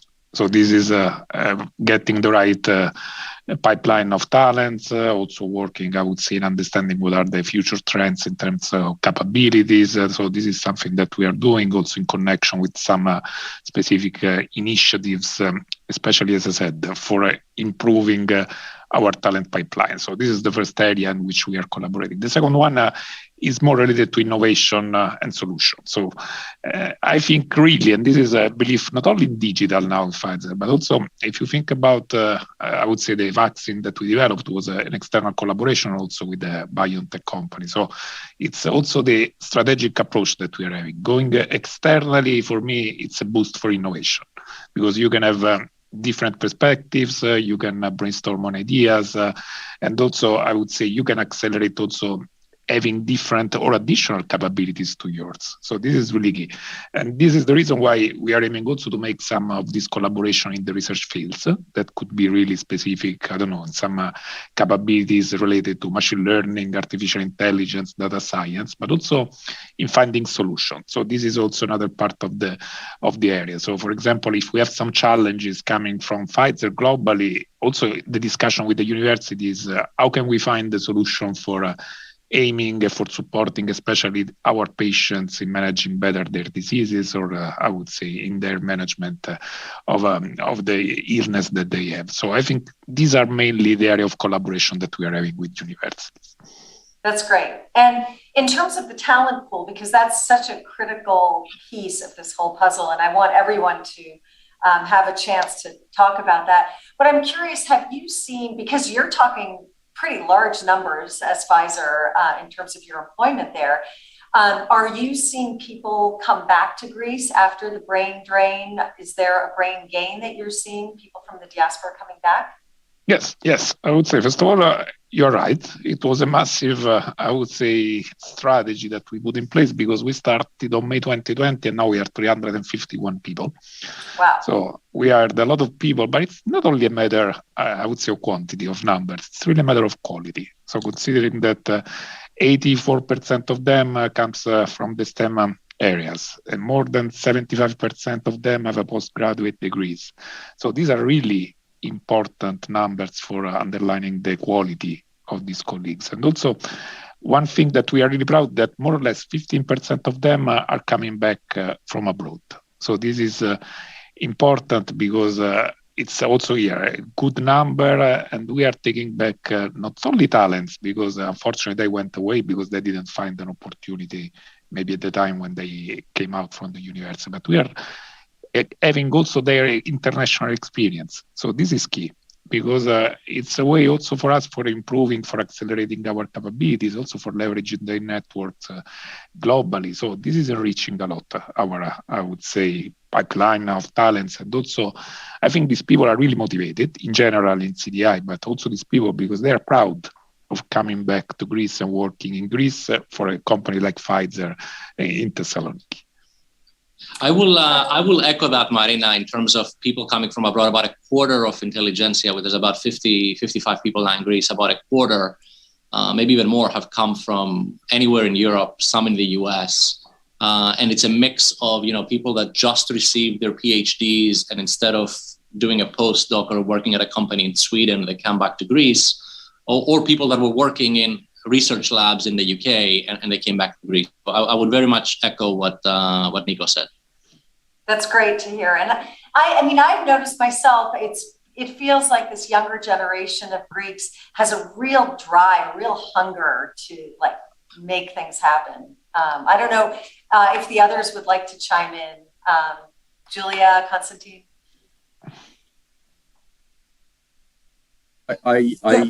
I'm very impressed by the caliber of Greek-trained undergraduates that come to the various world-leading graduate and postgraduate schools, Oxford and elsewhere, whom we get to see not only as university academics, but also at conferences in examining their PhDs and traveling around.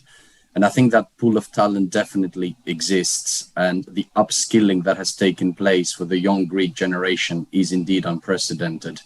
And so I completely agree with Vangelis and Nico that the creating the correct infrastructure, the correct sense of purpose, because it's really not very much about financials. It's more about doing something that matters and feeling that you're building a future in your country that is going to help people in the longer term. If we can create that ecosystem in Greece, the skills and the will from those young people exists in spades to come and reinvigorate the Greek economy, and we must make it happen.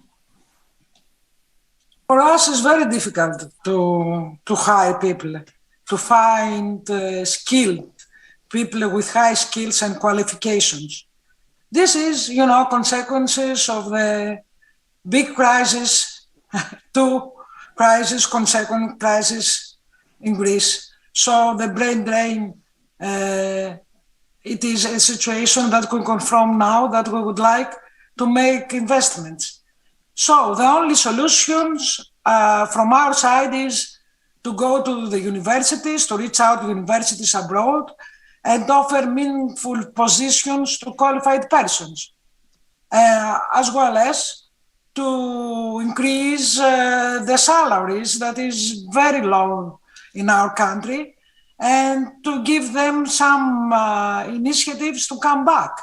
We have a safe environment, we have a government that changed the infrastructure in Greece, and we have seen due pandemic how quickly the things moved, and it belongs now to the Greeks or to other people to come back.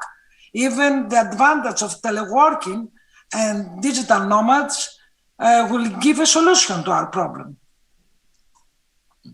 Would others like to chime in? Like, what would make Greece more attractive for people to return? I think there are a lot of Greeks who want to return. So what does the ecosystem need in order to make that be an attractive option for them? I think, if I may add something along that axis, I think what is currently missing and what we need at this panel, at government level, at senior industry level, help identify is the unique strategic direction that we want the biotech sector to take.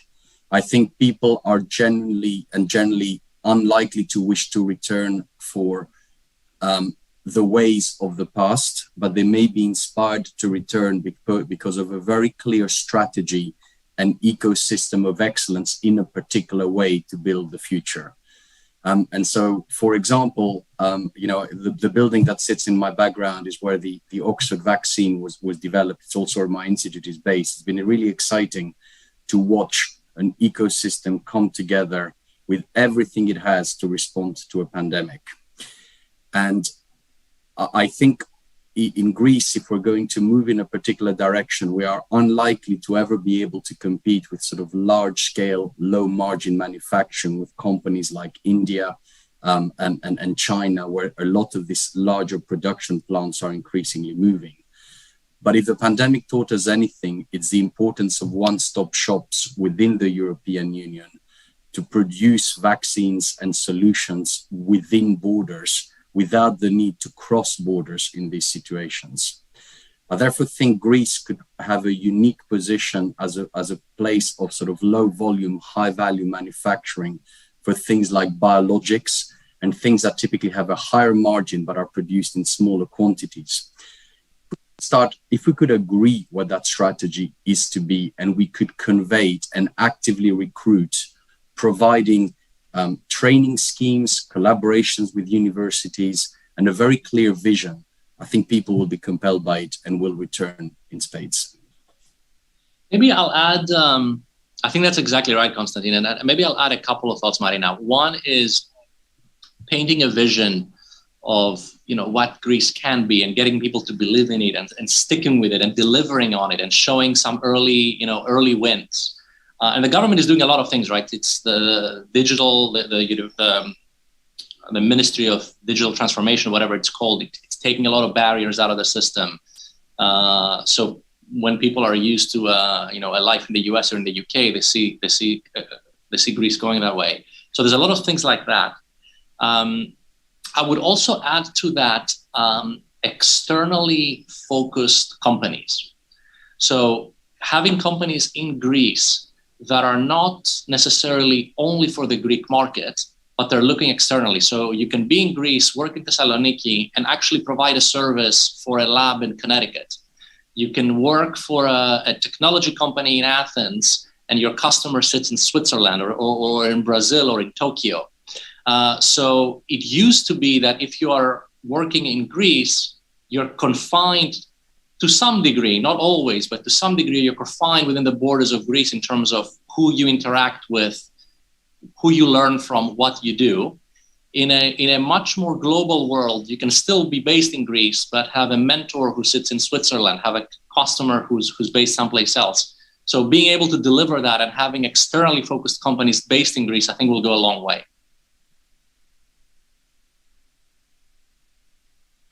So Julia, did you want to add something? No, Vangelis and Konstantin, they talk about everything perfect. This is the point now. Said nobody ever, but okay, Julia. So as long as we're talking about geography and physical presence, I'd like each of you to talk about where you have been over the last year and a half, 2 years, and where you see this going. In terms of pharmaceuticals are something that require some physical presence. It's not, bits in the air. So how has COVID impacted your operations, and how do you see this having an impact sort of going forward in the future? I didn't understand very well the question, Marina. I mean, the question is how we can move forward to biotech hub in Greece. I'm wondering for your specific operations and more broadly in general for a biotech hub, how is the physical presence, how important is that physical presence? How did that operate during COVID? What workarounds did you have? Or is this whole digital nomad thing, does that play a role as well? So I'd be curious on all of you to speak to that. Yeah, according to me, I think we need a foreigner direct investments in pharma in order to think BRICS, to facilitate, to create a friendly ecosystem for a biotech environment. And to do that, I think we are ready now because Greek pharma manufacturing is a generic manufacturing companies, and this investment will be fully complementary, pushing the Greek pharma towards competitive and innovative healthcare products and services. Again, go ahead. Nico, please. No, please go ahead. Thanks a lot. No, I was saying that for me, I would say if I should think about our recent experience, because as I said, it's not even 2 years. In terms of operation for CDI, for the Center for Digital Innovation, we didn't have big obstacles. So considering really that we hired 351 people in 18 months, in some way, this was not a big obstacle. And also this period for me has proved that we can also work remotely. But for me, this is not the only way of working. So also the model that we are approaching in Pfizer is a hybrid model. So for sure, this will give more empowerment to people to manage their day. And this is only positive for me, because in some way, this is going to impact better your balance among work and your personal life. You can also avoid, I would say, all the things, for example, related to commuting or work that can be even more stressing. So I see this way of working of the future really as an hybrid model, because you can work at home if you need it, but you can also work in the office because it's the best way for making connection, for talking to people without any barriers, also for making meeting, for brainstorming about innovation. So I see the future as an hybrid model. And for sure, as I said, this pandemic period has proved that we can work even remotely. To build on what Nico has just said, I think it has forced all of us to think, in whatever walk of life we work in, which professional functions really need to be physical, which can afford to be remote and still operate effectively, and which needs to be a hybrid with part physical presence, part digital presence. We've all had to think of processes of having multiple teams working and potentially stepping in for each other. So we've operated a blue team, red team situation with people sort of working in alternation in a non-overlapping way. And I think these processes actually create a unique opportunity for Greece, because the other component, as Julia mentioned, is investment, where bodies like Big Pie have been making a very, very big impact in actually generating investment from within Greece to the outside. Now, if you take all of these things together, it actually means we have a pretty unique opportunity to create things in Greece that leverage this hybrid working model. And I think now is the time to actually identify what are the skills that are missing and can operate remotely, and therefore we recruit people who are based outside Greece in order to fulfill those functions and upskill the local workforce? And which are those skills that we absolutely need to have represented physically, and how then can we grow them organically and make sure that they exist within the factories and the physical manifestation of biotech? Thank you. Vangelis, did you want to add anything? I wasn't sure. Maybe a thought, and I think it was well covered. So without repeating anything that Nico or Konstantin said, the ability, Greece has a unique ability with the talent it has and the infrastructure that exists to actually offer things either within the country or create groups in the country that serve other places. I'll give 2 or 3 examples specific to biotech. We talked about basic research and how that can be incentivized and how can the collaboration between academia and the industry work better and all that. I'll offer 3 more things. I'll offer manufacturing. Now, Julia has forgotten more about manufacturing than I will ever know. But going above and beyond generics and small molecules and creating a manufacturing hub in Greece for biologics, for cell therapies, for complex stuff. And there's a lot of ways to incentivize and do that. The third one I'll offer is clinical trials. So with the talent we have, with the hospitals we have, with the infrastructure we have, there are some things we can change, sure. And if we do them, we can create much more activity in clinical trials in Greece than exists today. And the last thing I'll say, and this is where remote work becomes also a key component, is services in the biotech sector more broadly. So biotech companies, they don't only discover drugs. Once they commercialize those drugs, they need to look at particular data and cut in a particular way to inform their commercial strategy or their market access strategy. So you can have data hubs like the Pfizer one. Patient services, offer them remotely to patients in the US or to patients in Europe and offer them from Greece. European headquarters, why wouldn't a large or medium-sized pharmaceutical company have their European HQ in Athens or in Thessaloniki or in some other place in Greece? There is talent, there's a lot of infrastructure. So between basic research, clinical trials, manufacturing, services, a lot of things can be done. And last year has taught us that there are creative ways to do them much more easily than we thought would have been the case otherwise. And I'll stop here, I said a lot. No, that's great.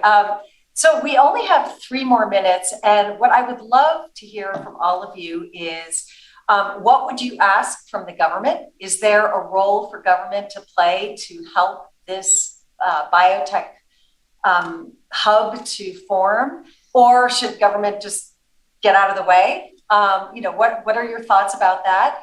And any other thoughts you have as to how to move forward, ideas for improvement and direction? Just chime in. Yeah, Julia, start. Okay, thank you, Marina. From my side, I would like the government to, and special SEV, Innovative Greeks, to do these platforms more frequently, to get people together, like Vangelis, like Konstantinos, and like Mr. Garibaldi, in order to exchange view, and we are very optimistic that with the new ecosystem that is already in Greece, with the investments of Pfizer, the investments of Microsoft, we can go further on very, very quickly and to still in contact, and we will find one center, one HL to base and to increase this hub, this future hub of biotech in our country. First of all, it's the will. I have seen from the Greeks that are abroad that they believe that Greece can gain the game again, like a biopharma hub. Thank you. From my perspective, Marina, the government has been making incredible strides in the past 2 to 3 years, and endeavors such as this, I think, very much exemplify the current wind of change that is sweeping across Greece. I think we need three things. One is a strategy that truly leverages the unique selling points that Greece has to offer. Two is government facilitation in a very targeted way to help implement this strategy. And three is investment both from within Greece and external to Greece in order to make the first two happen. And that's where I would suggest our collective effort should focus in order to transform this particular sector in Greece. Thank you. I want to hear from the others as well. Nico, you want to go? Yes, I can go. I would say I agree with what was also shared until now. So for sure, continue in supporting this, I would say, networking collaboration among the different stakeholders of the ecosystem. This is really key. And also ensuring continuity, because for sure we are finding now very good conditions, support. But as you can imagine, the companies need to make long-term strategy. So we need, I would say, to have ensured, I would say, that this support also in the future. But they are doing, I would say, we are finding very good conditions. For now, it's a matter of stabilizing, I would say, a little bit the model and in some way reinforcing the interaction among all the stakeholders. This is my opinion.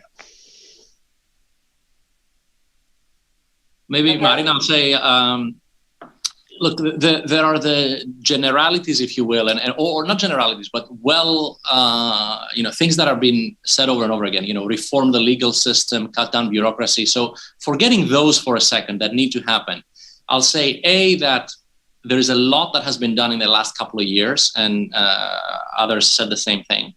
What I would focus on is also specific targeted interventions. So we need to understand a particular sector really well, figure out what the sticky point is, and change that little sticky point. I'll give you an example. Like, you want clinical trials in Greece.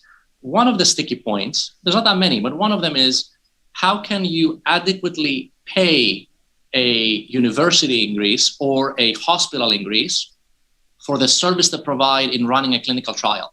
This is very hard to do today, to cover their costs, to make it worth their while. Once we fix that, we're going to see clinical trial activity increasing in Greece. So what I would ask, if I were to ask for the government for one thing, it would be, getting down to that level, figuring out what are the 3 or 4 things that are small enough that need to happen, and doing them quickly. And of course, having the broader lens, which is reform the legal system, cut bureaucracy, digitize the country, and all those other things. But I don't want the macro to overshadow the micro. Thank you all, Julia, Vangelis, Konstantin, and Nico. This has been a fascinating panel. We could go on forever, yep. But I really appreciate your time. And thank you, Marco, also for introducing us. Thank you, Marina, for your outstanding chairing. Thank you for having us. Thanks. Thank you, everybody. Bye. Bye-bye.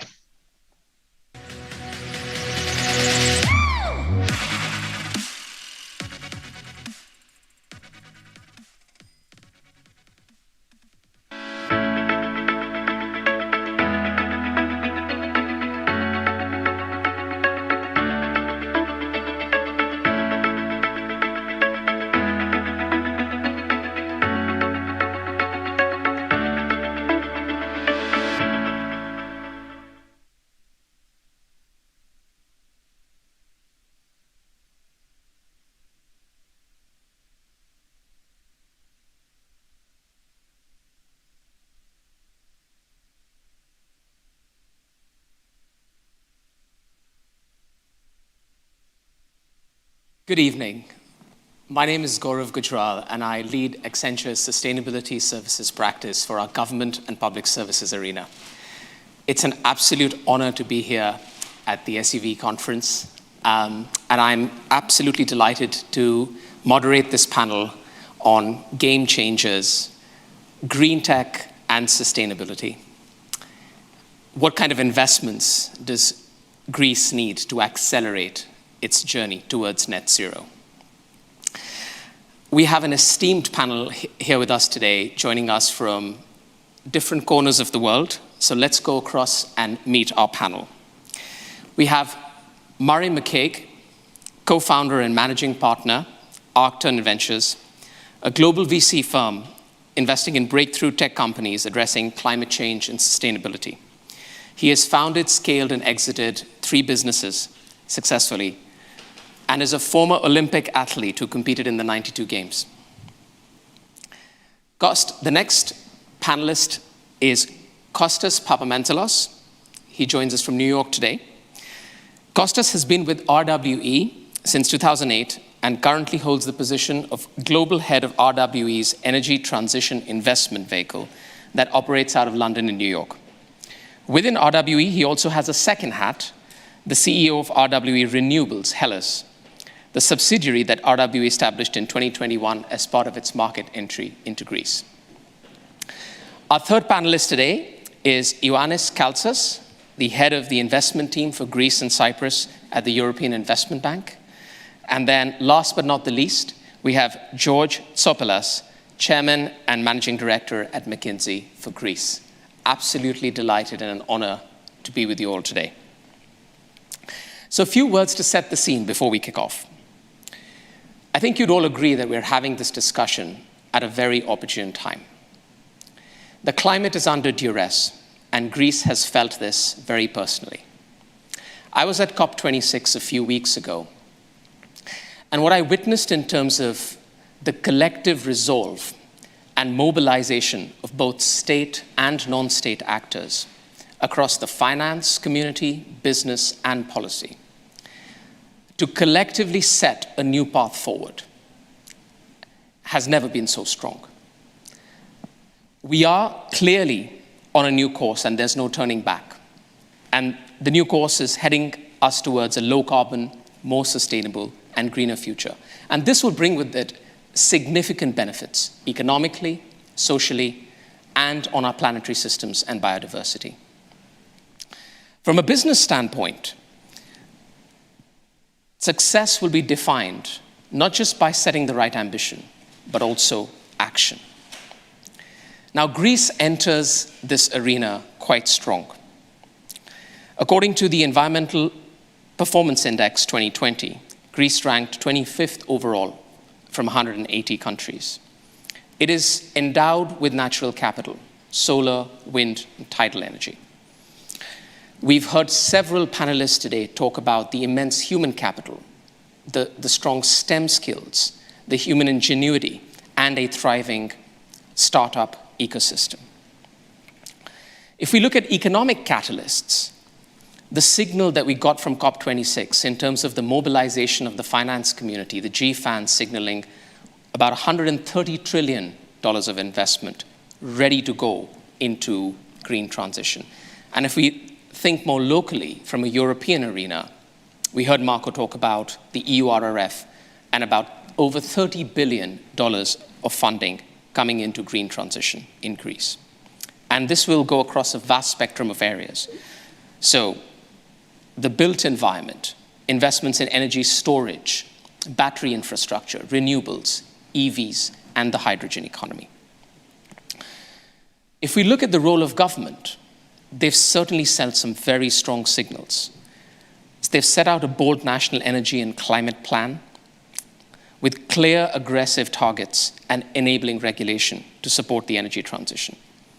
And if we look at this from a technology lens as well, clean tech will certainly play a vital role across a variety of these industry value chains, right? Be it in terms of breakthrough innovations, be it in terms of data plays, ability to convene ecosystems, and tools to accelerate that green transition. So with that backdrop, let's get into the discussion with our panelists. I'll come to you first, Murray. Arcturn invests in emerging sustainable earth tech startups in North America and Europe. Have you been looking at investment opportunities in Greece, and how so? Yeah, good question. I mean, when you look at this whole category of climate tech, earth tech innovation, at least in the last kind of 18, 24 months, the flow of capital into the space has been unprecedented. We're seeing more venture capital growing in this space than at any previous point in time. And I think it's the fastest growing area of venture capital. So Greece wants to get its piece of the action here, that's for sure. We probably look at about This year we've looked at, I was just checking, 1,400 different startups in this clean tech, earth tech space. We're focused on companies just at the point of commercialization. About 40% of those opportunities are in Europe, and I would say we've seen 2 or 3 coming out of Greece. And I don't know why. I myself have worked for a Greek startup, and I would say the talent I had the opportunity to work with was the best I've worked with anywhere in the world. So we know Greece has the human talent. My guess is that it needs more support from the government at the very early stage, at the base level of innovation, to drive that broad base level of innovators that can then be funded by venture capital firms. So I'm really curious if there's some of the other panelists have some further thoughts on why that just isn't happening in Greece. Fantastic. Thank you for those reflections. So sticking with the investment lens, Kostas, I'll come to you next. And if we look at your portfolio in terms of energy transition, I know this encompasses, a broad array of things, but typically people associate this with things like renewable power generation, batteries, EVs, and hydrogen. So from your experience as an investor in energy transition, what else do you consider within this spectrum and relevant to this arena?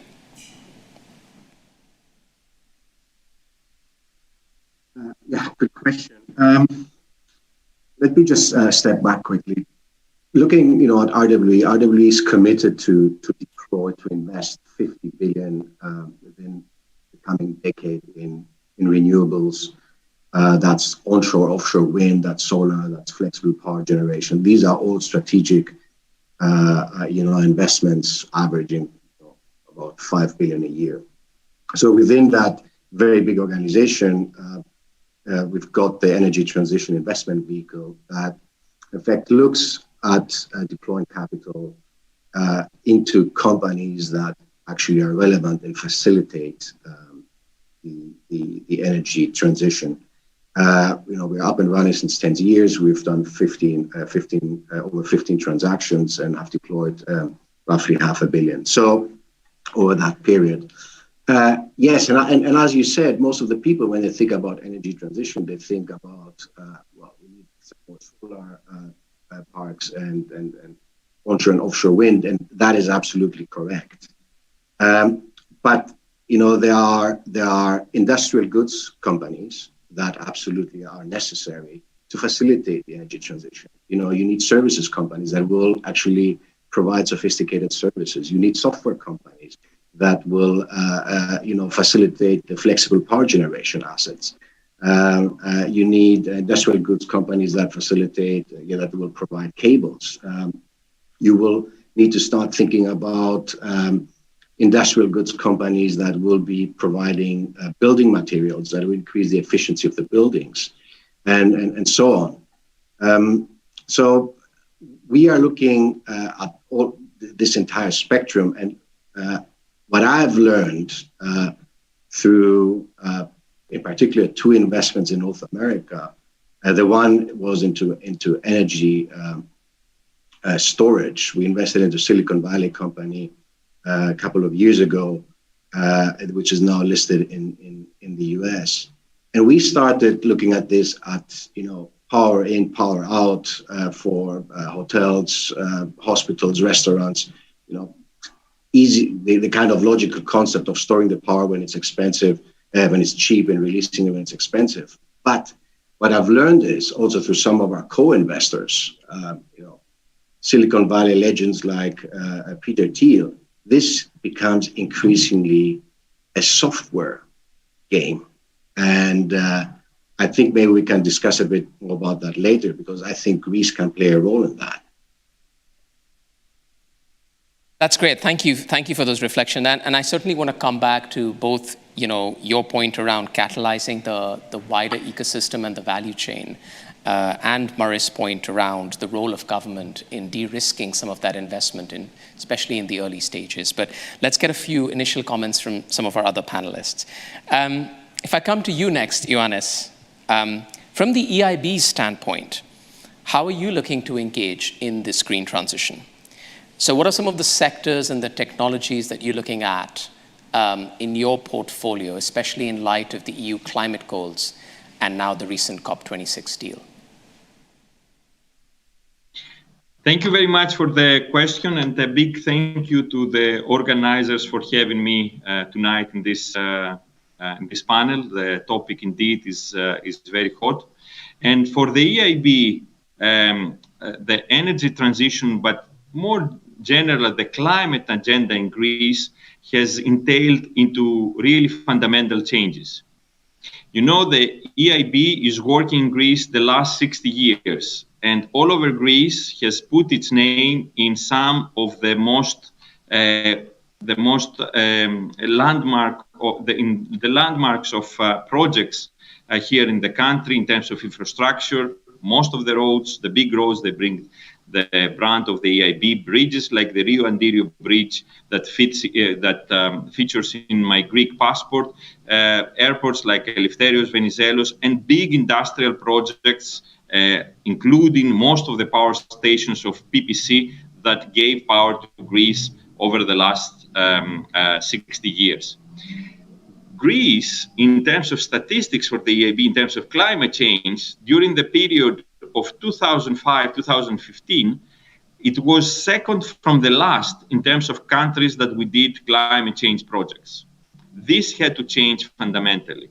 And this changed also thanks to the great cooperation that we had with successive Greek governments. So last year in Greece, we did over 44% of our lending towards climate change projects. How did we do this? First, we excluded some projects. We stopped doing large infrastructure projects that they're very useful for Greece, but did not have priority in terms of climate change. So we do very few roads that they have the characteristic of road safety, and we're stopping the large infrastructure projects that do not contribute to climate change. The second is we exclude some sectors. That was very difficult. We excluded, for example, natural gas at a period that Greece had not completed its infrastructure like the Western Europe in terms of natural gas. And third, we focus on a number of projects that we believe that they are not only important in terms of us doing our quota in Greece and reaching after 2025 to over 50% in terms of climate lending in terms of our global budget, but that they are emblematic in terms of the country for attracting even more investments. This cannot come only from investments in a few sectors. Climate has to be a philosophy towards all the sectors that we are touching. Either this has to do energy efficiency in the buildings that we finance, either it has to do with climate change projects within the energy sector, or in terms of research and innovation, we feel that we have to invest heavily in research projects that will provide groundbreaking technologies for the energy transition in the world, but also in Greece.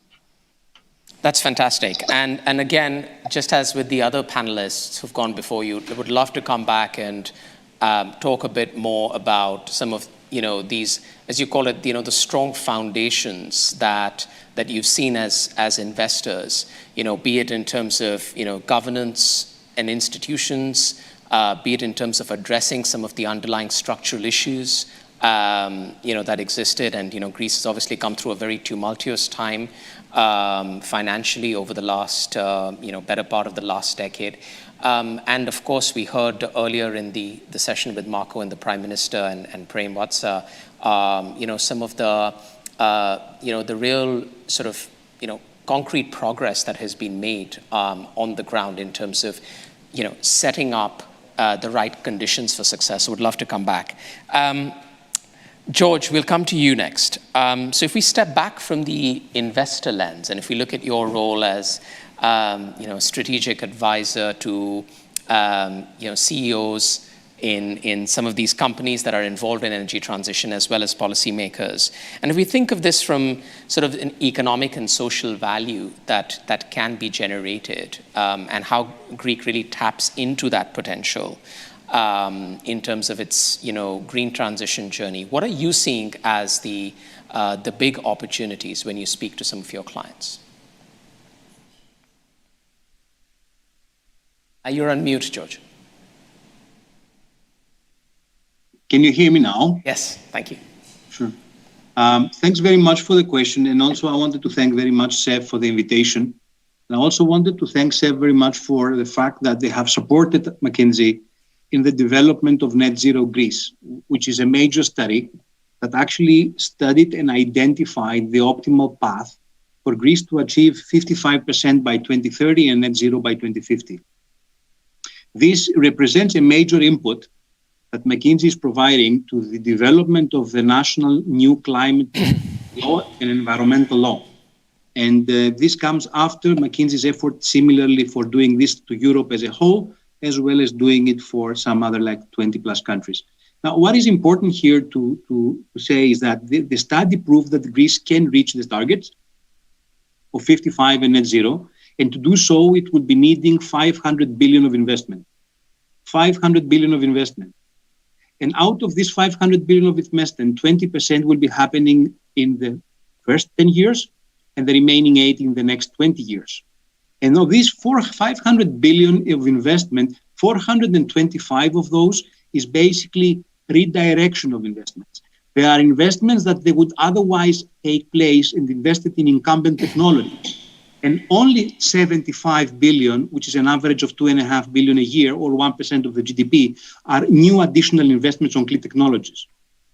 Now, of these 75 additional, approximately 60% goes to transportation, 10% to power, 10% to buildings, 5% to agriculture, and so on and so forth. And from a technological standpoint, 50% goes really towards battery electrification and fuel cell road transportation. 6% to offshore, and another I think 6 to 7% to heat pumps and insulation. Now, what is the impact of this? What are the opportunities and what is the impact of this 500 billion? There are four things that we need to consider. The first one is that this CapEx is going to bring OpEx savings. And it is indeed the case that within the time frame of 2050, approximately 60% of the CapEx that Greece will be actually incurring is going to be offset by operating savings. And the remaining 40% will be basically start being recuperated in the next kind of 20 years. So in that sense, we are very well off. But in the early years, it's going to be difficult because of the timing difference between CapEx and OpEx savings. And there will need to be facilitation and funding of private and public investments. The second impact has to do with the fact that household costs will decline. Yeah, household costs will decline with the decarbonization of the country.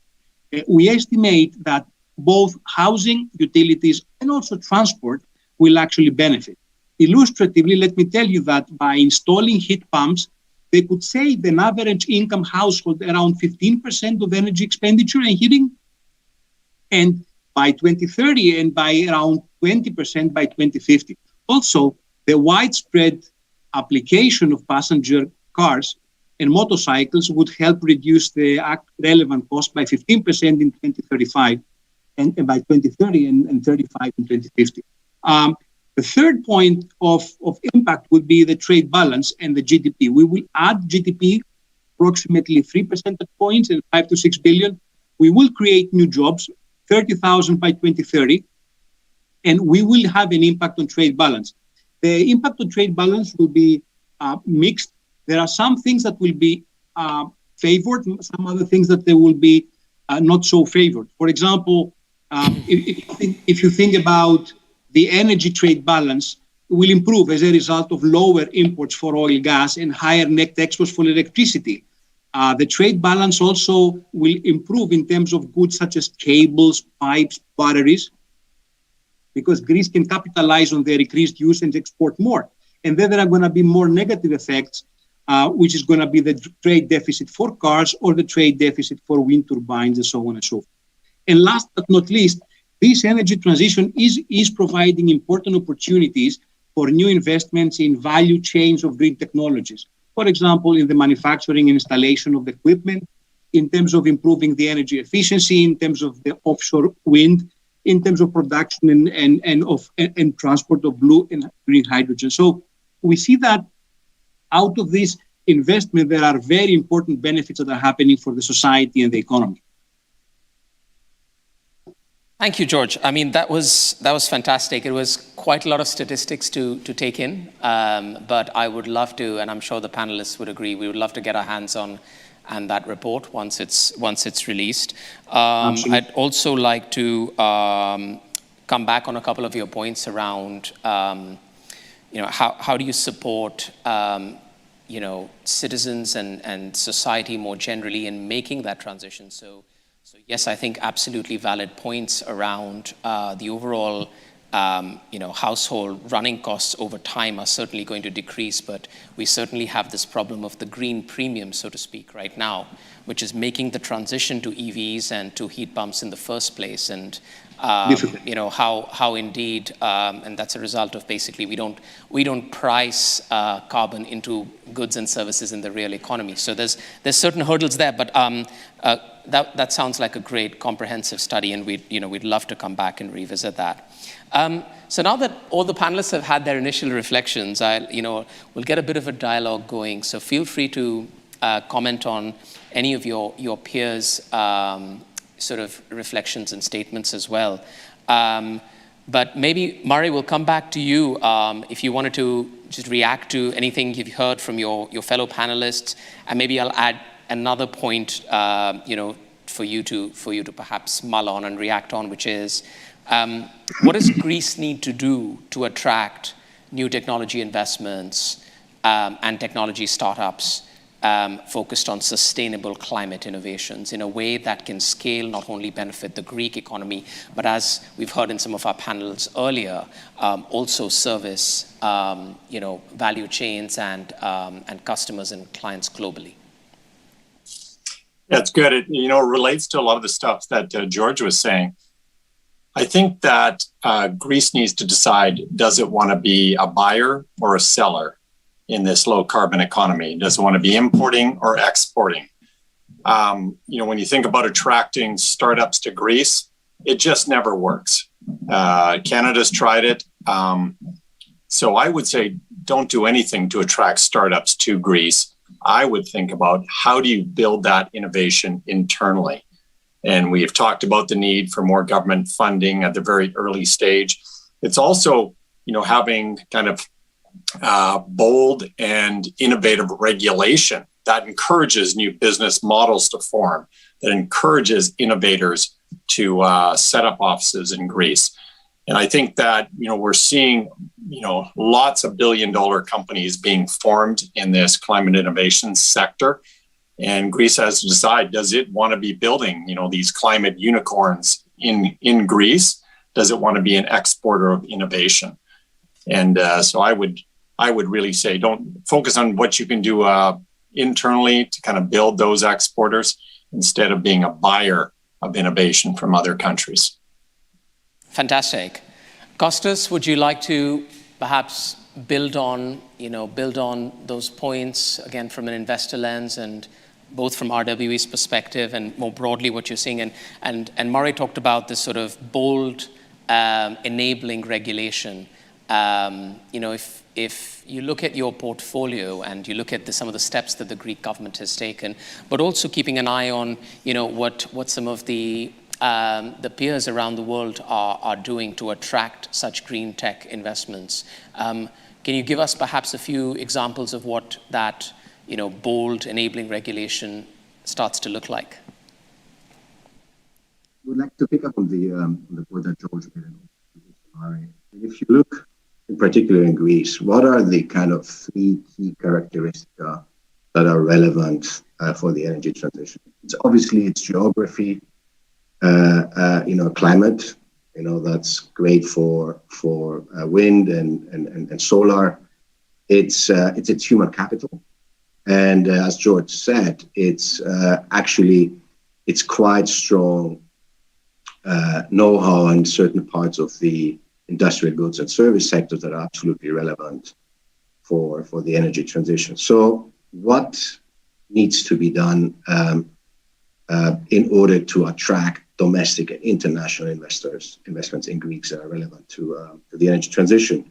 So in terms of the first point, the kind of geographical attractiveness, I don't have to say a lot of things. The fact that RWE is entering the Greek market with a 2 gigawatt solar PV partnership with incumbent says a lot about the attractiveness of the market, but also a lot about the stability of the investment kind of framework that has been pushed and put in place recently.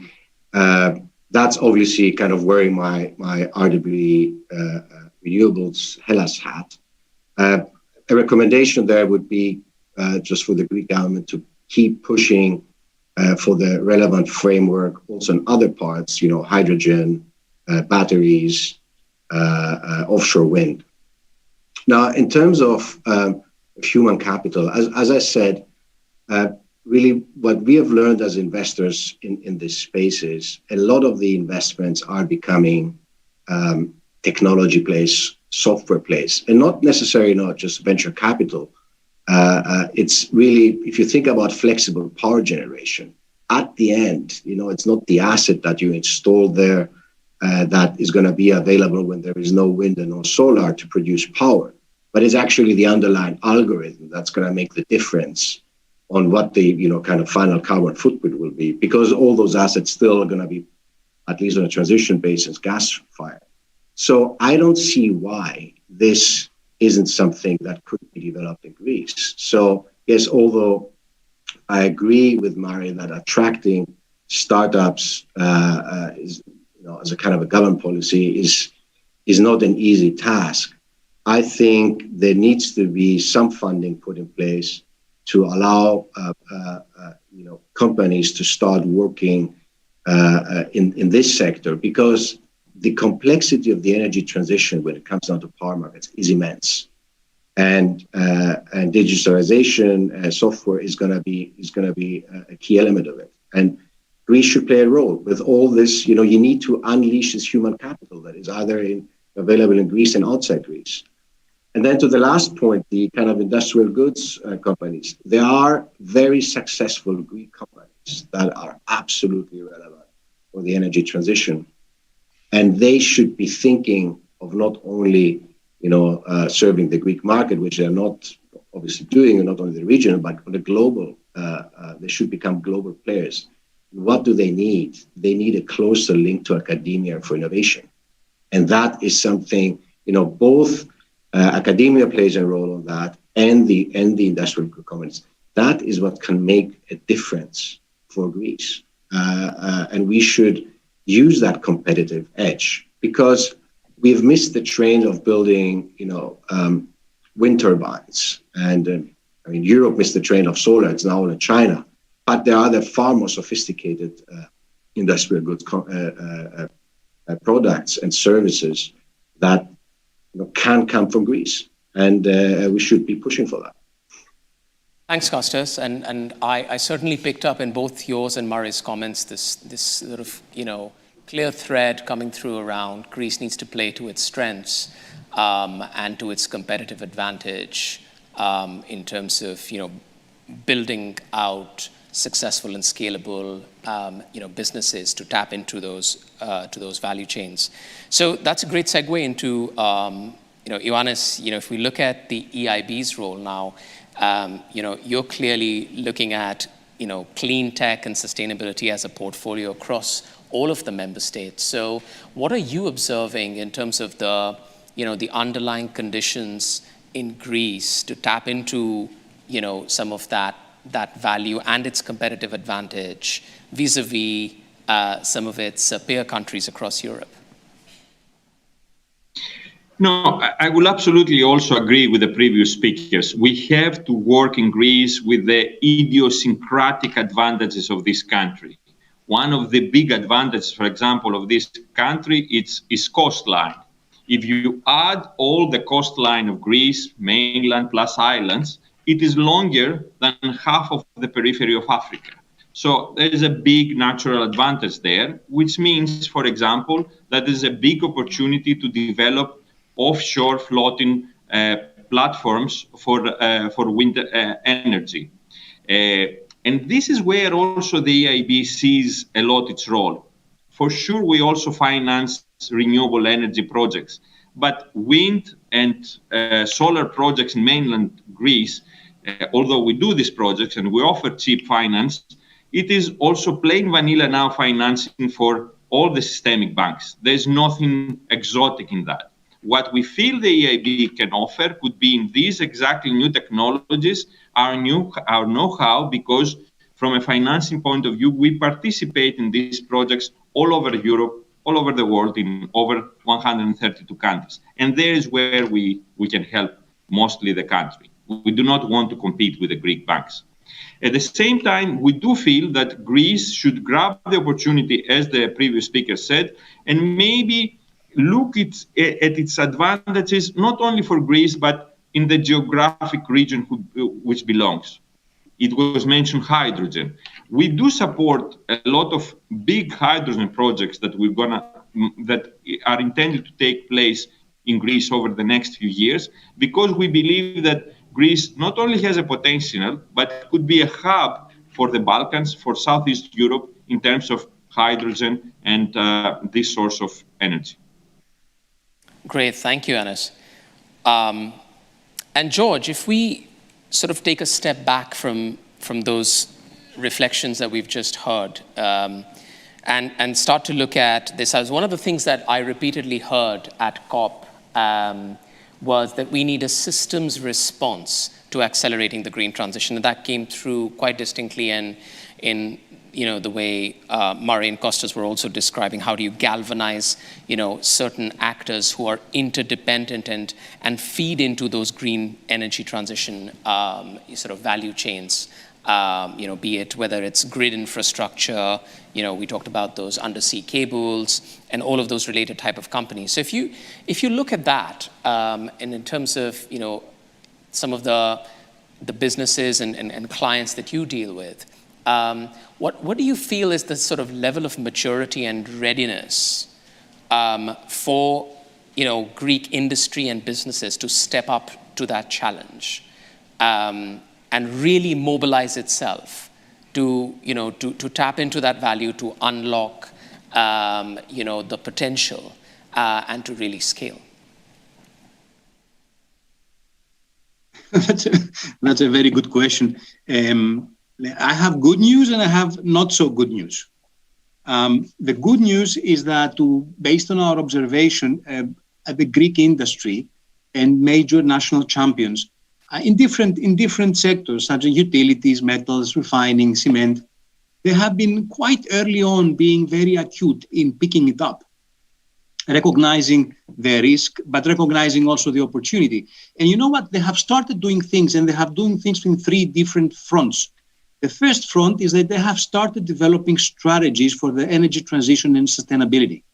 The second thing is that within the context of that strategy, they have started making investments, focused investments, and developing a broad perspective as to what would make sense and what would not make sense, whether that would be deployment of renewables, blue and green hydrogen, carbon capture, on energy efficiency for industrial processes. And the third thing that they have done on the organizational front is that they have started introducing ESG departments and gradually developing the relevant capabilities and talent. So this is the good news, that we are reacting, and we are reacting positively. Now, is it fast enough?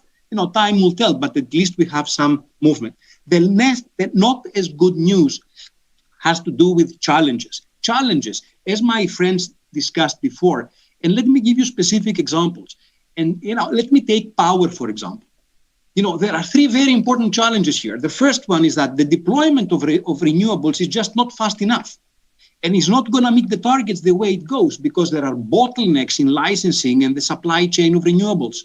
Greece needs to dramatically simplify the licensing process and do institutionalize the renewable zoning, while at the same time, they need to win the local communities by offering them, I don't know, some incentives such as minority shares to participate in the project. So that's the first challenge. The second challenge has to do clearly with the regulatory framework. Take again renewables and storage, licensing and remuneration, and offshore wind parks. The regulatory framework is just not there or not sufficient. And then the third thing is that the existing transmission and distribution infrastructure in line with the renewable development is still not there. So, there is a big effort that can be done by the companies, but there is a lot of support that is needed by the Hellenic Republic to make these things happen. Those are great comments, and George, you've naturally brought us to a place where I wanted to close out the panel in the last 5-6 minutes, which is the role of government and the enabling policies and regulations. So we heard Murray say that in one of his earlier comments in terms of we need bold, sort of innovative, enabling regulations. And this time around, I'm not necessarily going to pick on one of the panelists, so please feel free to comment as you wish. But in your arenas, if you look at international practices, where have you seen some of these leading practices of government's response in a more systemic and structured way in terms of drawing sort of inspiration from for the Hellenic Republic? And we've already seen that there are some clear signals and positive steps that are taken. But what more could be done? What would you like to see as investors, for example, or as industry advisors? Anyone care to go first? Otherwise, I might have to revert to appointing people. Can you hear me? Yes. This is, especially when it comes down to the licensing process for renewables, that's a theme in Europe, that's a theme in North America, that's everywhere. This needs to be simplified. Coming back to the comment of George, I think that the Hellenic Republic has done substantial steps over the past 1-2 years to simplify that. But I agree, there is potential to improve the coordination primarily on a kind of a regional, local level, because at the end, with the scale that is required to roll out renewables, these are the stakeholders you need to, bring on board, and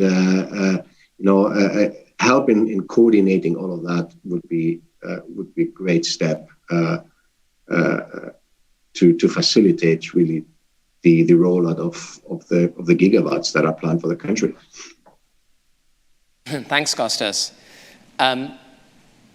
Anyone else who'd like to make a reflection on what more would you like to see?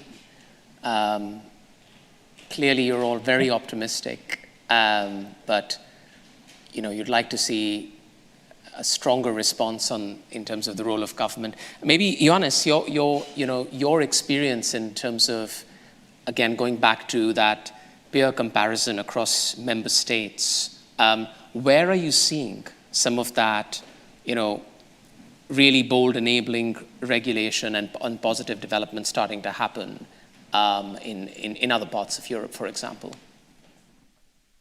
No, I think, I wouldn't like to compare Greece and to ask Greece to imitate some of the examples of the other countries. What I think is quite important is Greece has put some ambitious targets. It has attracted, we see massive investments in renewable energy. Really, I think that over the next few years, we're talking about billions and billions of euros in renewable energy efficiency investments will come to the country. If I had a wish, something that I want to happen in the country, I would wish that the machine of the state should be able to accommodate all this without the need of political intervention, without the need for ministers to intervene. This, I think, is what it would make even more investors to come and to trust new technologies and to take even more risk for Greece. Thank you, Ioannis. Yeah, that I think I absolutely appreciate your point around, Greece needs to sort of situate itself within its own context. It's both its administrative context, political context, and find its own path, but certainly, play to the strengths and seek inspiration from, from other parts of the world. But we're certainly seeing steps in the right direction. Mari, you haven't had a chance to do your wish list, so to speak. Yeah. What would you like I'll to see? just make a quick comment. I mean, my focus is on innovation. I mean, obviously, Greece needs to meet its climate obligations, and there's a lot of investment that needs to go into that kind of larger infrastructure. But on the innovation side, what I've seen work best, you have very early stage grant funding, but the next stage to that is providing capital when a startup can find a corporate sponsor, a local corporate sponsor, to put up kind of 1/3 of a project or a new funding program. The startup themselves, through their investors, puts up 1/3, and the government puts up 1/3. And that kind of a framework ensures that all the goals are aligned, and you have that strong industries partner. And Greece has a lot of industries that need to adapt and can, through that adaptation and the building of local innovation, become global exporters of that innovation. Thank you. And I think that was a great note to sort of close this panel on. We're approaching time. So with that, I really wanted to... May I make a comment? Oh, of course. Please, George. Yes, please do. I just wanted to say is that from our perspective, the energy transition will change life in Greece. And we are very happy about it. There might be challenges, but huge opportunities are ahead of us. And I just want to give you one fact. I told you that we're going to have 5 billion of GDP and we're going to have 30,000 jobs. I tell you that there are a lot of opportunities, like 6, 7, 8 opportunities, which can actually create an additional 5 to 8 billion and an additional 100 to 150,000 jobs.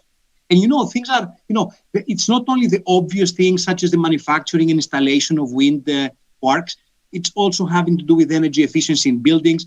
It has to do with the Mediterranean hub for offshore wind. It has to do with the production and transport of hydrogen. It has to do with having a role in low emissions ship refurbishment and buildings. And in the more longer term, there are opportunities for thinking about commercialization of natural carbon sinks and battery recycling and reconditioning. Imagine, you have a base case of 30,000 jobs and 5 billion, and then you have another that much in terms of GDP and triple that in terms of employment. So yeah, there are big challenges. Yeah, the Hellenic Republic will do that, but life is gonna change, and there are so many opportunities for value creation. Fantastic, and clearly, I think one sort of clear message that has come through this panel and our discussions is this note of optimism and promise. So for all the innovative Greeks out there who are tuned in, it really feels like the stars are aligned. So as we've heard with other panelists and the Prime Minister saying,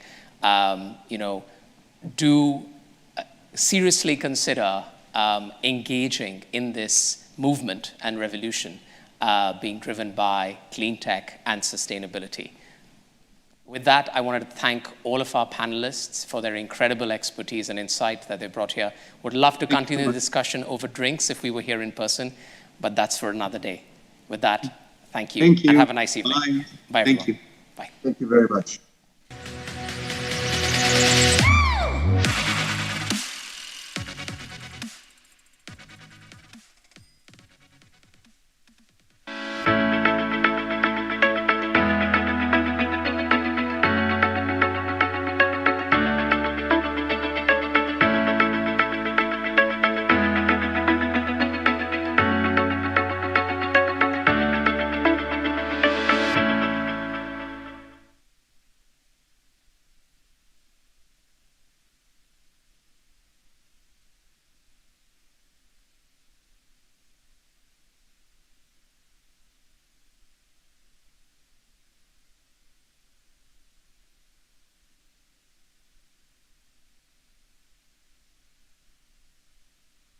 Very long day. Thank you to all who have stayed on until this late hour. I have to admit, I didn't expect at the age of 48 to become a presenter. as well as an entrepreneur. But I think today was quite inspiring. We had a lot of substantial and interesting information on how we can improve. And this information and these views came from people who have invested in Greece, have worked in this country, and were able to give us really pretty honest feedback. Now, we're going to take everything we heard today and work with Accenture to produce a more complete report, which will have policy recommendations, it will have proposals for the businesses themselves, and we will take a very practical view of what was said today. If I had to sort of summarize from the top of my mind some of the sort of nuggets of wisdom that we heard today, I noted a few things that I thought were quite impressive. Mr. Vetas told us, Nikos, that actually the role of government is to reduce citizen risk, and this would allow entrepreneurs to actually take risk where it matters, not in their daily life, but actually in their business endeavors. I thought that was a very interesting way to frame the role of government in all of this.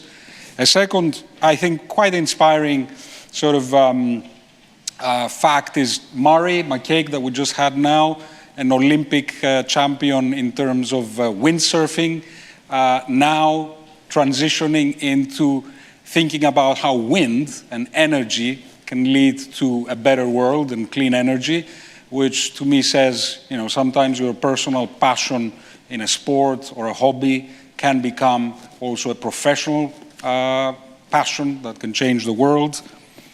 Another interesting insight was, again, the idea that we should be careful with our enthusiasm right now. We've achieved a lot, but we need to bear in mind that you always need to under-promise to investors, especially foreign direct investors, and then over-deliver, so not get carried away.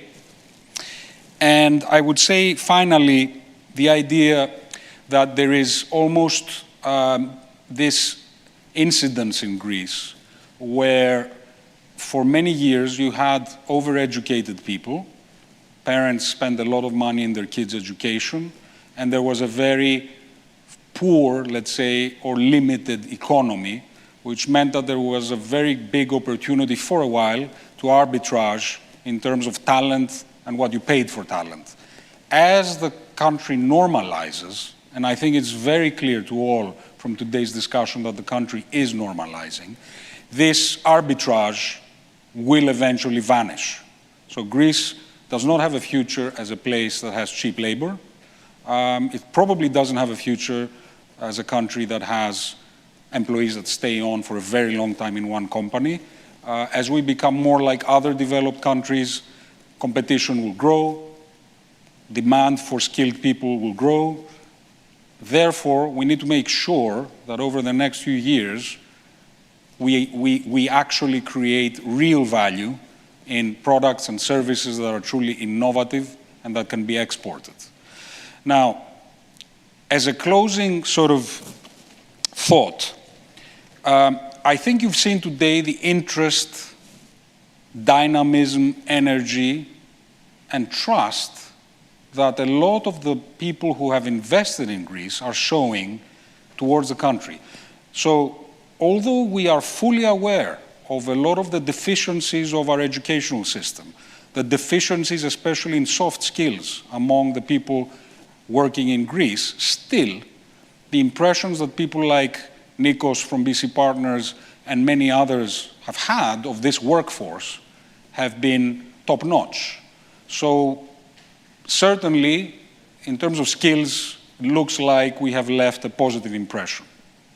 Now, how do we bring more people into this country as investors?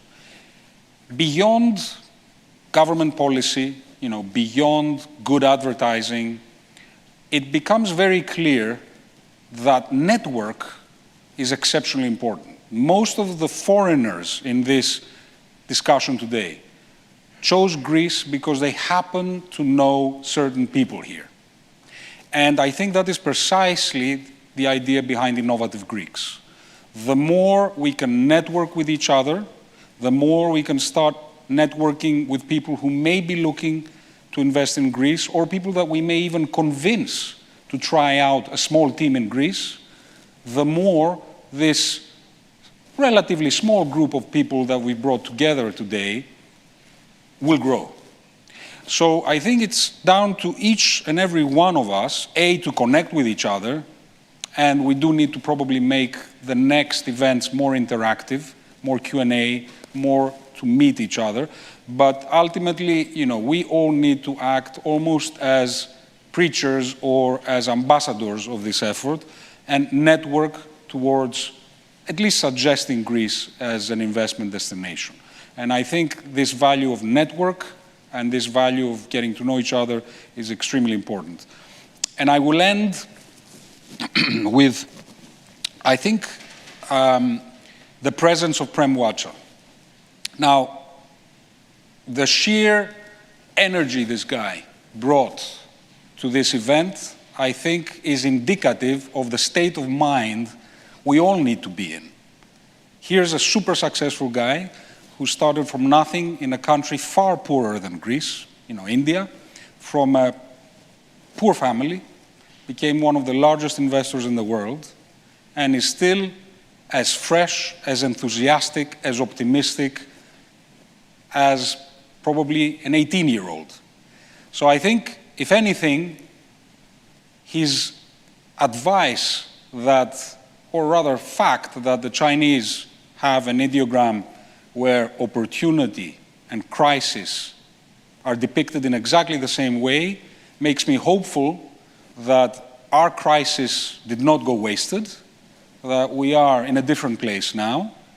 You've seen today the energy, the potential. Let's, keep at it, low profile, hard work, under promise, over deliver. Thank you all for watching this event, and I hope to see you soon in the next one.